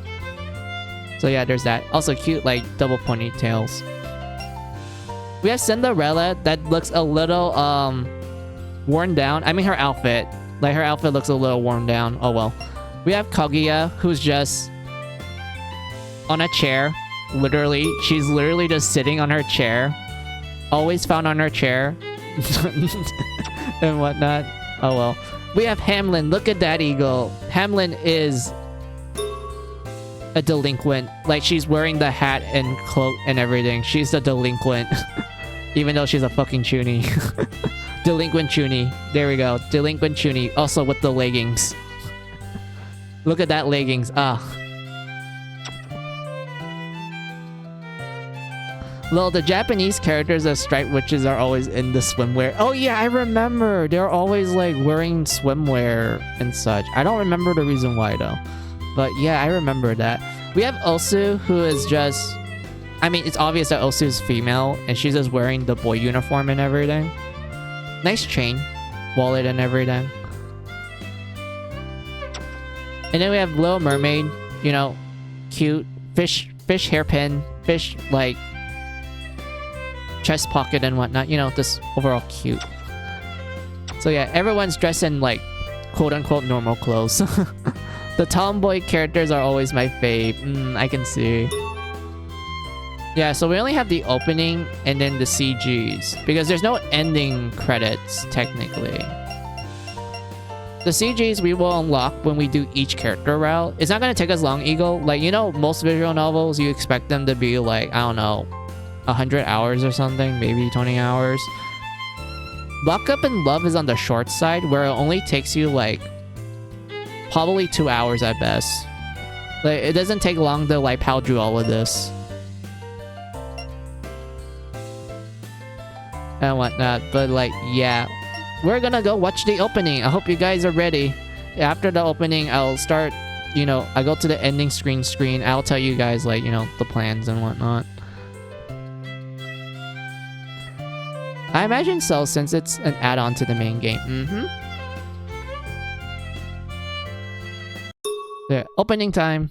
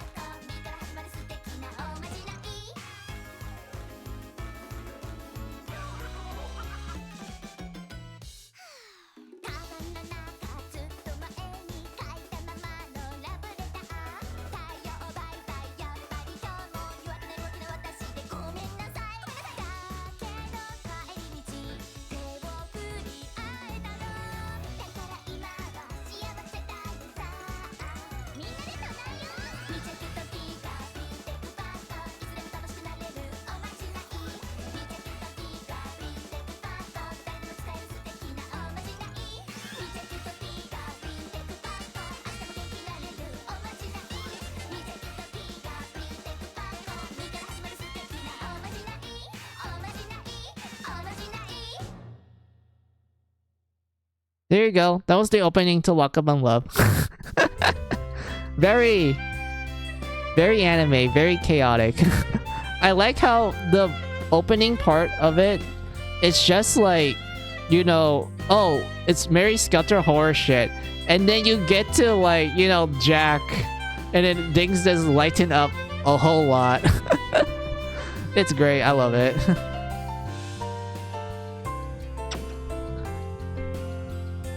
But yeah, we will be doing Lock Up and Love on the next stream. And if we were to finish it, then we're gonna do Lock Up and Love True End.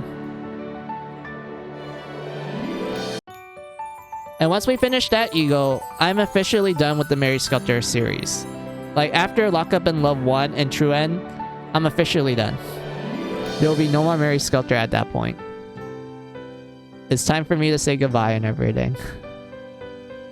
And close the book.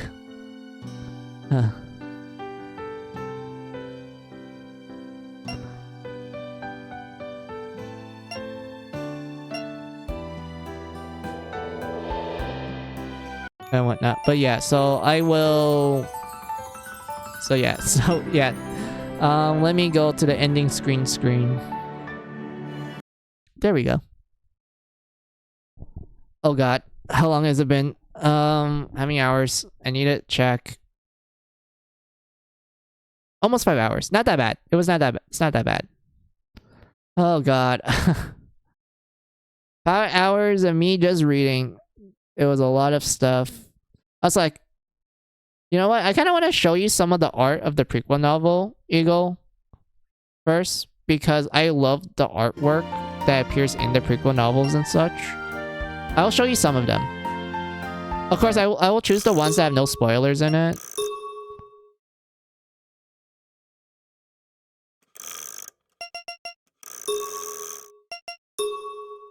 Here we go.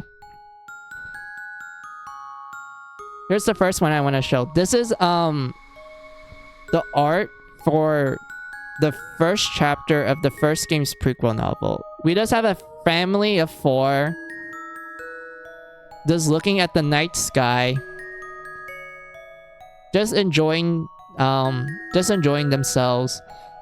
There's a purple star in the night sky. Everyone's just like, oh wow, it's a purple star. That's brand new. We never seen a purple star before. And like everyone's just making wishes on the shooting star. And then all of a sudden, this happens.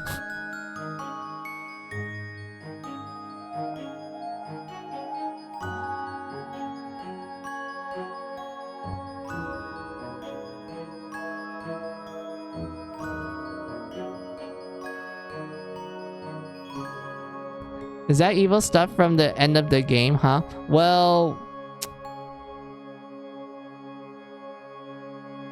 Well, I guess I will give you some context. So, the purple star, it's implied to be the spaceship from the chapter that I just read with you. That one. That's the purple star. It got hit by a meteor, which caused it to crash on Earth, which dropped the seeds, which led to this chaos right here. And this is and the seeds, they're called the DOP plants, but the game calls them the jail. So this is literally so this chapter pretty much shows you what life was like before the jail, and also when the jail first landed and such. This is the chaos that you see.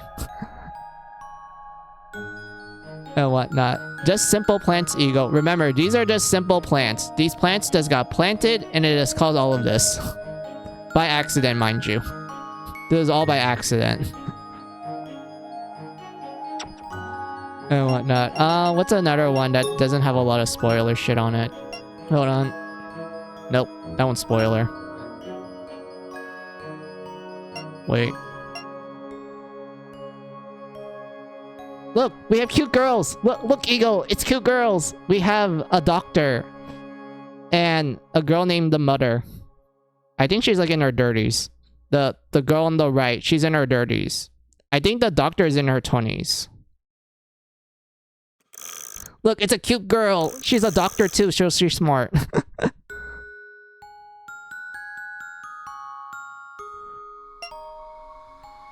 And then we have young Red Riding Hood. Look at that. Very adorable. I believe at this point in the story, Eagle, she's like... I think 3 years old, question mark. I think she was like around 3 or 4 at this portion of the story. Like, this is what she looks like at that age.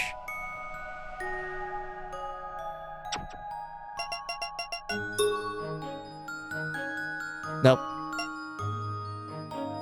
Nope. Where is it? Found it. Alright, so this is what... This picture is on Red Riding Hood's 10th birthday. So we have the professor on the left. She calls him dad. He practically raised her. We have Haru, who's like the blacksmith, grumpy guy. He's on the right. And then the girl on the right, that's Miko. That's what she looks like when she was younger. And whatnot. But like, yeah. So this is her in her 10th birthday. And she's holding up a pair of scissors. That's her birthday present. So on her 10th birthday, they're like, oh, hey, let's celebrate and whatnot. And like, they make cake for her, which is heavily implied to be made from mayhem blood, since sugar is actually rare in the setting of Mary Skelter. And since mayhem blood is actually considered extremely sweet in taste, so they made the birthday cake out of mayhem blood. So you're left with a pink cake that looks delicious and looks cute, and then you realize that, oh wait, it's made from blood.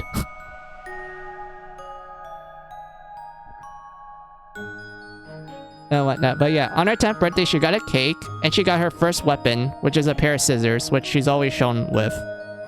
And whatnot. But yeah, look at her. So cute. Very adorable. 10 years old at this time.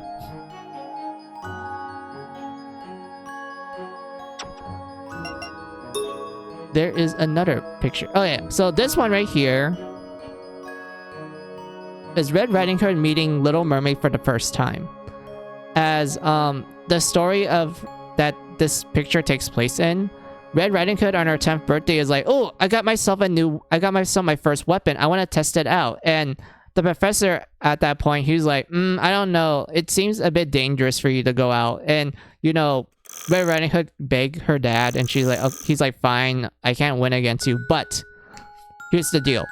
You're gonna be chaperoned by Haru, and you can only be on the first floor of the aquarium ruins.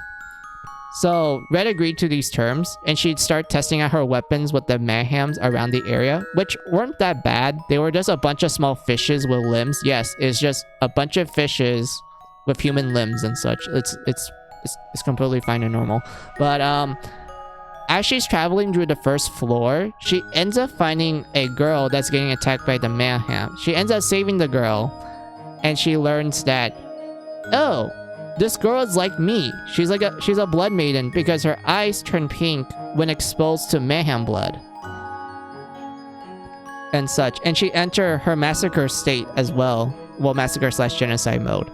And everything. So Red ends up rescuing Little Mermaid, and the two essentially form a friendship, well, a sisterhood of sorts, where Little Mermaid calls Red Riding Hood older sister, and Red Riding Hood pretty much is like, okay, I'm your older sister now, so let's get out of here. And whatnot. So that's the picture right here. Just very cute. I like it a lot. And then we have this picture that goes into Cinderella's fairy tale and such. The left is Cinderella being praised by her real parents, like saying that, oh, you're adorable and cute and everything. And then on the right is her stepmother being, you know, a bitch as usual, treating Cinderella like garbage, putting down her self-esteem to like pitiful levels and whatnot. So yeah, that's what this picture is. Like, I love the art. It's so good. It has like a very fairy tale vibe to it, but you can see the dark undertones and whatnot. It's great. The use of color and the strokes are wonderful.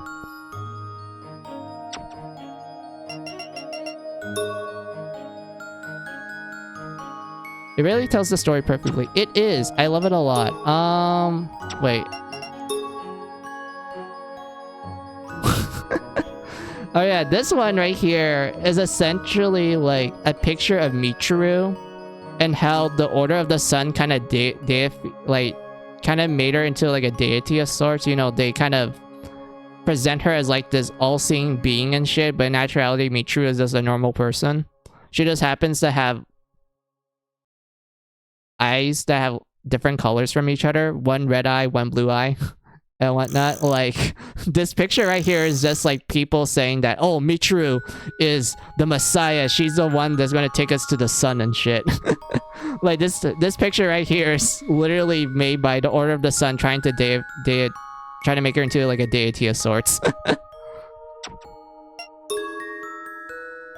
And whatnot. In this picture right here is the three sisters when they were first adopted into the orphanage and whatnot. The red hair is Dumbelina, the one on the left is Snow White, and the right is Sleepy.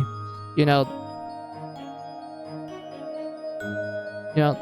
very cute, very bobblehead and whatnot. But yeah,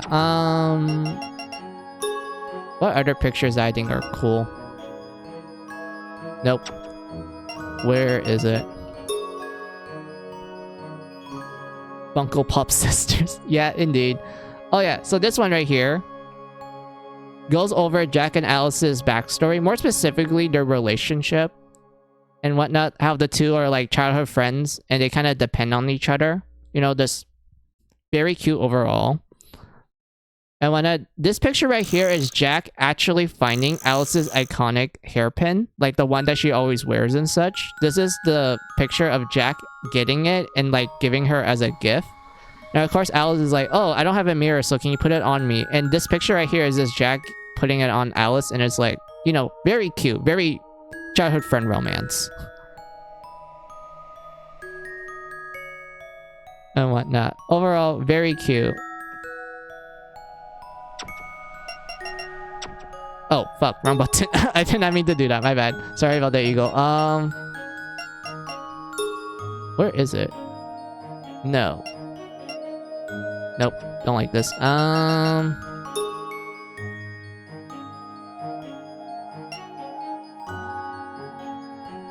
yeah, we have this funny picture, Eagle. So this context right here,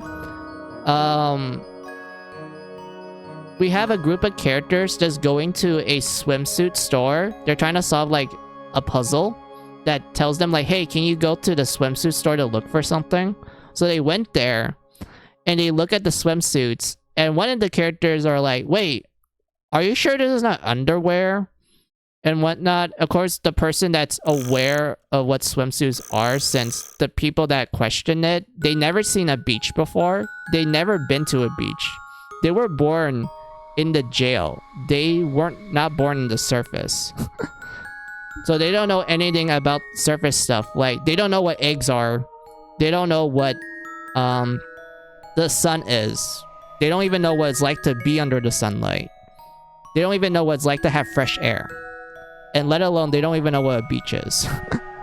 So the person that, you know, is the oldest of the group and has actually experienced what the surface was like and everything before, you know, everything went to hell. That person's like, oh yeah, you wear swimsuits to swim in a beach and such. And like, you know, they try to pursue her into wearing a swimsuit. And then all of a sudden, this guy shows up. He's like, look at this, guys. I'm like testing out the swimsuit and everything. He's even wearing a Speedo and whatnot. And just like showing out his pecs. Shiny boy. Absolute shiny. And whatnot. But yeah, that's like the funny story about that one. We also have some pictures from Mary Skelter too. I want to show this one too. Let me... There we go. So this one is based on the Little Mermaid fairy tale. So this first chapter of Mary Skelter 2's prequel novel, this picture right here, it just shows you like the key moment of that fairy tale. You know, the Little Mermaid going to the surface for the first time, being very excited to be there and whatnot. And then she sees a boat. And on the boat was a handsome prince. And she's like, oh my god, this guy's hot. And then, you know, he ends up getting thrown overboard and she ends up rescuing him. And like, you know, that leads to her desire to be on the surface to be with the guy and whatnot. Like you're probably familiar with the fairy tale, so I don't have to go into details of it. So yeah, we have this picture. I like it a lot. I like the use of the blue color and everything. Very great.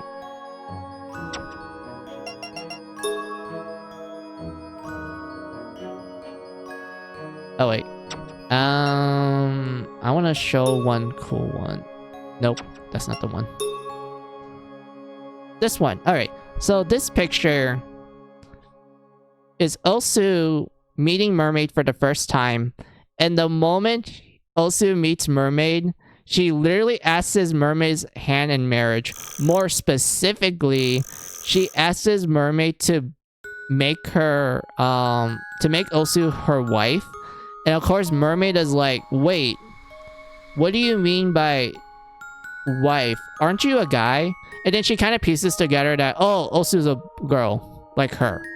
And she's like, let's make a deal. You be my prince, and I'll be your wife. That's like the deal that they make in order for them to get married and such. And Osu disagrees with it. She's like, okay, I'll be your prince, and you will be my wife. I wanna. Oral, very, very cute. Does love at first sight, literally. And whatnot. And then we have this picture of Red Riding Hood meeting Cinderella. And she's just hugging her, those rubbing cheeks and whatnot. And Cinderella does not like the close attention whatsoever. She's literally just like, don't touch me. I don't like being warm. Don't hug me either. And whatnot. Like, Cinderella's like very uncomfortable while Osu and Mermaid are just watching them, you know, being friendly.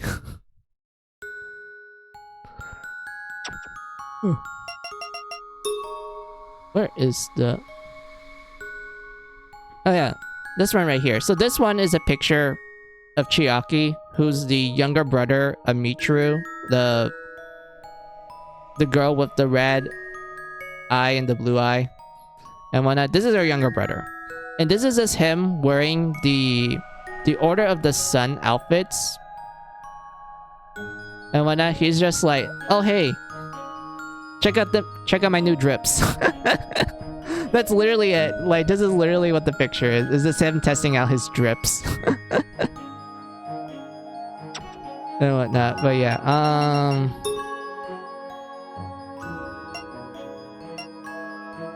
where? I'm looking for one picture. Where is it? Ah, found it. So we have this picture. So this is the last, well, technically, the last image. If you don't count the bonus chapters, this is technically the last image of Mary Skelter's 2 prequel novel, where they just show Jack and Alice in a cell. This is older them. Like, this is like them in the current events of the second game. And why not? They're just locked in a cell. Great use of dark colors. There's also like pink, a little bit of purple. There's also blood as well at the bottom. Overall, very good use of color. Like, you can kind of see the two just being emotionally dead and shit. And why not? Just lock in the cell, being forced to endure torture from the mayhems and just trying their best to survive.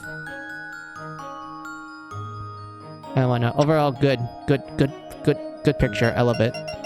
So yeah, that's all the images I want to show you for now, Eagle. That was like the images from the first 2 games prequel novels and such. Like, there are the ones in finale, but I'm too lazy to pull those out right now, Eagle. But like, yeah, I love the art. The art is great.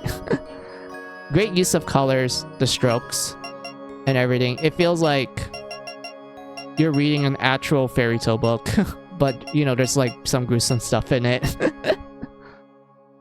And whatnot. So yeah, let me go pull up the ending screen.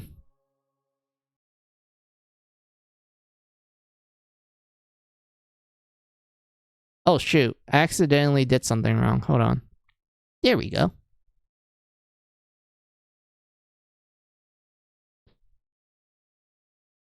So yeah, I am done.